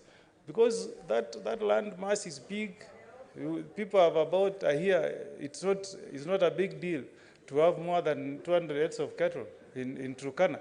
So we want them to tap that opportunity, export the livestock to the Middle East and other countries so that we can transform the lives of our people. We should not take it like it's business as usual, that there are still Kenyans who are living on less than $2. We should not take it as business as usual. That's something that should trouble us, Mr. Speaker. And as leaders, we need to see what interventions we can put in place. With those few remarks, Mr. Speaker, I fully support the motion. Thank you. Senator Mandago.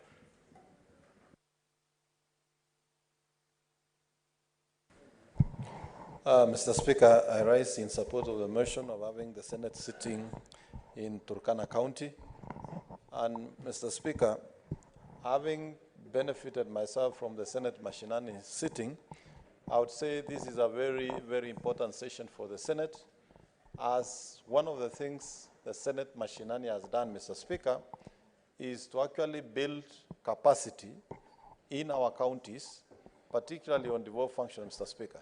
Mr. Speaker, on the aspect of accountability, Mr. Speaker, where we have the Senate Public Accounts Committee sitting in that county, Mr. Speaker, it affords the Senate Public Accounts Committee the opportunity not just to interrogate the books of accounts of that county and put the governor to task, Mr. Speaker, but it also gives opportunity to the Public Accounts Committee to actually meet the relevant heads of departments who are actually involved in the day-to-day running of the departments, Mr. Speaker, and are also involved in the preparation of responses for audit queries.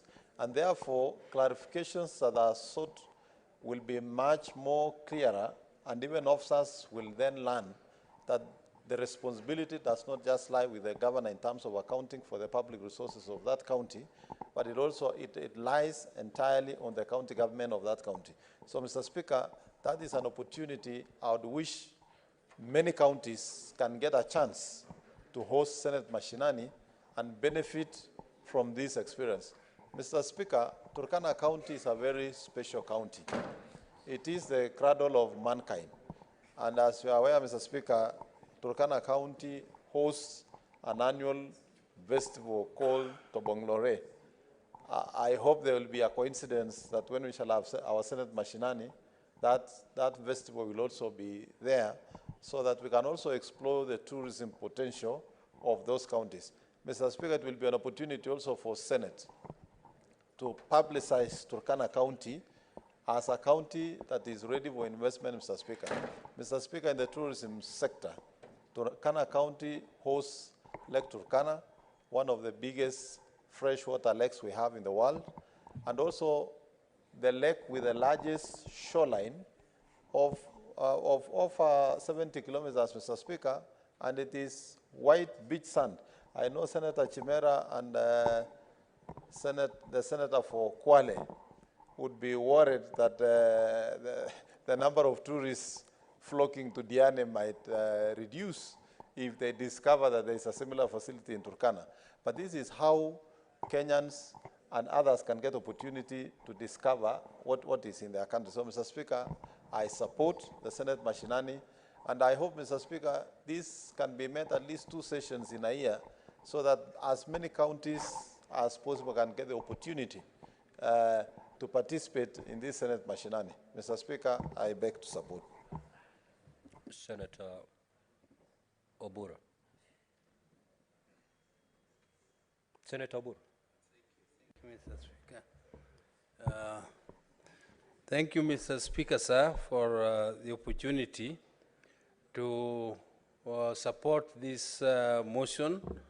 Mr. Speaker, I support this motion because first, it is important that the presence of the Senate is felt. Kenyans should know what the Senate does, and a Senate Mashinani is one of the ways we can come closer to the people and they know what we are doing. Mr. Speaker, sir, the county which has been proposed for Senate Mashinani is a very, very important county, Mr. Speaker. Mr. Speaker, in my position where I used to work before I became a member of parliament, I was in the Ministry of Planning, and I used to be in charge of Turkana, a program in Turkana funded by the Norwegian government. And they were doing almost what the government is supposed to do in Turkana, which is provision of health care, water, agriculture, livestock, and fisheries, and everything else, Mr. Speaker. And Mr. Speaker, this is a county which was marginalized right from the colonial times. Mr. Speaker, those counties used to be classified as NFD, which was the Northern Frontier District, where people were not supposed to go unless you were given a permission by the district commissioners. And they were supposed to be preserved, I don't know for what purpose. They were not supposed to be treated strictly as part of Kenya. And Mr. Speaker, after independence again, this marginalization continued because the government then adopted a paper called Sessional Paper Number 10, which talked of investment only in very productive areas, the areas which were giving quick returns in terms of agricultural development, and areas like Turkana were completely ignored, Mr. Speaker. They were ignored in terms of infrastructure, and they were also ignored in terms of provision of a lot of services. Mr. Speaker, sir, it was thought that the areas are not productive because the return per investment of a shilling was much higher than in the other, what was called the more productive areas. Mr. Speaker, what has been discovered now is that these areas are very, very rich in resources. And when we go there as Senate, I think we will realize that these areas are very, very rich in resources. In Turkana, you have plenty of water, both underground water. I understand there is more than a lake underground. And they also have Lake Turkana, which is there and can be exploited.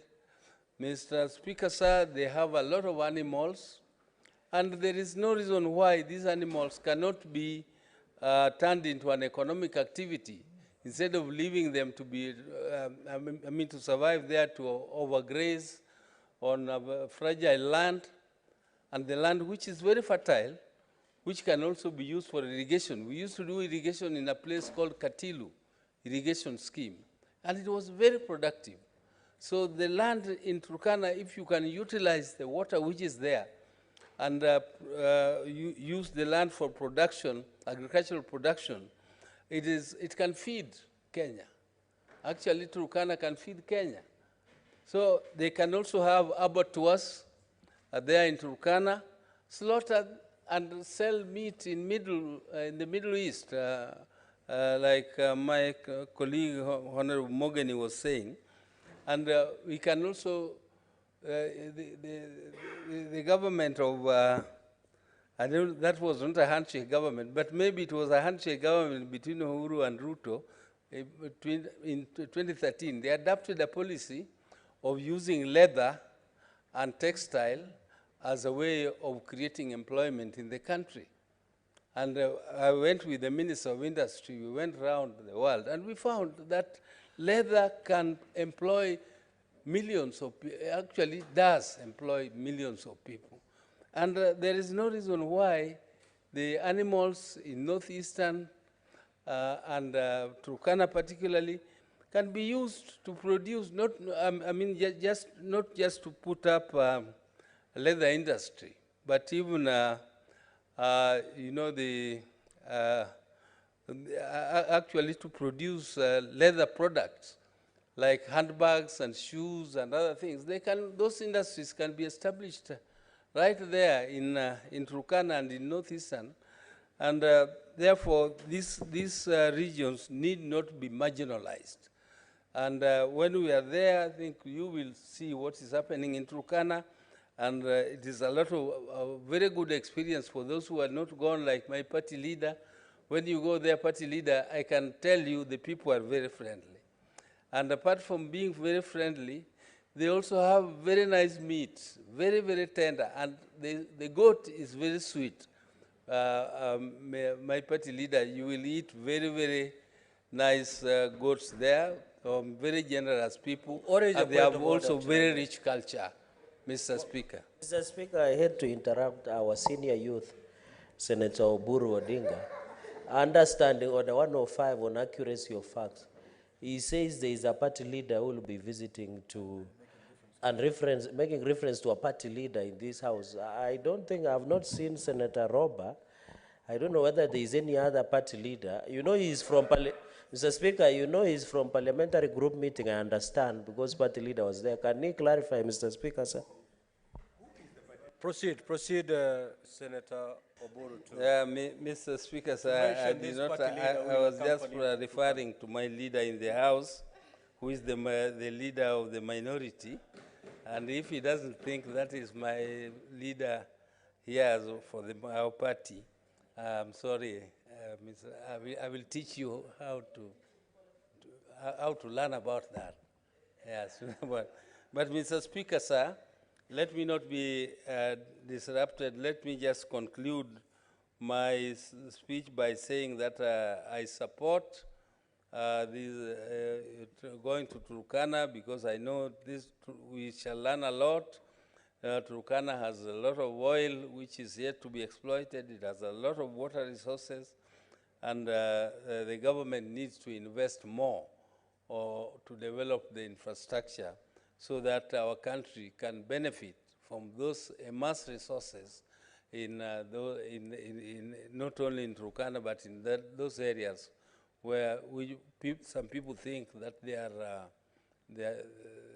poor, but they are not poor.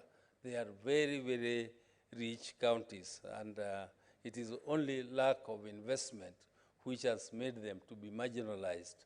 But I hope that things like the other thing we were discussing here the other day, Mr. Speaker, equalization fund, I was very unhappy to see that areas which don't need those equalization fund were also benefiting from those funds. When areas which were marginalized, like Turkana, are just getting a portion of it.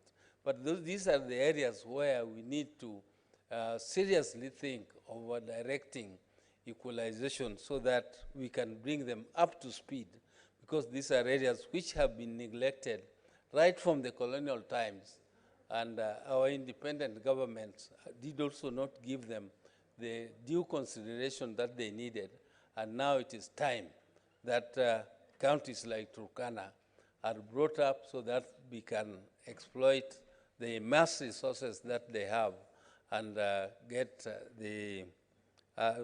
bring up the people up to speed, and also learn about their very, very rich culture, which should not be left to die. That culture must be built, it must be improved, and we must encourage the Turkana people to continue on the trajectory of development. Thank you, Mr. Speaker, sir. Senator Essie Okenyuri.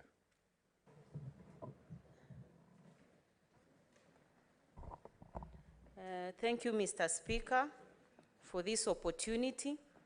I also want to support this move of holding the Senate sittings in the different counties with priority being given to Turkana. First, this will be a very good opportunity for young people who are aspiring to be senators or beyond senators, that they can actually learn from the best and have a one-on-one interaction with the various senators who will be in those sittings. And these young people will be very lucky. People like us never had such opportunity.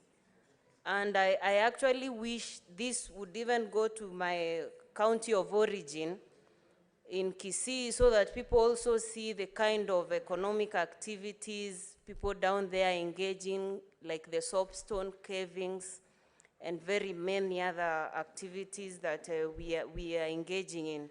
Mr. Speaker, this will also be an opportunity for the locals to actually see us engage on issues that are mostly affecting them.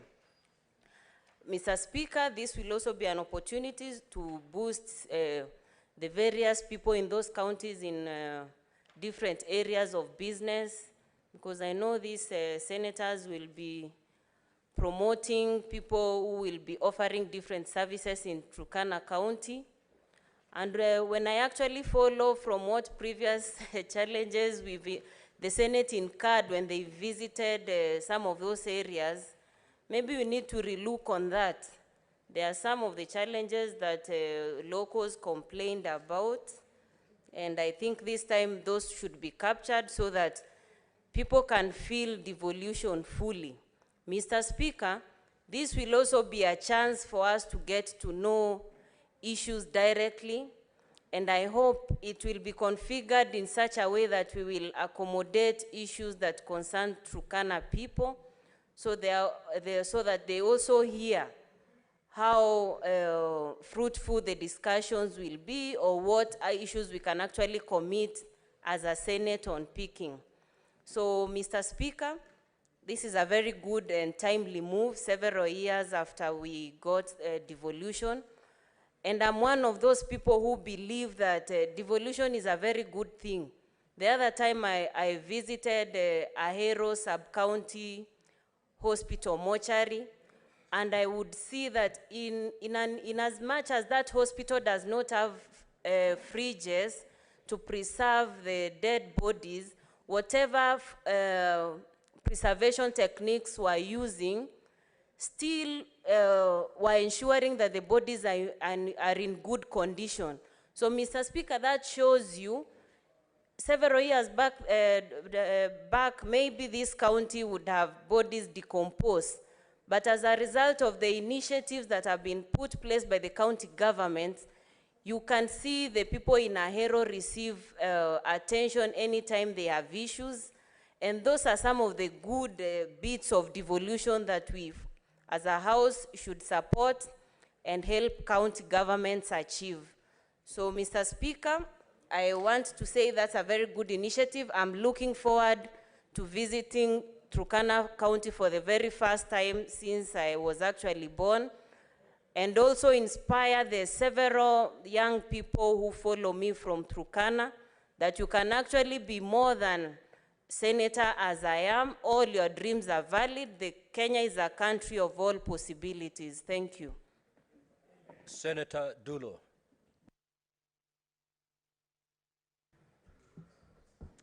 Thank you, Mr. Speaker. Mr. Speaker, I want to support this motion and the sitting in Turkana County. And I'm happy that this is going to one of the northern Kenya counties. Mr. Speaker, I think there is a lot that we can be able to learn from Turkana County that will actually benefit this House and the country at large. Because majorly northern counties, people sit in Nairobi and make decisions for them without really understanding the challenges they go through.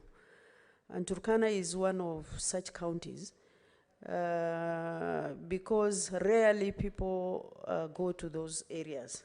Mr. Speaker, Turkana is one of the counties where development has not really taken place, despite even devolution. I know there is a lot of money that they are getting as a result of devolution, but unfortunately the situation is still the same, Mr. Speaker, and I hope this House will be able to look at that and see why there is no major impact, especially as far as the budgetary allocation is concerned.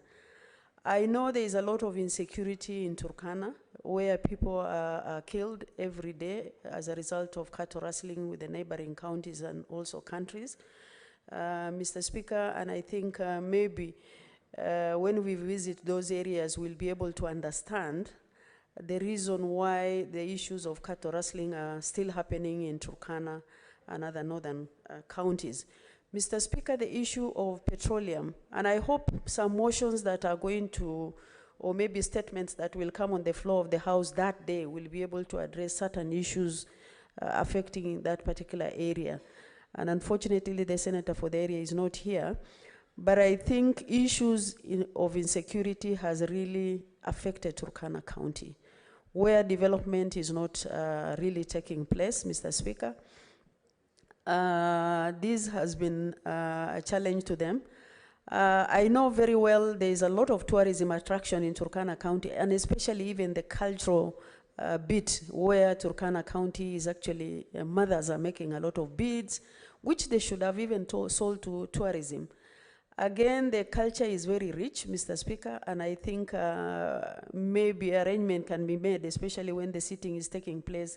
We can actually benefit from the traditional dances that Turkana County can actually provide, which if tourism is happening in that part of the county, should have given Turkana County a lot of money. Issues of petroleum, there is so much expectation, Mr. Speaker, from petroleum, but unfortunately up to now, communities have not seen the benefit that is accruing from petroleum. The animals, I know there are so many senators who have just stood here and said that Turkana County has a lot of animals. It was true then, but unfortunately, Mr. Speaker, many of the animals from northern Kenya are swept by the drought. Majority of people are poor today. And I think it's high time we should be able to really know how to mitigate a drought in those parts of the country. Of course, you've seen a situation where, Mr. Speaker, that people turn to traditional fruits to feed their children and to feed their families. Really, 21st century, that is a very serious situation. And as a country, we must be able to look at it and really address what are the causes and again find a solution for it. Mr. Speaker, Turkana has a lot of underground water, but much intervention and exploration of the same water has not been done because Turkana has a lot of land, but if the country is serious and also the county is serious, Mr. Speaker, irrigation should have taken place where people can be able to plant food or grow food and plant trees so that they can mitigate the drought situation in those parts of the country. Mr. Speaker, again, I know having been in this House for quite some time, there are issues of misappropriation and misuse of budgetary allocation, and I hope the relevant committees, when they go on the ground, they should be able to look at that and see how they can actually look at their books and see why the budget allocation has not been utilized properly, and those who are actually behind that are not brought to books. With that, Mr. Speaker, I support, and I hope members will be able to travel on that particular week to be able to really sit in Turkana and see how they can support the communities that will visit. I thank you, Mr. Speaker. Senator Wafula. Mheshimiwa Spika, kwa nafasi hii. Kwanza ni kushukuru na waliohusika kuchagua Turkana kama eneo lililoteuliwa kwa Senate kufika huko na kufanya mkutano huko. Kihistoria, maeneo ya Turkana yamekuwa eneo ambalo limetekelezwa, eneo ambalo Wakenya walikuwa wanasikia tu kuhusiana na maisha ama vita dhidi ya wanaoishi katika maeneo hayo. Lakini kwa sasa, kutokana na uamuzi wa bunge, tutakwenda kule mashinani kutana na wananchi, na vile wenzangu wamesema, itakuwa wakati sisi kutia msasa hatua za ugatuzi kwa miaka 10. Fedha ambazo tumekuwa tukipitisha kwenye bunge la Senate ziwe zinakwenda mashinani. Pesa hizi zitaweza kuonekana kama ni maji yalichimbwa, vidimbwi vya maji, iwapo ni barabara, iwapo ni pesa zilitengwa kwa ukulima na mifugo. Tutaweza kujionea kwa macho iwapo hizo pesa zimeafiki malengo ya ugatuzi kule Turkana, ama kuna wachache ambao wamekuwa wanazigatua kibinafsi na kufanya miradi ya maendeleo kule Turkana. Vile vile yale ambayo yamekuwa naibuka vita dhidi ya jamii husika kule Turkana na majirani zake, tutaweza kufika kujionea kwa macho na kuwasikiza wenyeji, ili tunaporudi katika mipangilio na ratiba ya bunge, tuweze kusimama kidete na ugatuzi na kuhakikisha kwamba watu wa Turkana na majirani zake wanaishi kwa umoja, kwa upendo, na hivi kwamba Kenya iweze kusonga mbele. Jambo lingine ambalo lazima tutaweza kuangazia ni mipaka yetu na nchi jirani ambayo Turkana inapakana nao.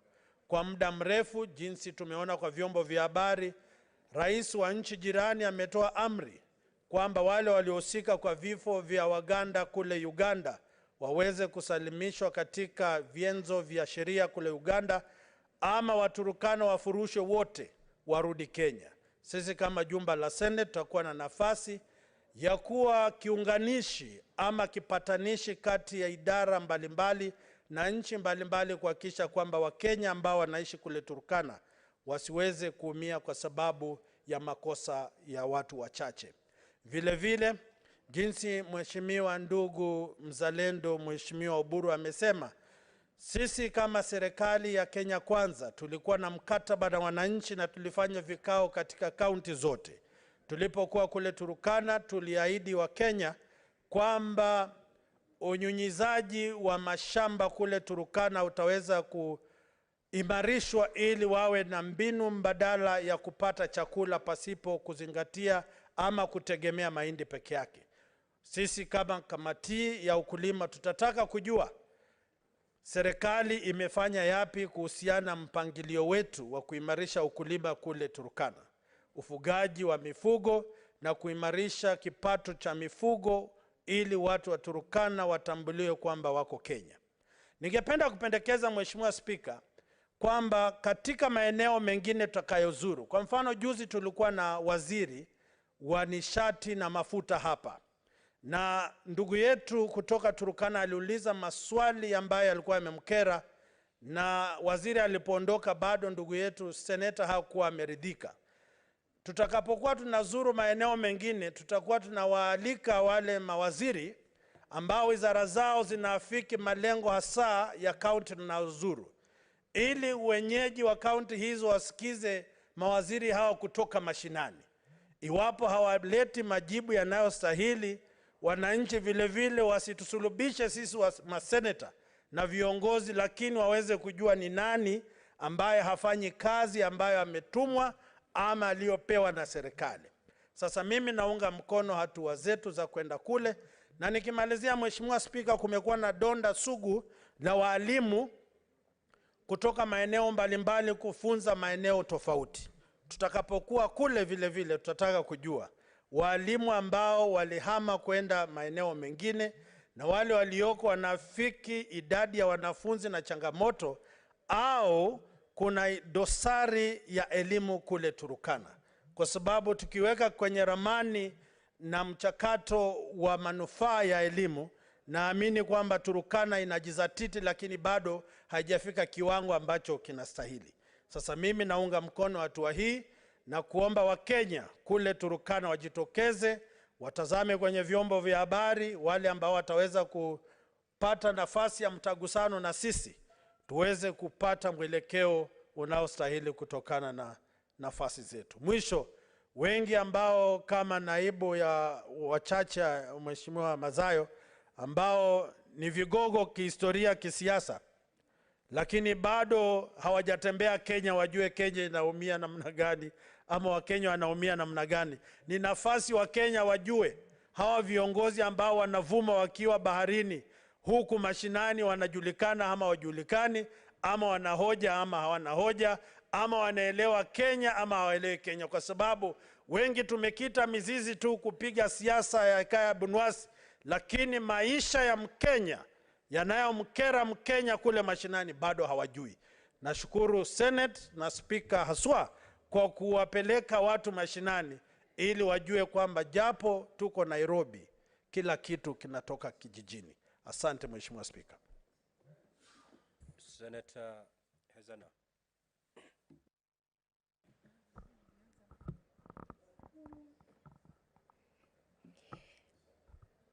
Thank you, Mr. Speaker, and I rise to support the motion by the bullfighter, Honorable Boni Halwale. And I strongly support that it's about time state in our country, the lack of food and lack of food reserves. And I mean, it's very shameful because as we said, Turkana County has Turkana, Samburu, and Marsabit counties have this potential to grow crops because these are semi-arid areas. They are not actually arid areas. Mr. Speaker, Turkana County borders three countries, Uganda, Ethiopia, and South Sudan. And given that this is a county that's bordering 3 different nations, there is a lot of potential in opening up the county for cross-border trading and ensuring that there is peace, at least to ensure that proper relations is is accomplished among these countries. Mr. Speaker, I've also heard that there was a discovery of underground water in Turkana, but unfortunately that the water is 7 times more saline than the recommendation by the World Health Organization. Mr. Speaker, I believe the recommendation was it would cost about 50 million monthly to get this water desalinated. And why wouldn't we spend 50 million as a country on electricity if at all we are already raising and taxing everything, including that same electricity cost which has blown out of imaginations.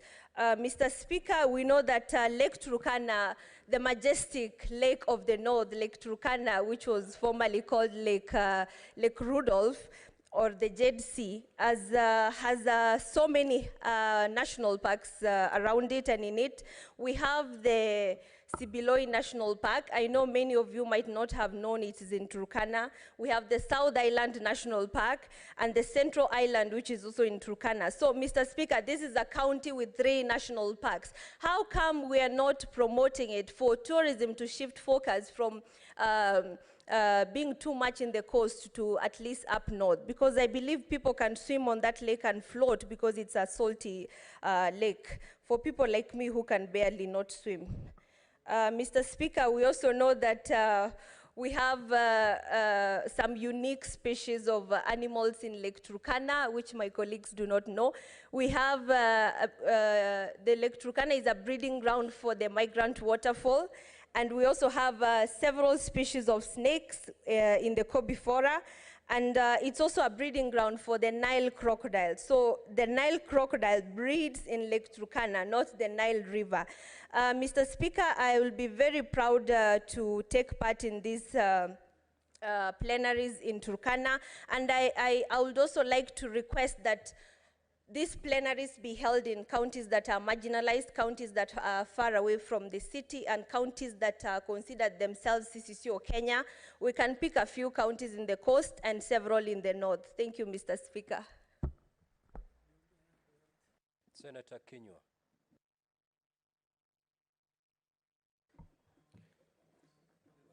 Asanti Bwana Spika. Kuanzia mwanzo nataka kusema naunga mkono mswada huu.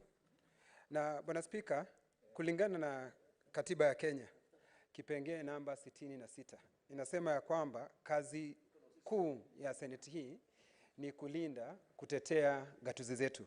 Bwana Spika, itakuwa ni jambo la kuvunja moyo ikiwa sisi tutakuwa tunasema tunatetea gatuzi zetu na hata tuzifahamu na hatuzijui mahali ziko.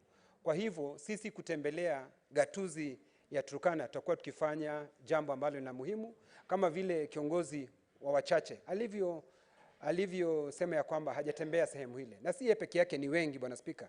Kwa hivyo litakuwa ni jambo zuri sisi kutembelea gatuzi zetu, tuweze kuzijua masaibu ambayo wale wanaoishi pale wanapitia, changamoto wanazozipitia, ama hata mambo ambayo ya manufaa wanayotenda ambayo sisi tunaweza tukaiga katika kaunti zetu Bwana Spika. Bwana Spika, kamati zetu ambazo tuko nazo hapa ningeliomba waweze kuwa na vikao pale. Kwa mfano, mambo ya usalama ndio swala ambalo limekuwa likisumbua ndugu zetu wa kutoka pale Turkana Bwana Spika. Kwa hivyo kamati yetu ya usalama ikiwa pale itaweza kulivalia njuga swala hili, na pengine kwa sababu watakuwa pale wataweza kuona ni jambo lipi ambalo wanaweza kulitatua. Bwana Spika, ni katika kamati ya elimu tumeambiwa ya kwamba shule za chekechea zilijengwa nyingi sana na gavana na NOC Bwana Spika.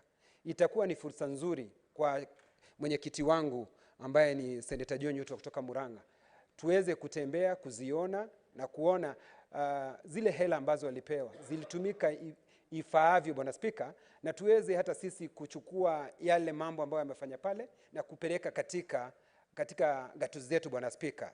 Hilo ndilo jambo ambalo litasaidia sana, kwa sababu ikiwa tutakuwa tu ni kutembea na hatuwezi kusoma jambo lolote ambalo litapeka katika gatuzi zetu Bwana Spika, hakutakuwa na haja. Bwana Spika, jambo lingine ambalo ni muhimu, wale ambao wako katika gatuzi zetu wengi hawafahamu kazi ya seneti ni gani Bwana Spika. Unapasa ukitembea mashinani wakikwambia tumemwona gavana ametengeneza barabara, tunamwona mbunge ametengeneza shule ya msingi, lakini seneta hajafanya jambo lolote ambalo sisi tunaliona Bwana Spika.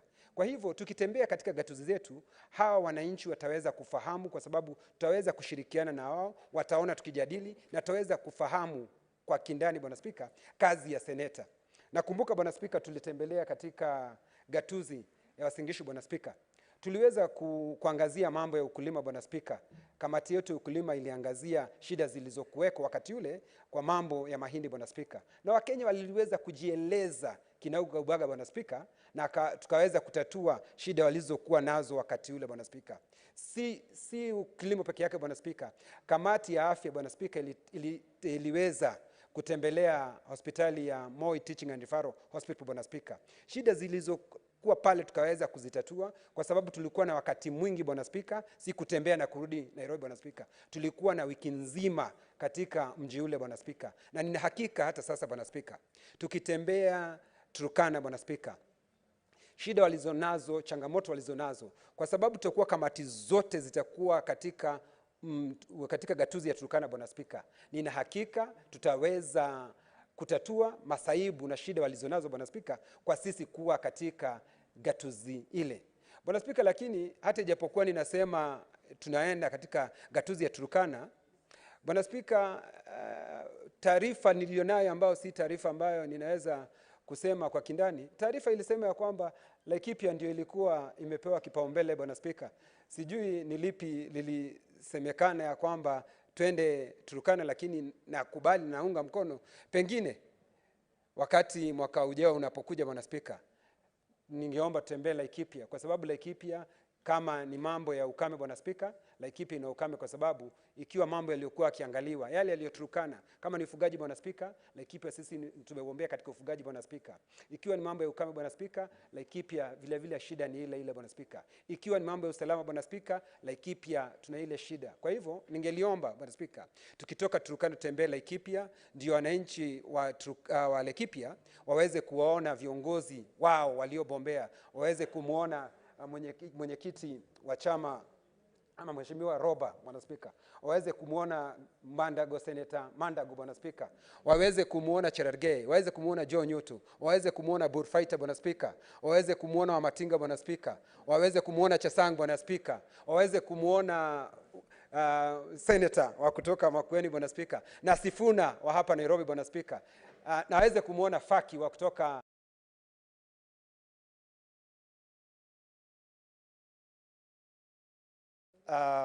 Turkana. Bwana Spika, nina hakika tutaenda Laikipia, hata ijapokuwa wanasema ngoja unaweza pata mwana si wako. Bwana Spika, mimi nitangoja. Nashukuru na asanti. Senator Shakila Abdallah. Thank you, Mr. Speaker, for giving me this opportunity to contribute to this motion. Mr. Speaker, I rise to support the motion by Honorable Senator Khalwale for visiting Turkana, which is one of the most disadvantaged and marginalized counties, is a good step by this Senate to take. Honorable Speaker, this should not only be limited to Turkana, it should be actually given the opportunity and advantage to most of these marginalized counties, whereby to see what the devolution has done at the grassroots. Because the intention of devolution is to ensure that the marginalized and the most disadvantaged counties grow to the level of the developed counties. So by doing these trips, or by doing this Senate Mashinani, will give the Senate the opportunity to see by itself on how the devolution is working. Mr. Speaker, this is also a very best way of doing, or really the opportunity of the Senate doing its role of oversight at the grassroots. Also, by visiting these counties, it will give the Senate the opportunity to see most of these areas whereby there are big development which is taking place. For instance, Tulo, and maybe when we get the opportunity to visit Tulamu, which I believe we will one time, there is a LAPSET project which is coming, and those are the things which we need to see whether they are actually benefiting the communities, the areas where these developments are happening. So by doing this, Senate Mashinani is a good opportunity for the Senate to know how the communities are benefiting from these big developments. Mr. Speaker, by visiting Turkana, we will also be having the opportunity to see whether the pastoralists are having any other means of empowerment, because we know there are many opportunities which have come out here that Turkana County is having. So it is again very important to know and see whether these opportunities are benefiting the Turkana people. Mr. Speaker, there's also a Turkana University College, which is in Lodwar town.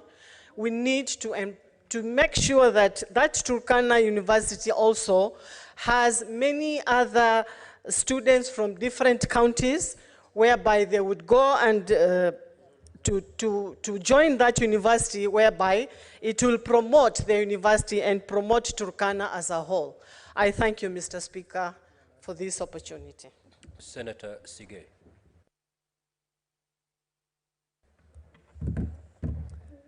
Thank you very much, Mr. Speaker. I also rise to support the motion of enhancing devolution by having Turkana County Assembly or the county government of Turkana host this house in the next session. Mr. Speaker, one of the major roles of this house is to support devolution, and supporting devolution is, among other ways, of what we've decided by placing before the House this particular motion. We have been given a history about Turkana County, the features that we will celebrate when we are there, the kind of economic activities that are also in that particular county will be an experience that is equal to no other. Mr. Speaker, I am aware that there were other counties that equally had the interest of hosting the Senate. But the fact that Turkana County has emerged to get to this level, I would like to also challenge and give the rest of the counties who would in the near future be looking at this particular event to be hosted in their counties, prepare their ground for the same.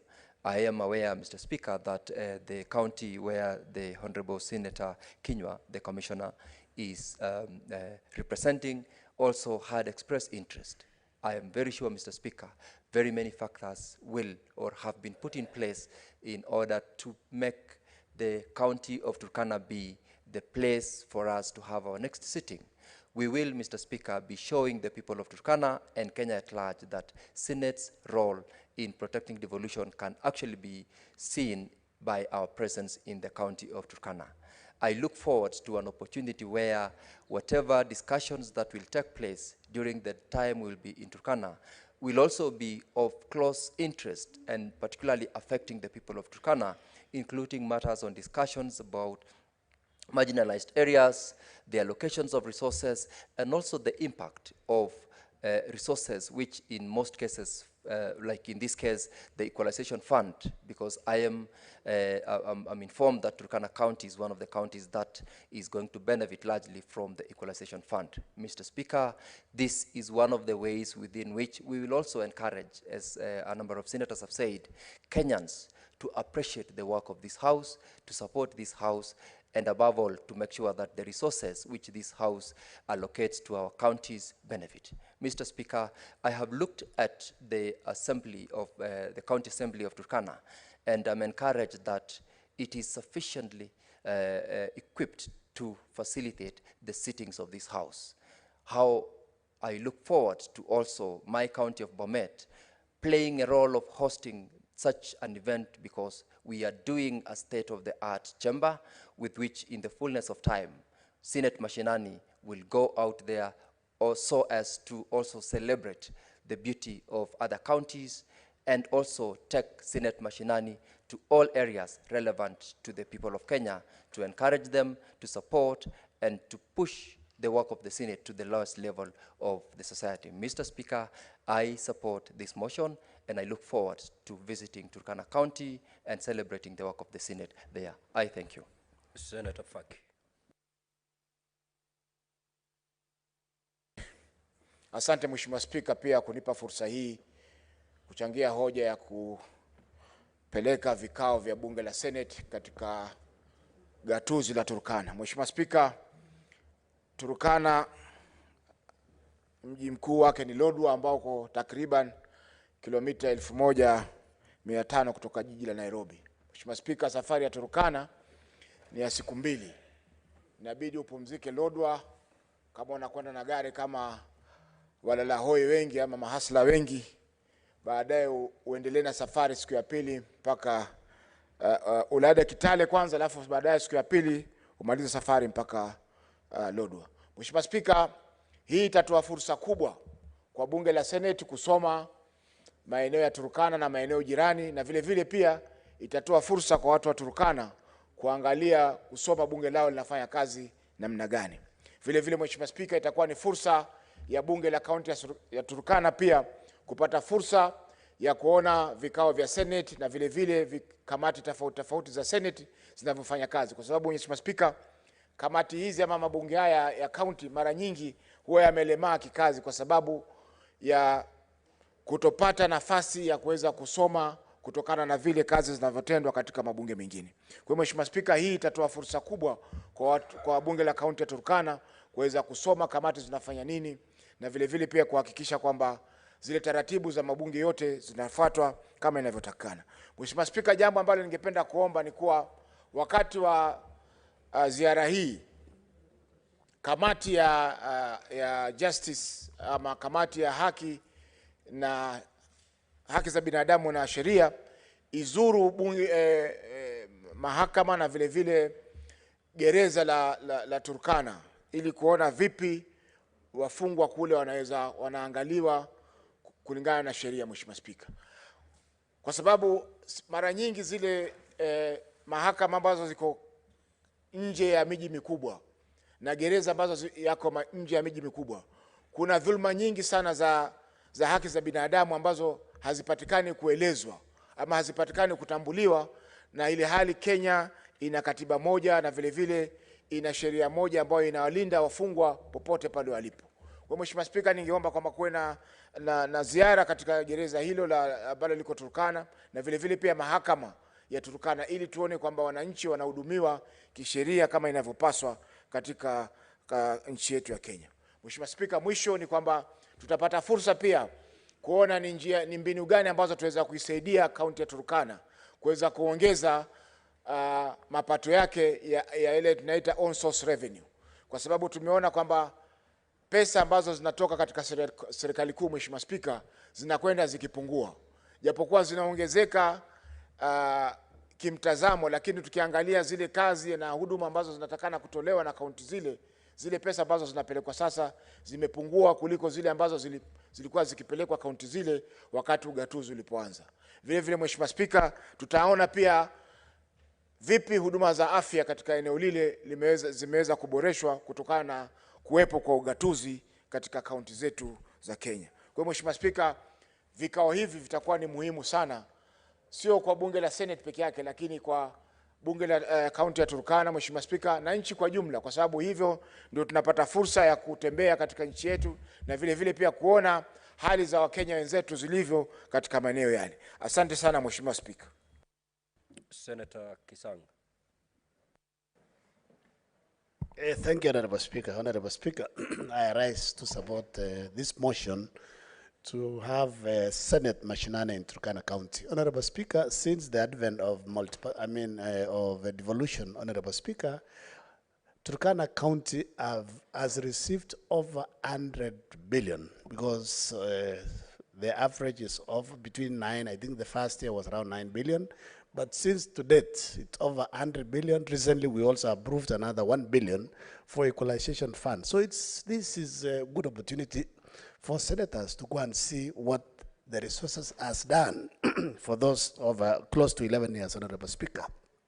It's also an opportunity, Honorable Speaker, for senators to see the status of the health facilities, both the county referral hospital, district, sub-county hospitals, dispensaries and health centers, Honorable Speaker, because resources have been sent to the counties, but you'll be surprised that we don't see much on the ground. That is why it is good that in the wisdom of Senate, 2018-2019, I think the problem was 2020-21 because of COVID, they didn't go to the counties. This will be good so that we'll see whether we are getting value for money at the counties. Honorable Speaker, it will also be good that time, Honorable Speaker, for all the committees to have meetings within the county, and we'll also request Senate, Honorable Speaker, that we have an interpreter so that, you know, the locals, the Turkana locals there, Honorable Speaker, may follow the proceedings and even witnesses that will be called so that they know, they value the visit to the county, Honorable Speaker. So I hope we'll have a Turkana interpreter in the assembly that day so that at least the people of Turkana can follow. Honorable Speaker, Turkana County is so big. It will also be a good opportunity for this House to see why we need the oversight fund for senators. Because the senator for Turkana, with his own resources, I don't think he'll be able to do oversight in that particular county, Honorable Speaker, because it is big. You can imagine if it is 1,500 kilometers from here to Lodwar, how about now within Turkana itself, and the roads are not good. So it's a need also. It is a reason why when we come back from there, if the oversight fund will not have been approved, we need to push as a House so that we can effectively do oversight with the resources that we are sending to the counties, Honorable Speaker. Honorable Speaker, last time I was there we visited as Energy Committee of National Assembly we went to Logichar when they were doing the oil exploration. So I hope also the Energy Committee, while we will be there, will have an opportunity to see and also interrogate and talk to the people and explain to them why they were not able to get any resources from the oil that was exported, the 414,000 barrels that was exported by the government in the last 2 years or so, Honorable Speaker. Honorable Speaker, I also wish the last 3-4 counties that get the least resources, which Elgeyo-Marakwet County includes, be given an opportunity to host this Senate Mashinane, so that also senators can have a feel why some counties like Lamu County, like Elgeyo-Marakwet County, a county like Vika County, they continue just paying salaries for the last 10 years, and there is nothing on the ground because the resources they get, what remains is not enough because they employ, all of them employ 10 CCs, maybe 12 chief officers across. They have the same number of nurses and teachers across, but the money that remains for development is not enough. So that when we push that we change the formula by having additional factors like terrain, you know, as people push for 1/4, 1 shilling, we will also be saying 1/4, 1 shilling, 1 tree, and some terrain, so that at least some of us will, the way your terrain is should be included as a factor so that Elgeyo-Marakwet County can benefit. And I'm requesting in advance that 2024-25, we take Senate Missionary to Elgeyo-Marakwet County so that you can see the beautiful landscape and agree that we need to add additional resources to that particular county. Thank you, Honorable Speaker. Senator Omtata.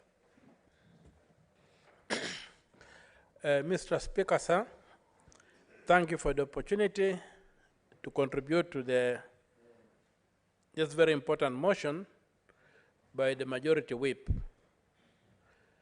Mr. Speaker, sir, I stand to support this motion on many fronts. But before I do that, I want to congratulate the team that came up and made the selection of Turkana as a point where we should start the tour of the country by the 13th Parliament.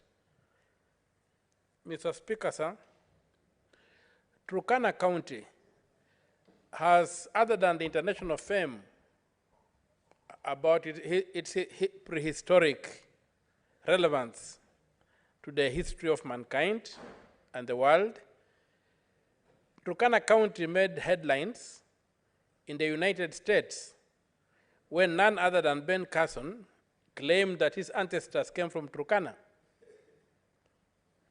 So it should show you how important this part of the world is, and we should be able to give it the recognition it deserves. As the Senate of Busia, Busia has got a very special relationship with Turkana. There's a part of Busia whereby if a Turkana speaks in Kiturkana and a Teso speaks in Ateso, they don't need a translator. They understand each other the way a Luya of Busia understands a Luya of Kakamega. So there's that close relationship. The Turkana and it is clear, it is recorded that the Turkana are part of what is called the Ateker Nation, which includes the Karamoja, the Iteso, the Toposa, and many other groups in that region. It's a big economy, it's a pastoralist economy, and one that needs a lot of support from the state. Turkana, for me, epitomizes one thing that I hold dear to my heart in terms of political philosophy. As a believer in the primacy of political action within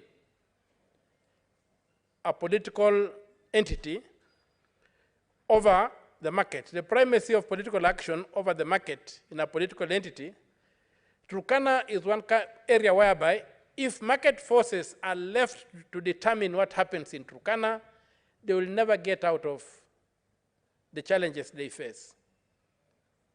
The resources, it's only the state that can bring that water to the surface, clean it, and then tell the market, there you go, do what you want to do with that water.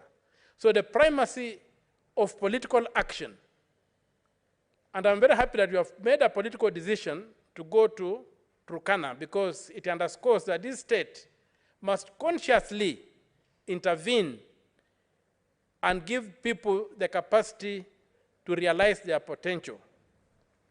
Mr. Speaker, sir, Turkana produces a lot of fish. Another connection between Busia and Turkana is fish. The Congo are addicted to tilapia from Lake Turkana. And every day, tons and tons of fish flow through Busia into the Congo. Unfortunately, Mr. Speaker, sir, there is no infrastructure for benefiting Turkana from the fish. There is no infrastructure for even the people of Busia benefiting from hosting the point at which the fish is then changed over into traders from the Congo.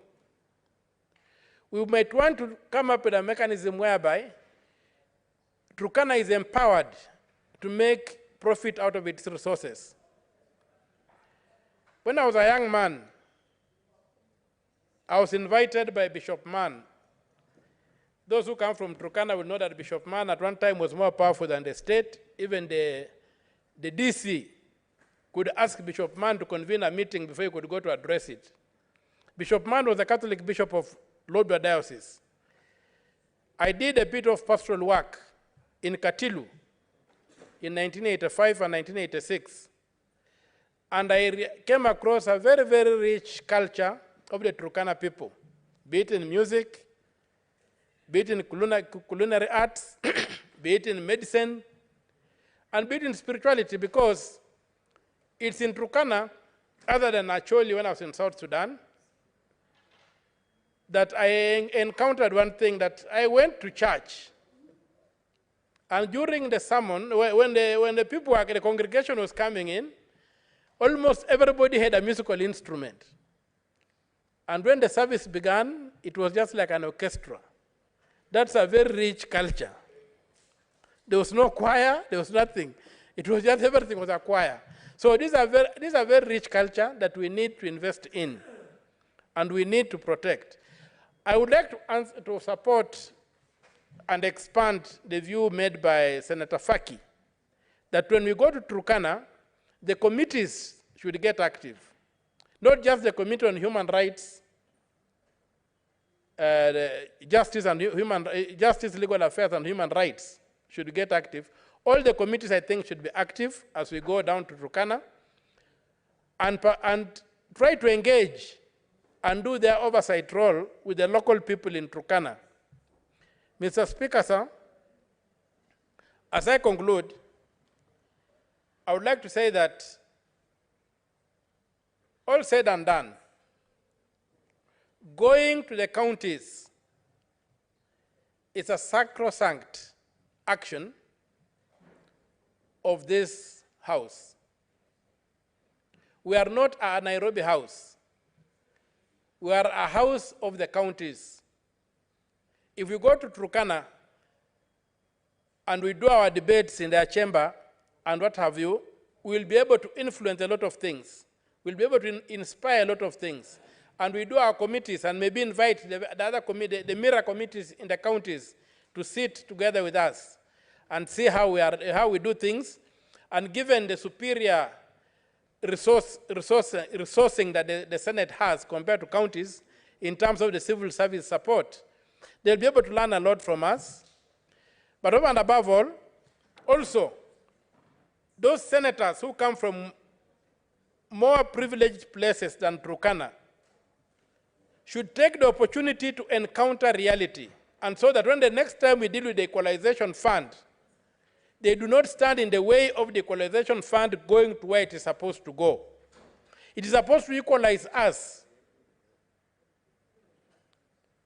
It's not a fund to be divided that everybody has a share in.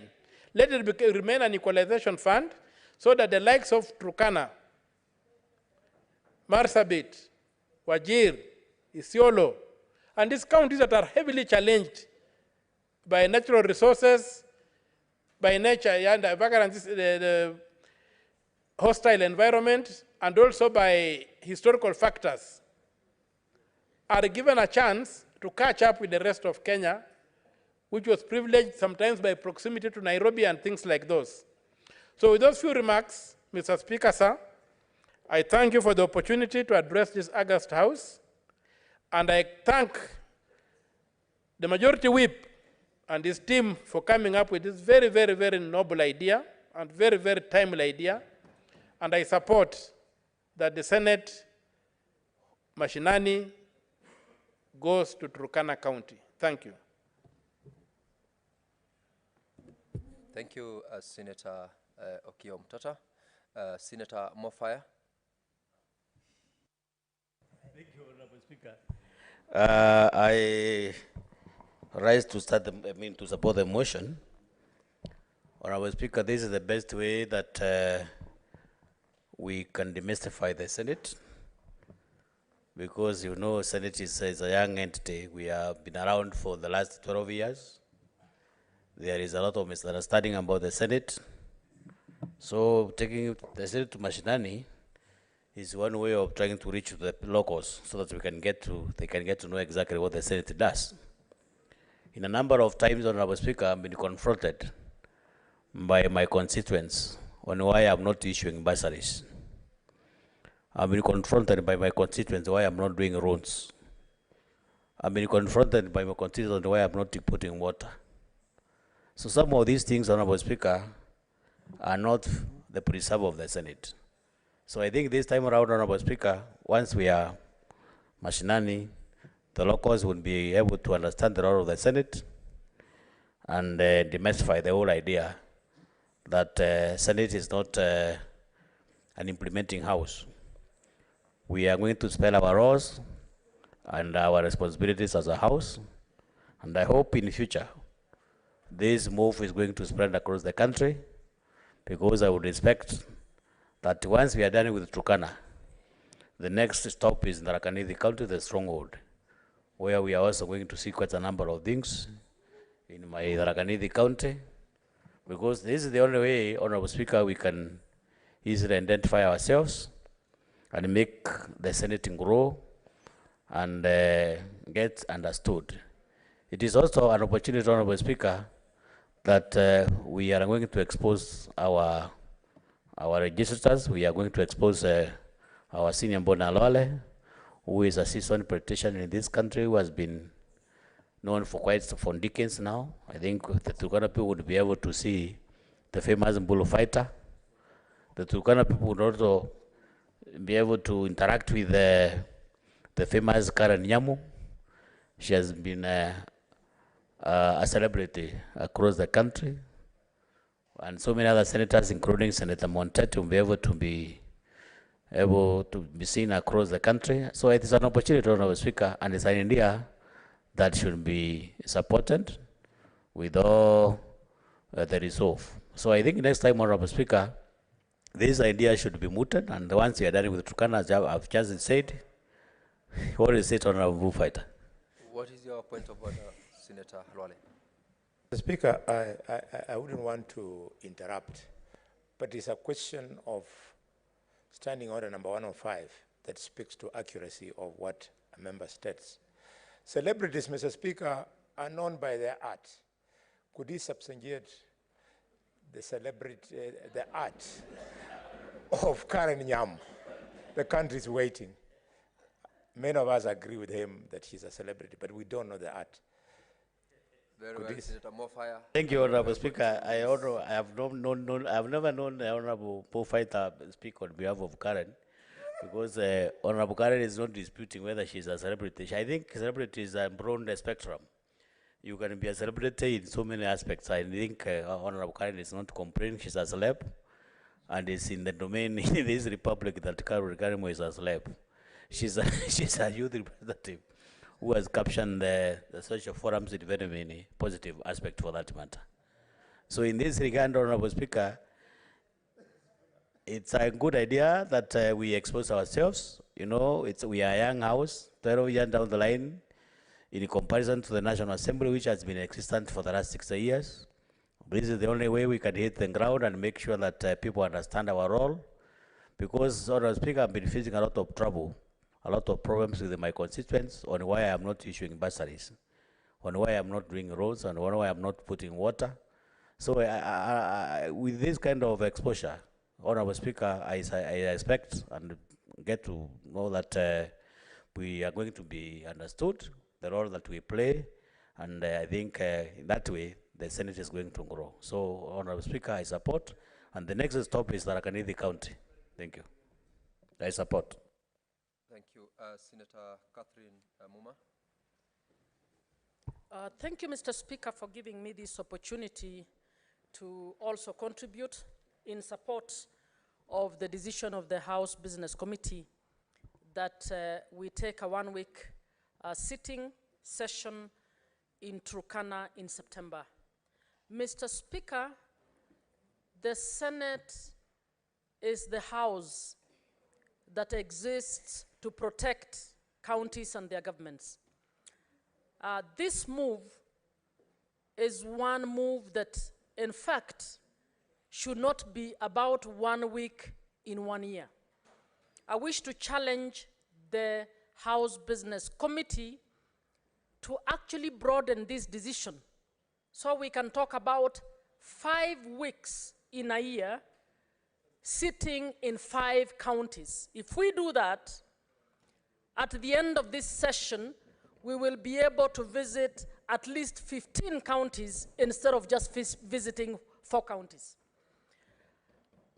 Mr. Speaker, as others have said, the role of the Senate is misunderstood, or there is a lot of ignorance around this house.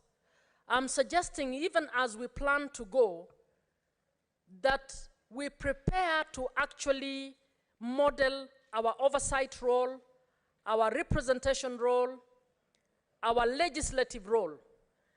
And Mr. Speaker, I suggest that we can also model how Article 189 on intergovernmental relations is supposed to work. I'm suggesting, Mr. Speaker, that we prepare to engage with county assemblies, particularly on the role of oversight, so that we can use the opportunity to give capacity to clarify what the role of county assemblies is and what the role of the Senate is. Mr. Speaker, when one of the county jail committees visited recently, and I will not mention which one, I was a bit embarrassed at their understanding of what the committee role was. They actually thought that they have a role in setting up courts in counties. So they felt they had not been operationalized for a very long time because the judiciary has not been devolved. I was embarrassed. In fact, we were embarrassed as a committee when we heard that. We can use this opportunity to actually meet with the various committees of the counties to enable them to provide part of the capacity building or technical support that can enable counties to actually do their job as legislators at the county. Mr. Speaker, even as we go, I suggest we engage on the issue of getting financial autonomy for county assemblies so that it's an issue we will discuss as we go down. And we can even start discussing with some of the counties before any substantive legislation is done. We need to start persuading county executives to allow county assemblies to operate as independent entities. But for as long as they're not independent entities, county assemblies will be held ransom by county executives. Mr. Speaker, I'm suggesting that any pending audit report for Turkana County be prepared.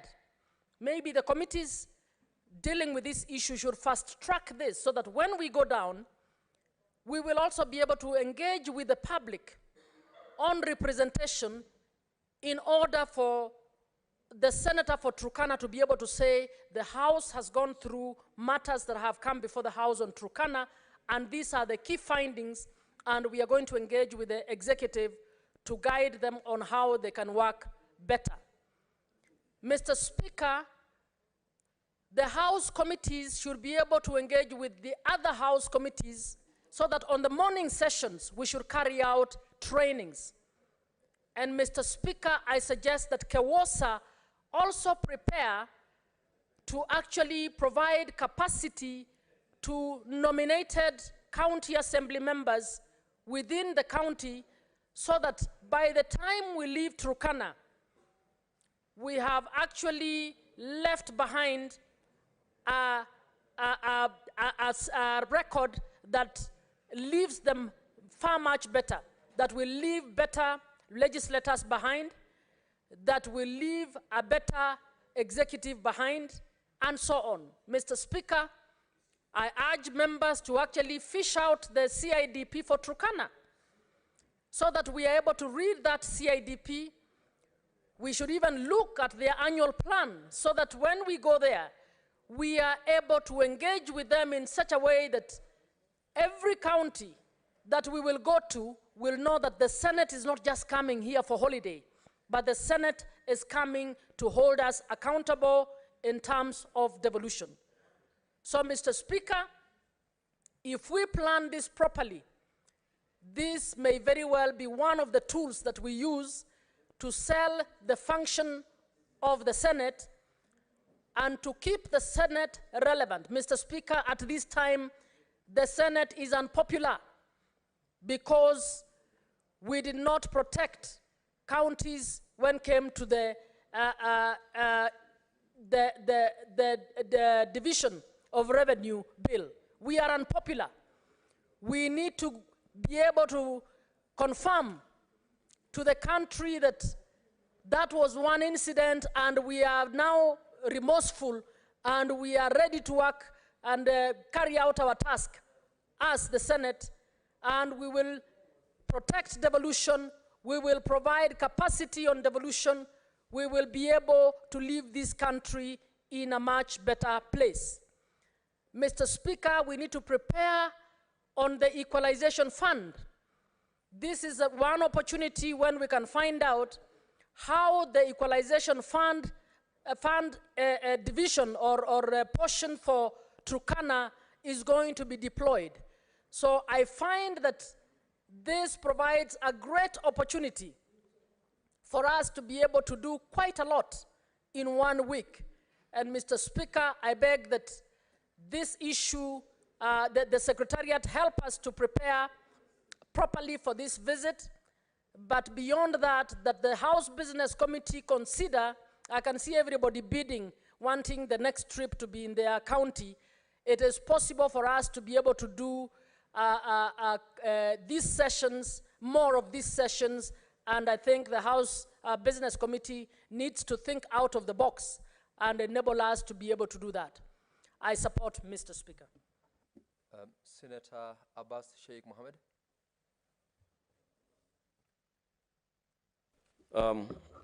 Thank you, Honorable Speaker. Honorable Speaker, I think this is a motion that is actually moving to the right direction. As you're aware, this Senate actually represents the entire nation, the 14 counties.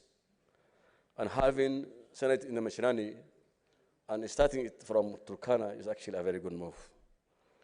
Honorable Speaker, I want to request, instead of saying having one Senate Mashinani per year, I think I'll request the House Business and those who are concerned to give opportunity at least 2 counties every year, so that at least by the end of the term, we'll be able to visit 8 counties, and that represents 8 regions. And I think that will be a better sample than having only 4 for the entire period for the Senate will be operating until 2027. Mr. Speaker, Honorable Speaker, Kenya actually is a land of contrast.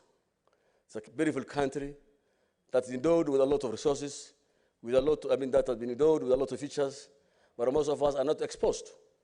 Probably most of the government, the senators, have had only exposure within their counties and Nairobi where they come to debate. I think going to, now going to Turkana will give time for the members to get used and see the actual part, I mean, the better parts of Kenya. One thing you should know is, and I think I'll request the colleagues and the team, that we should be traveling by road, so at least we can be able to experience the difficulties that have been faced by the rest of Kenyans, especially the far-fetched areas. You know, if you see the infrastructure, then each of us will accept to give Turkana and the northern Kenya like Wajir, Marsabit, and Mandera more money than what they're getting now. Because I see here, I feel that some of the senators feel that we're giving a lot of money to those areas. Those areas have been neglected for many years. Session paper 10 of 1965 has really discriminated and really separated this country. That the northern frontiers have been condemned with all the capacity they have, with all the resources that is available. We have a lot of hydrocarbons, we have gases, we have oil, we have everything. We have the animals, we have the gold, but unfortunately it has not been exploited. And one thing I can tell you, this country will only develop when we exploit the northern lands, which is actually endowed with a lot of resources. Honorable Speaker, the business of saying, I know some of these people are saying, we look at one man, one shilling, one vote, but the thing is, if these people have been getting development from the colonial up to today, people have been developed, areas have been developed. I think, honestly, I mean, the issue of, even giving equalization fund to more of other counties that have been developed was not affected, because those areas like Turkana are so undeveloped. We still need to give them more money, and we need to develop them. And this exposure, I think, will make people to realize that Turkana really needs, and the other parts like Marsabit and Wajir and Mandera will require, and Garissa will require more money for development. Honorable Speaker, one other thing is, you see, this will give us a comparative study. People will get exposed, and they will know. If you go to 20 years ago, areas like Dubai was just a desert. But today, each of us is going to wish to see and move to Dubai and see how things have been developed, the kind of economy that is going on. Equally, Mandera and Marsabit and Wajir can have this kind of opportunity. If given the opportunity, we will have even a better development, because Wajir and Marsabit and Turkana are not desert. It's not a desert. It's just an arid area. They have marginal areas that can be developed, and that food can be produced. We can improve the livestock. We could do a better economic activities in those areas. Now that, the land in Kenya is shrinking by the day, especially in Mount Kenya and in Kakamega, where the bullfighter comes from, that you need to have more land now. We need to exploit more land. So I think we need to move out of this place and move to areas like Turkana, Wajir, and Mandera, where we can make it the breadbasket of this country. Mr. Honorable Speaker, I think this Senate should have more exposures. We need to also see how life has changed. Before before we started the county issues, before the counties and the new dispensation of the 2010 Constitution, people from those areas used to say that when they come to Nairobi, they will tell you that they're going to Kenya. But today, just because they have seen some developments in those areas, they have seen now tarmac, houses have been built, good houses have been built, hospitals have been built. Now they appreciate that they're part of Kenya. Once now they see the Senate again, I think they will see now that really the Senate is a serious house, that is getting exposed, and that they want to know the problems that are existing, that we need to see the much of work that has been done and what is remaining, so that by the time we are given a budget appropriation, then we'll be having at least at the back of our mind that Turkana requires so much money for ABCD, for more development, for hospital, for food, and all these things. As it is, I will again put my request that let's have 2 counties per year, so at least every region can be have at least one sitting of the Senate, so that at least across the board we can be able to have that every region can at least appreciate that the Senate actually means business, and the Senate is ready now to work for devolution and to see that devolution becomes successful, and so that we can be able also to inspect and visit some of the development that has taken place within the last 15 years. That, I think that will be able to give us a better picture of what this country is, and we will be able to appreciate that we need to have more money for those areas. With those few remarks, I beg to support the motion, Mr. Speaker. Thank you. Senator Abbas. Senator Kibwana Ali Hamida. Thank you, Mr. Speaker. I also rise to support the Senate Mashinani. It is indeed a good initiative, great initiative. We shall be able to explore Turkana. Some of us have always known, of course, it's a dry area where they don't have hotels. We'll be sleeping in manyatas, so it will be a good experience. Mr. Speaker, I will also, at least, it will be an opportunity for us to drink blood and eat raw meat. Senator Hamida, did you say we have got no hotels in Turkana? That's what I thought. That's what I'm saying. It will be a good opportunity for us. I thought it will just be under manyatas, but then it's a good opportunity to explore. But it will also be good to be at least under manyata. I'll also urge my fellow Kumewaka team so that we prepare ourselves to visit many areas. One, the prisons also, at least to take to them some goodies, the beddings, the sanitary pads. It will also be an opportunity for us to visit also the healthcares, looking at the maternal health care. Opportunities also to mentor young girls, to discuss about the FGM and the stigma for the fistula.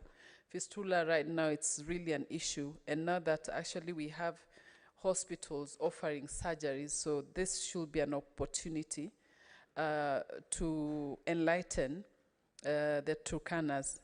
Mentoring the girls, getting to understand their issues, and also support on different areas. A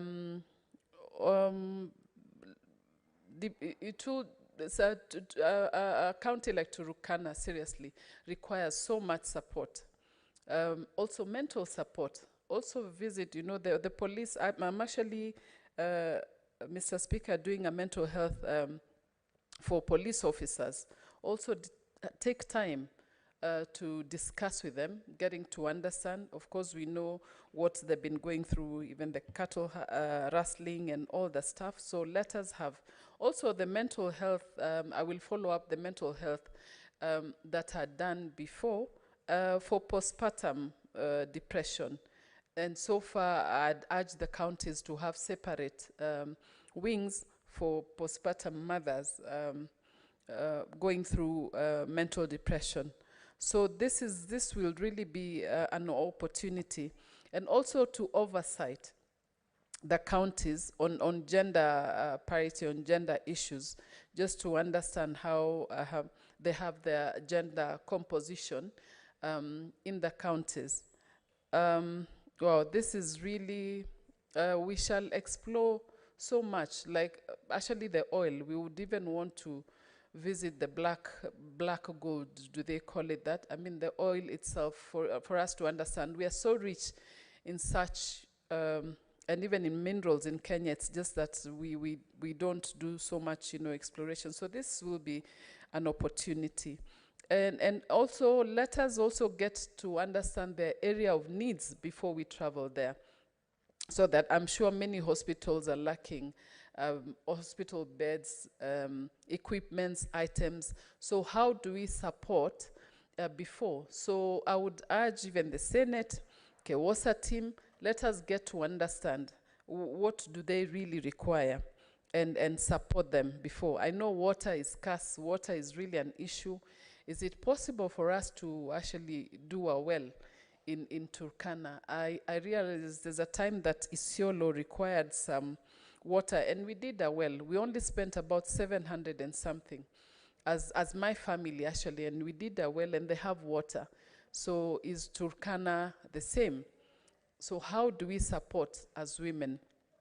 How do we support also, you know, the men? They also have issues. So this will be, we'll have all the time. In fact, 1 week, I'm just imagining 1 week in Turkana.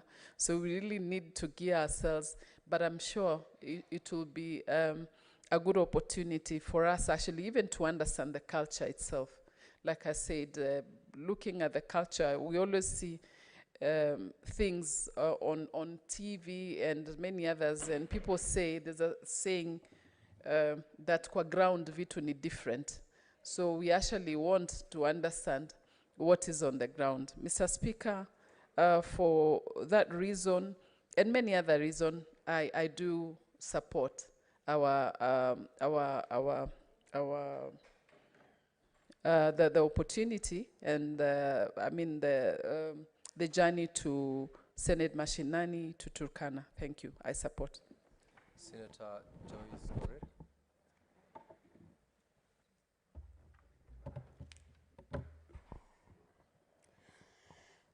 Thank you very much, Honorable Speaker. Allow me to thank the Honorable Senator Pony for bringing this motion to this House.